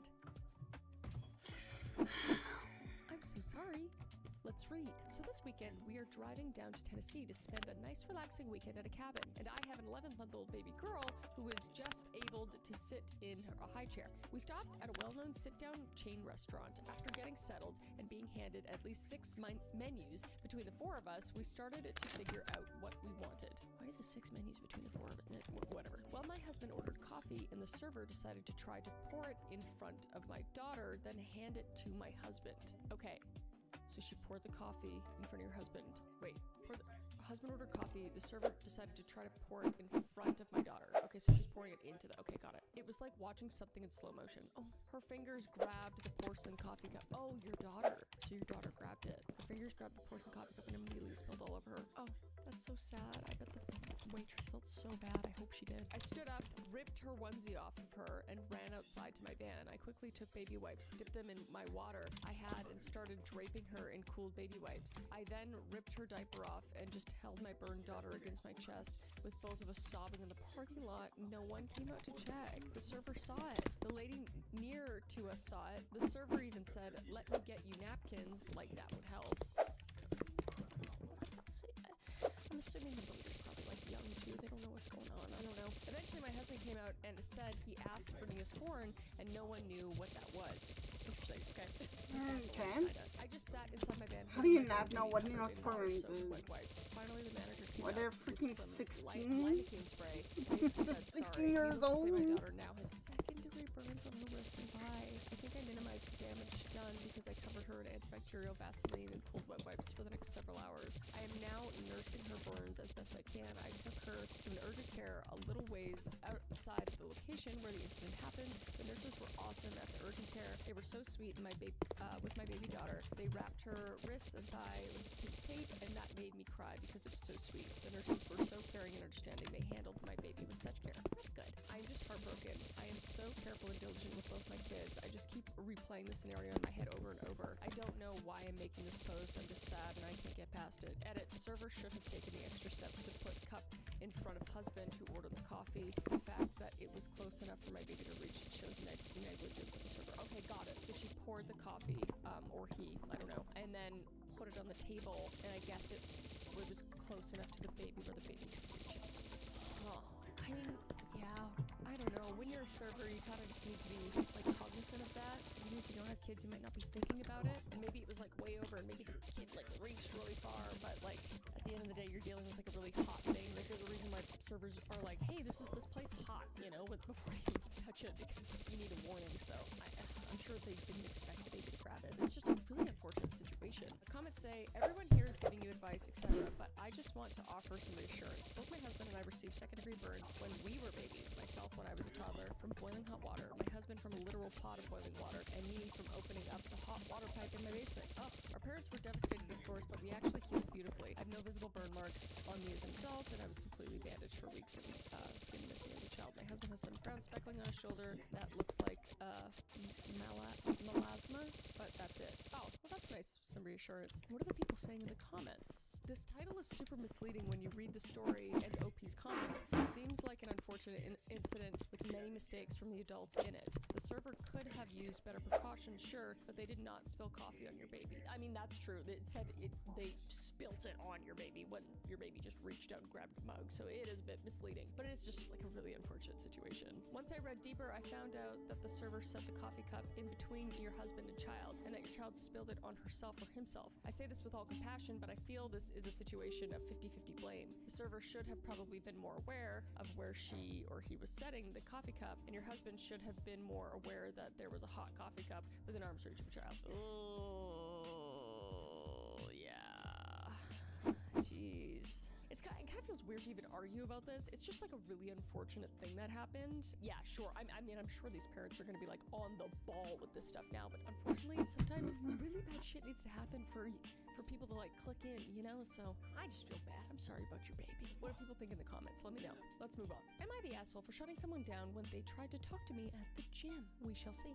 So for context, I, female 32, don't talk to anyone at my gym outside of saying hi and bye to people who work there, and having polite etiquette when asking someone if they're using something or saying thank you when they're done. This is partially for efficiency, but mostly because I go to the gym stoned AF and I'm in my zone and I don't want to talk to anyone. Whatever floats your boat, you know? Okay. Last week after my workout, I walked over to the food carts by my gym to pick up tacos. While I was there, some guy, male 40 plus, stopped me and said he went to the same gym. I had never noticed him before, but he insisted on walking with me and talking to me. I was kind of annoyed. Just because you see me on the street with my headphones out doesn't mean it's an invitation to talk to me. I made small talk and tried to be polite, got out as quick as I could. So the other day when I'm at the gym foam rolling with my headphones in, the guy just beelines to me while I'm trying to avoid eye contact and squats down next to me to say hi and give me a fist bump. I give him a quick heads up, acknowledge him, but ignore the fist pump. Avoid eye contact the rest of the time I'm there.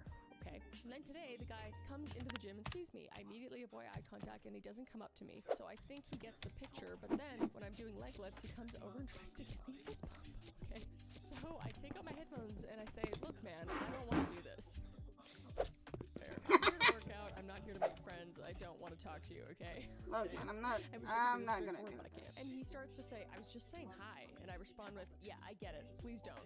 And I put my headphones back in and keep working out. I realize anyone who saw this probably thought I was a giant asshole, but I don't think someone's need for connection overrides my need to have a good workout, so am I the asshole? Interesting.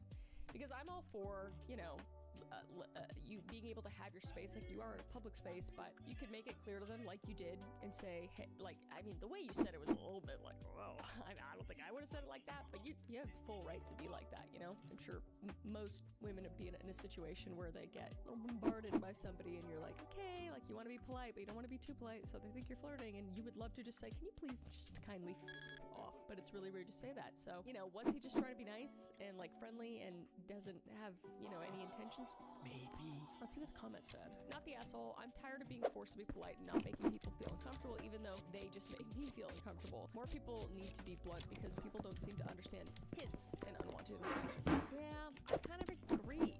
You know, coming from a woman, I don't know. This person said, not the asshole. Coming from a father, I hope my daughter has the boundaries you do when she grows up. You don't owe anyone your attention. You rock, though. Yeah, coming from someone who lost their father, yeah, this comment means the world to me. Oh, happy Father's Day. I've been in the situation where I'm like, really nice. My parents raised me to be very polite and very nice to anyone, especially your elders. And when I was like 17, 18 and working in a tanning salon and other jobs, I was very nice to older people, and that gained me stalkers and just weird interactions, really inappropriate interactions. So it depends on what you've been through in life, but I feel like a lot of more women than you think have been in this situation, you know? So, not the asshole. A gym in a public space, yes, but you are not public property. Yeah, the most anyone ever owes someone is a polite nod to acknowledge the eye contact, hello, whatever. You weren't meet and greet. You were at the gym. Unfortunately, some people think being outside of your home means you want to be their friend. Also, like, fist bump seems so innocent, but it's like that you're making contact with that person. A lot of people are uncomfortable with that, you know? So you can't assume that of people. You can be nice still, but you can just be like, hey, I'm not really in the mood to talk. I really just come here to work out, you know? So I think you're good. I don't think you're the asshole. What do you guys think, though? Let me know down below. Let's move on. Am I the asshole for not wanting to give up video games for my girlfriend? I, 33 male, just started a relationship with someone 26 female, and one thing we disagree on is me playing 2 hours of video games a week. 2 hours video games a week. Okay, that doesn't seem like that much. Okay, we'll see. She refuses to continue the relationship unless I stop playing video games completely. Okay, that seems like a lot. Before you say anything, yes, I know it is childish hobby of mine. I don't think it's childish. I think that's fine. If you like playing video games as an adult, it's perfectly normal. A lot of people do it. But that is exactly why I need it in my life. I have a lot on my shoulders with work, family issues, health issues that I don't want to give too much detail about so I can remain anonymous. The one thing that helps my mental health and allows me to distress is playing a game for 2 hours a week, where I can forget about the million responsibilities that I have and just relax my mind. I think that's perfectly fine. I'm not asking that's to play a for 10 hours a totally day, normal just a thing few to hours do. a week after she falls asleep. Her issue with it is that she wants 100% of my free time. I gave it up for a month now, and my mental health has gone downhill. Am I the asshole for wanting to stand? This my ground is in this torture. relationship? This is fucking torture. You don't need to be with somebody. Again, you don't I need an will. excuse not to be with somebody. That If sounds you really need and if horrible. you really love something like your hobby, something I that would you've done not be forever, with and someone something who that means a lot to you, does that's- not let me then play you can video break up with games. somebody I will. because they I will don't die want it or they don't allow inside. it. I love painting, and I'll probably. I wish I did it more, but if I wanted to do that a few hours a week, Caleb would be like, "Yeah, that's awesome. Can I watch? You know, or I'll go do my own thing." Like, Aw, Caleb's like to watch her paint. That is okay. so. It feels like you guys just probably aren't compatible. It's like he just like to hang out with her.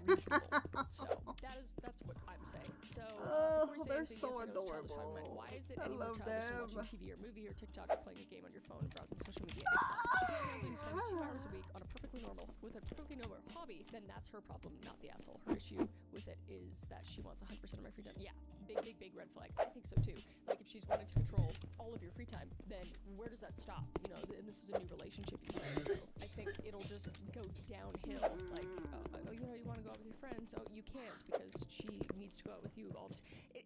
There's just red flags here, and there's probably somebody that maybe that will want to spend 100% of the time with her, and there'll be somebody for you where maybe they love to play video games too. Maybe they'll play with you, or maybe they'll go play their own game or do something else. You know, so there's so many people out there. You don't need to deal with this stuff, okay? Especially if you like it and it helps with your mental health. I'm all about that. So move on. You're gonna be all right. Let me know down below. Let's move on. Okay. Ooh, this one might be rough. My girlfriend and I never have slept, and it's been almost 5 years. Can I be asshole?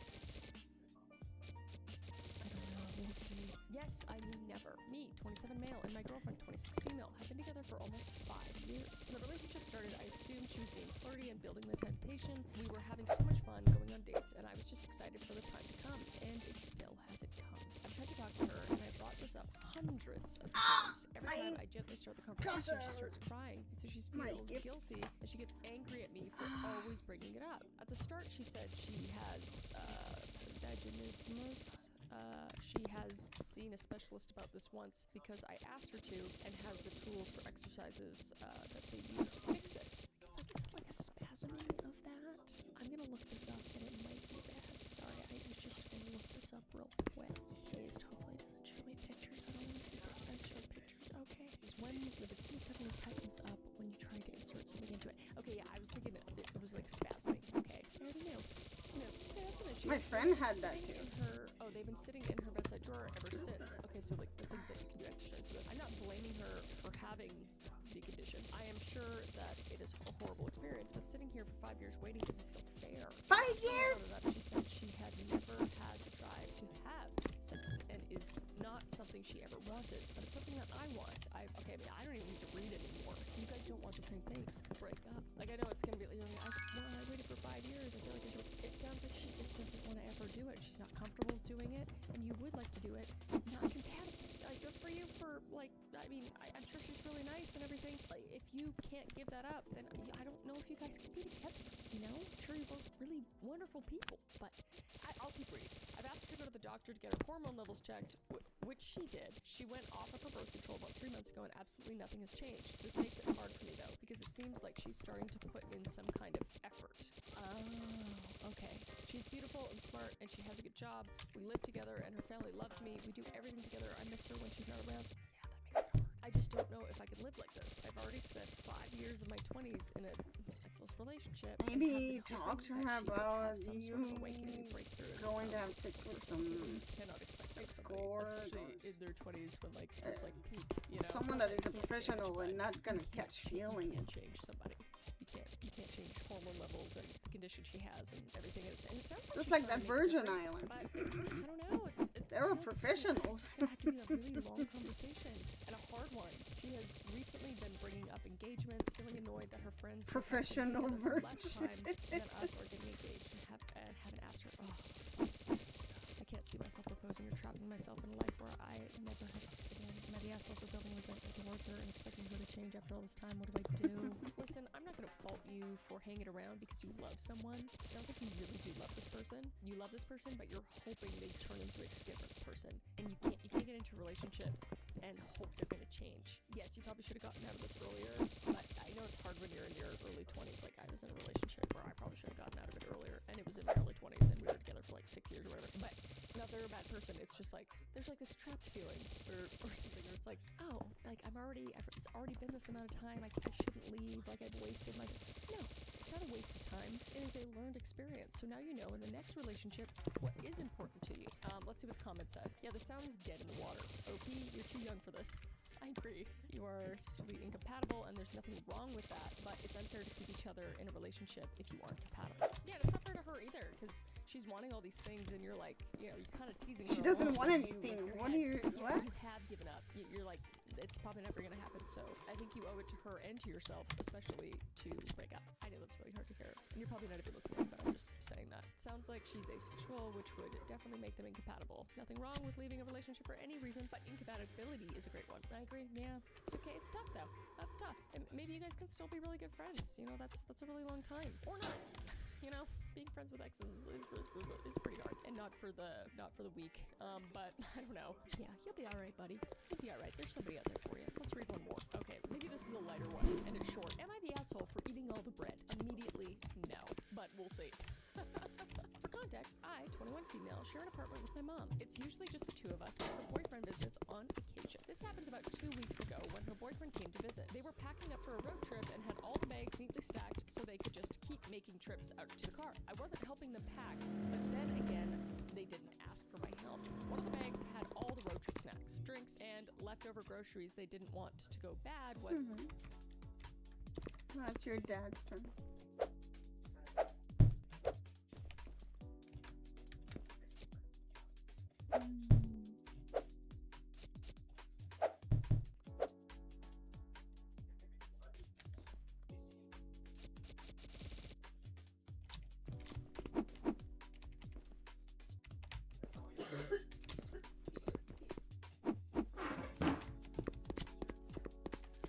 Why?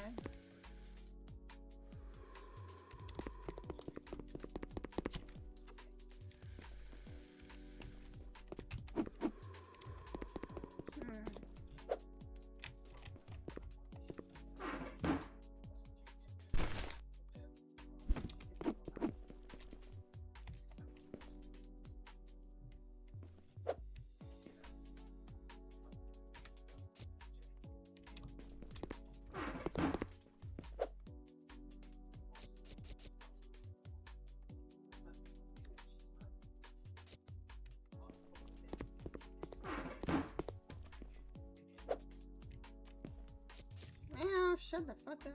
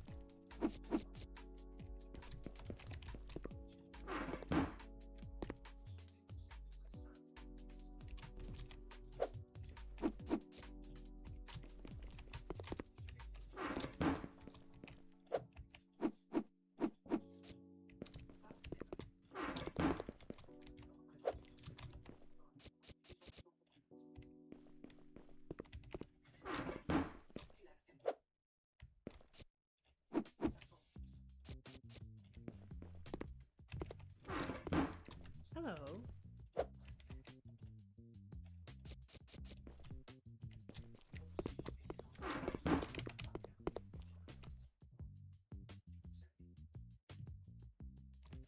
Who the fuck is my 136?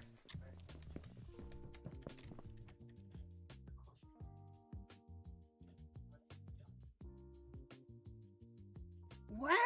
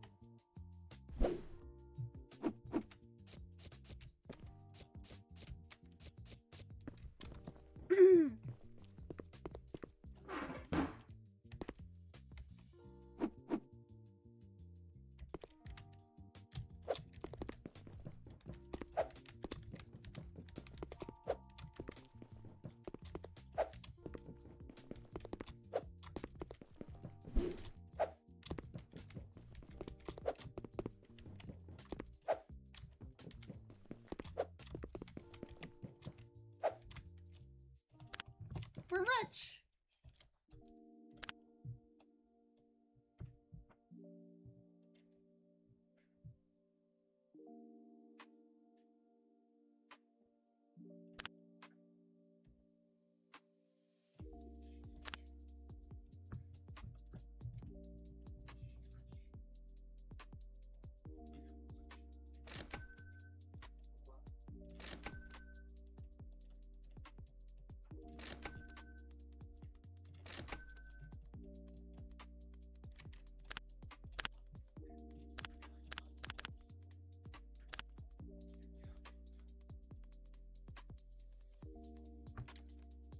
Ooh.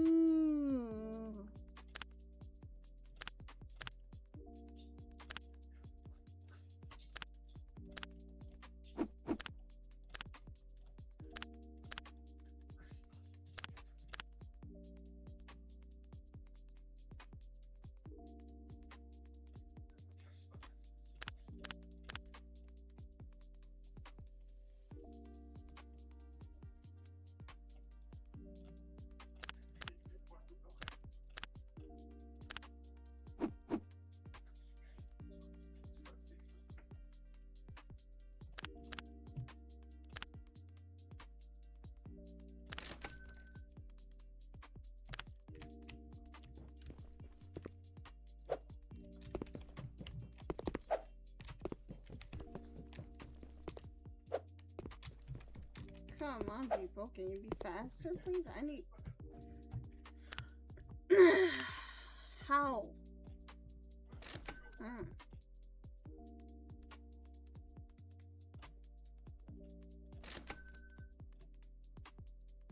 I need another cash register.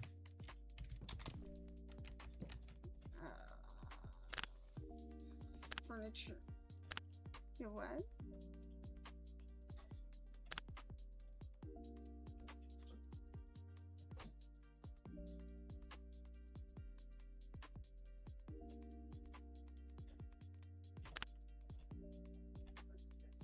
What the heck? What's that cash register?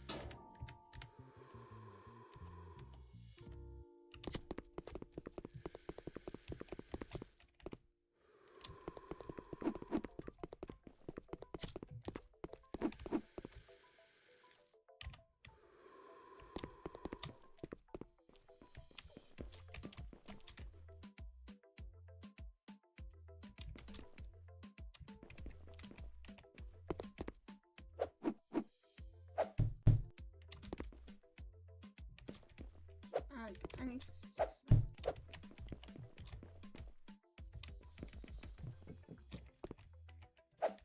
I heard knocking. No, it's just me when I run.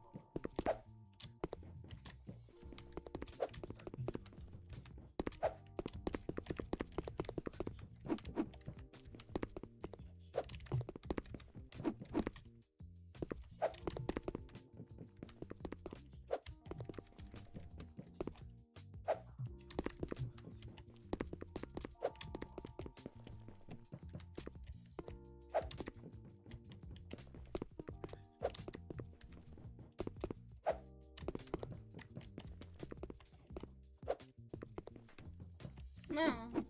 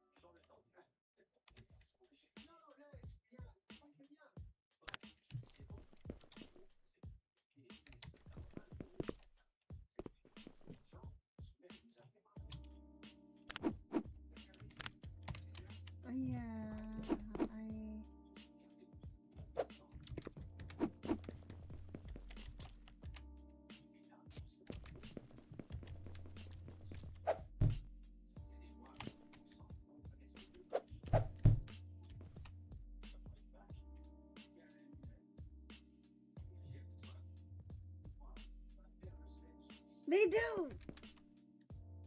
They do clean the empty boxes. Oh, nice. Okay.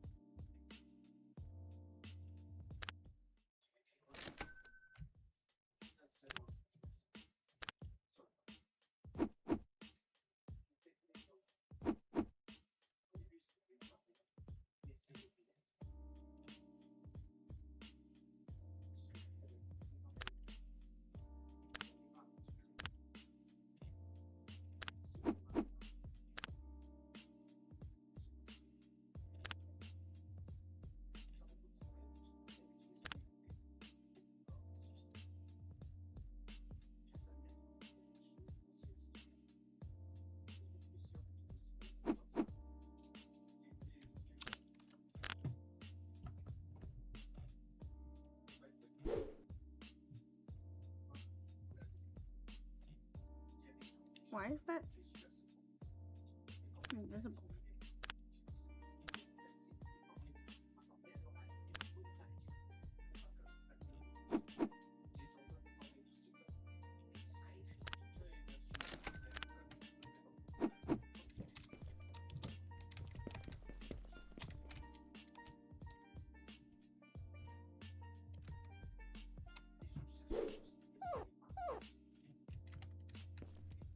What the fuck was that?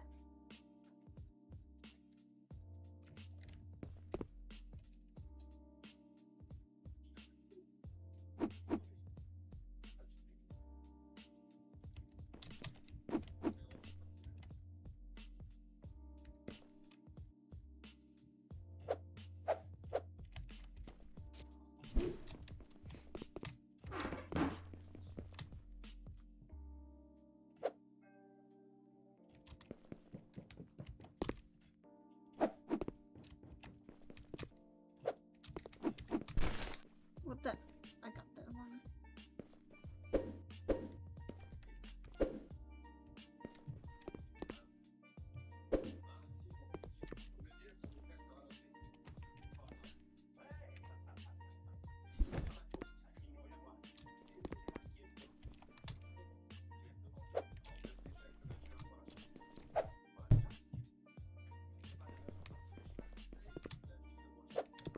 I bought two? How convenient.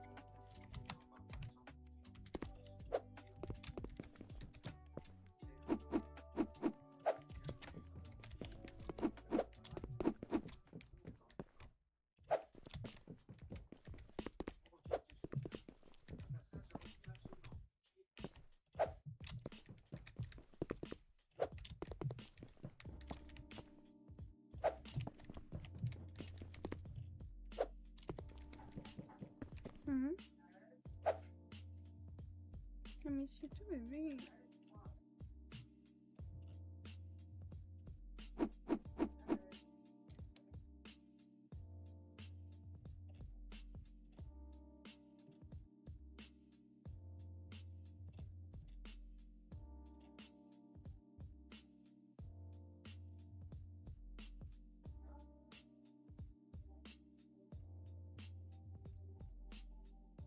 I reached a max reputation? How do I even know what my reputation? Where is it?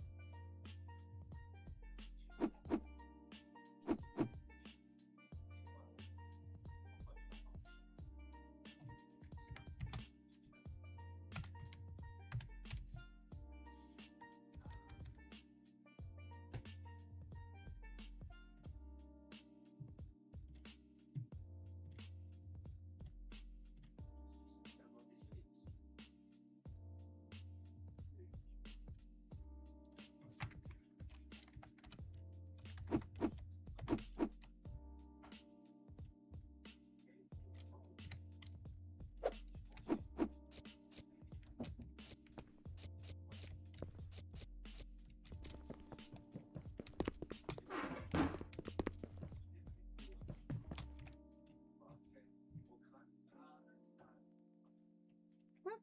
I thought I saved the recipes.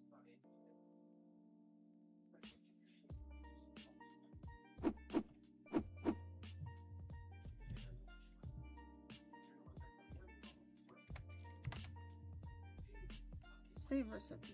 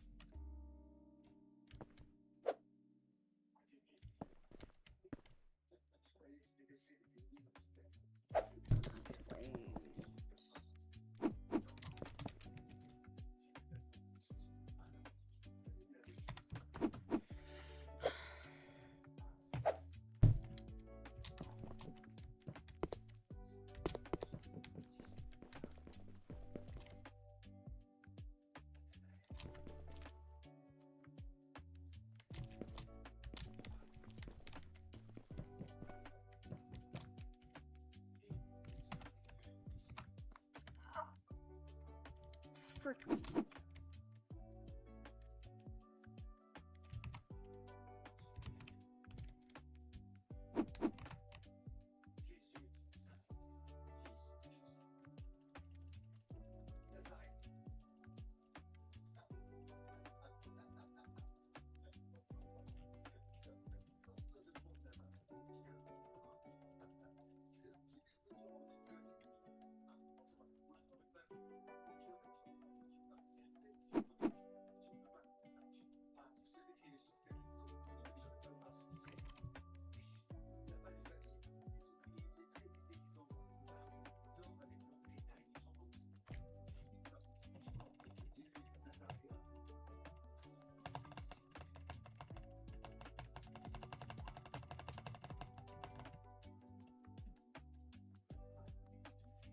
I'm sorry.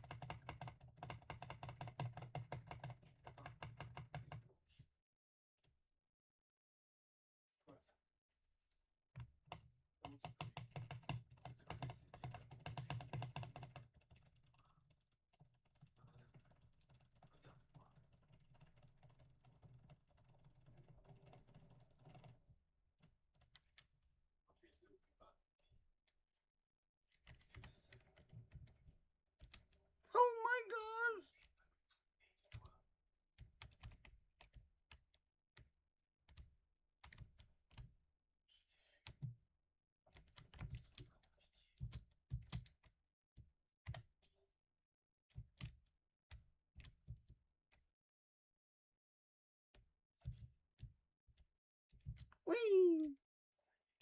Whee! Dang, that's horrible.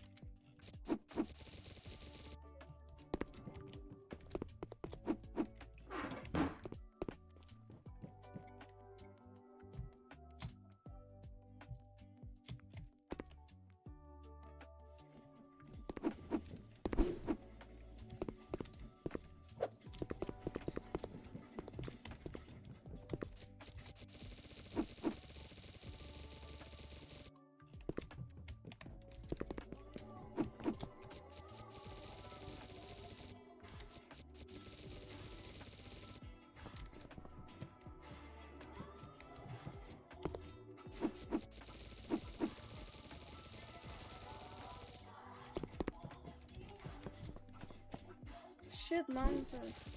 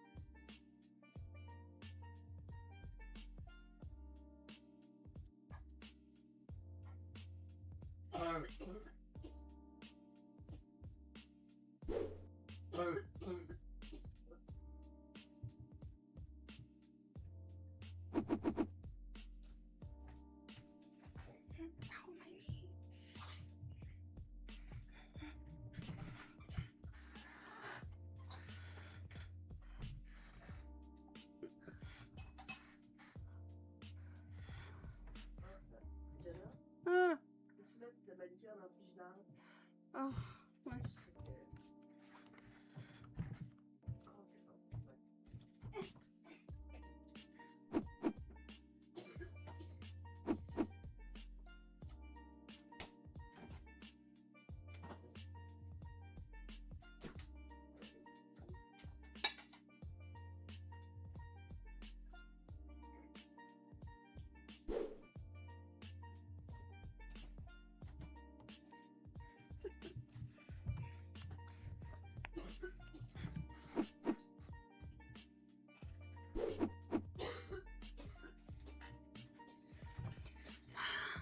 Cuties.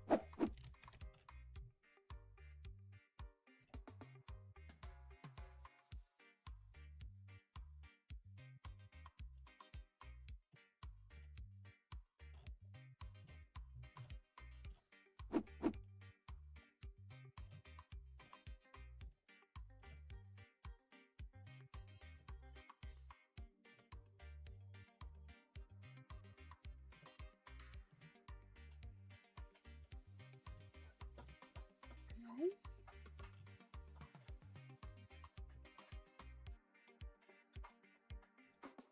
What? Nice.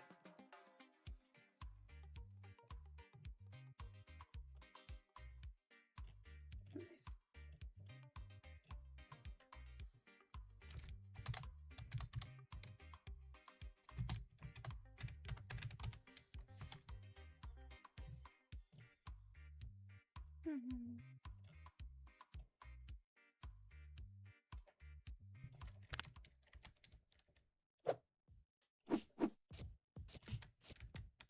How am I supposed to get to 420? Oh, no, it's the goal, apparently.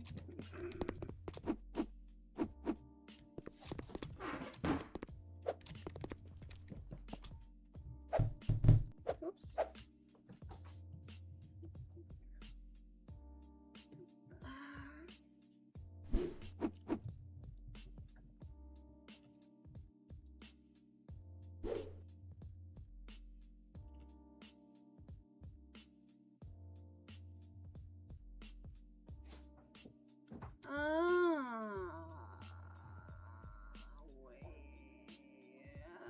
Titan. Dang.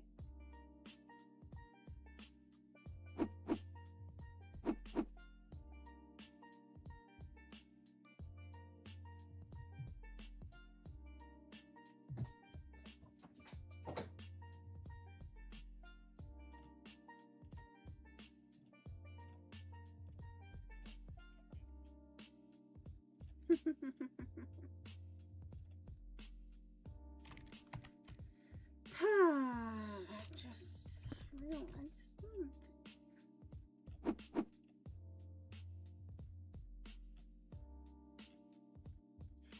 It depends on how much do. Oh.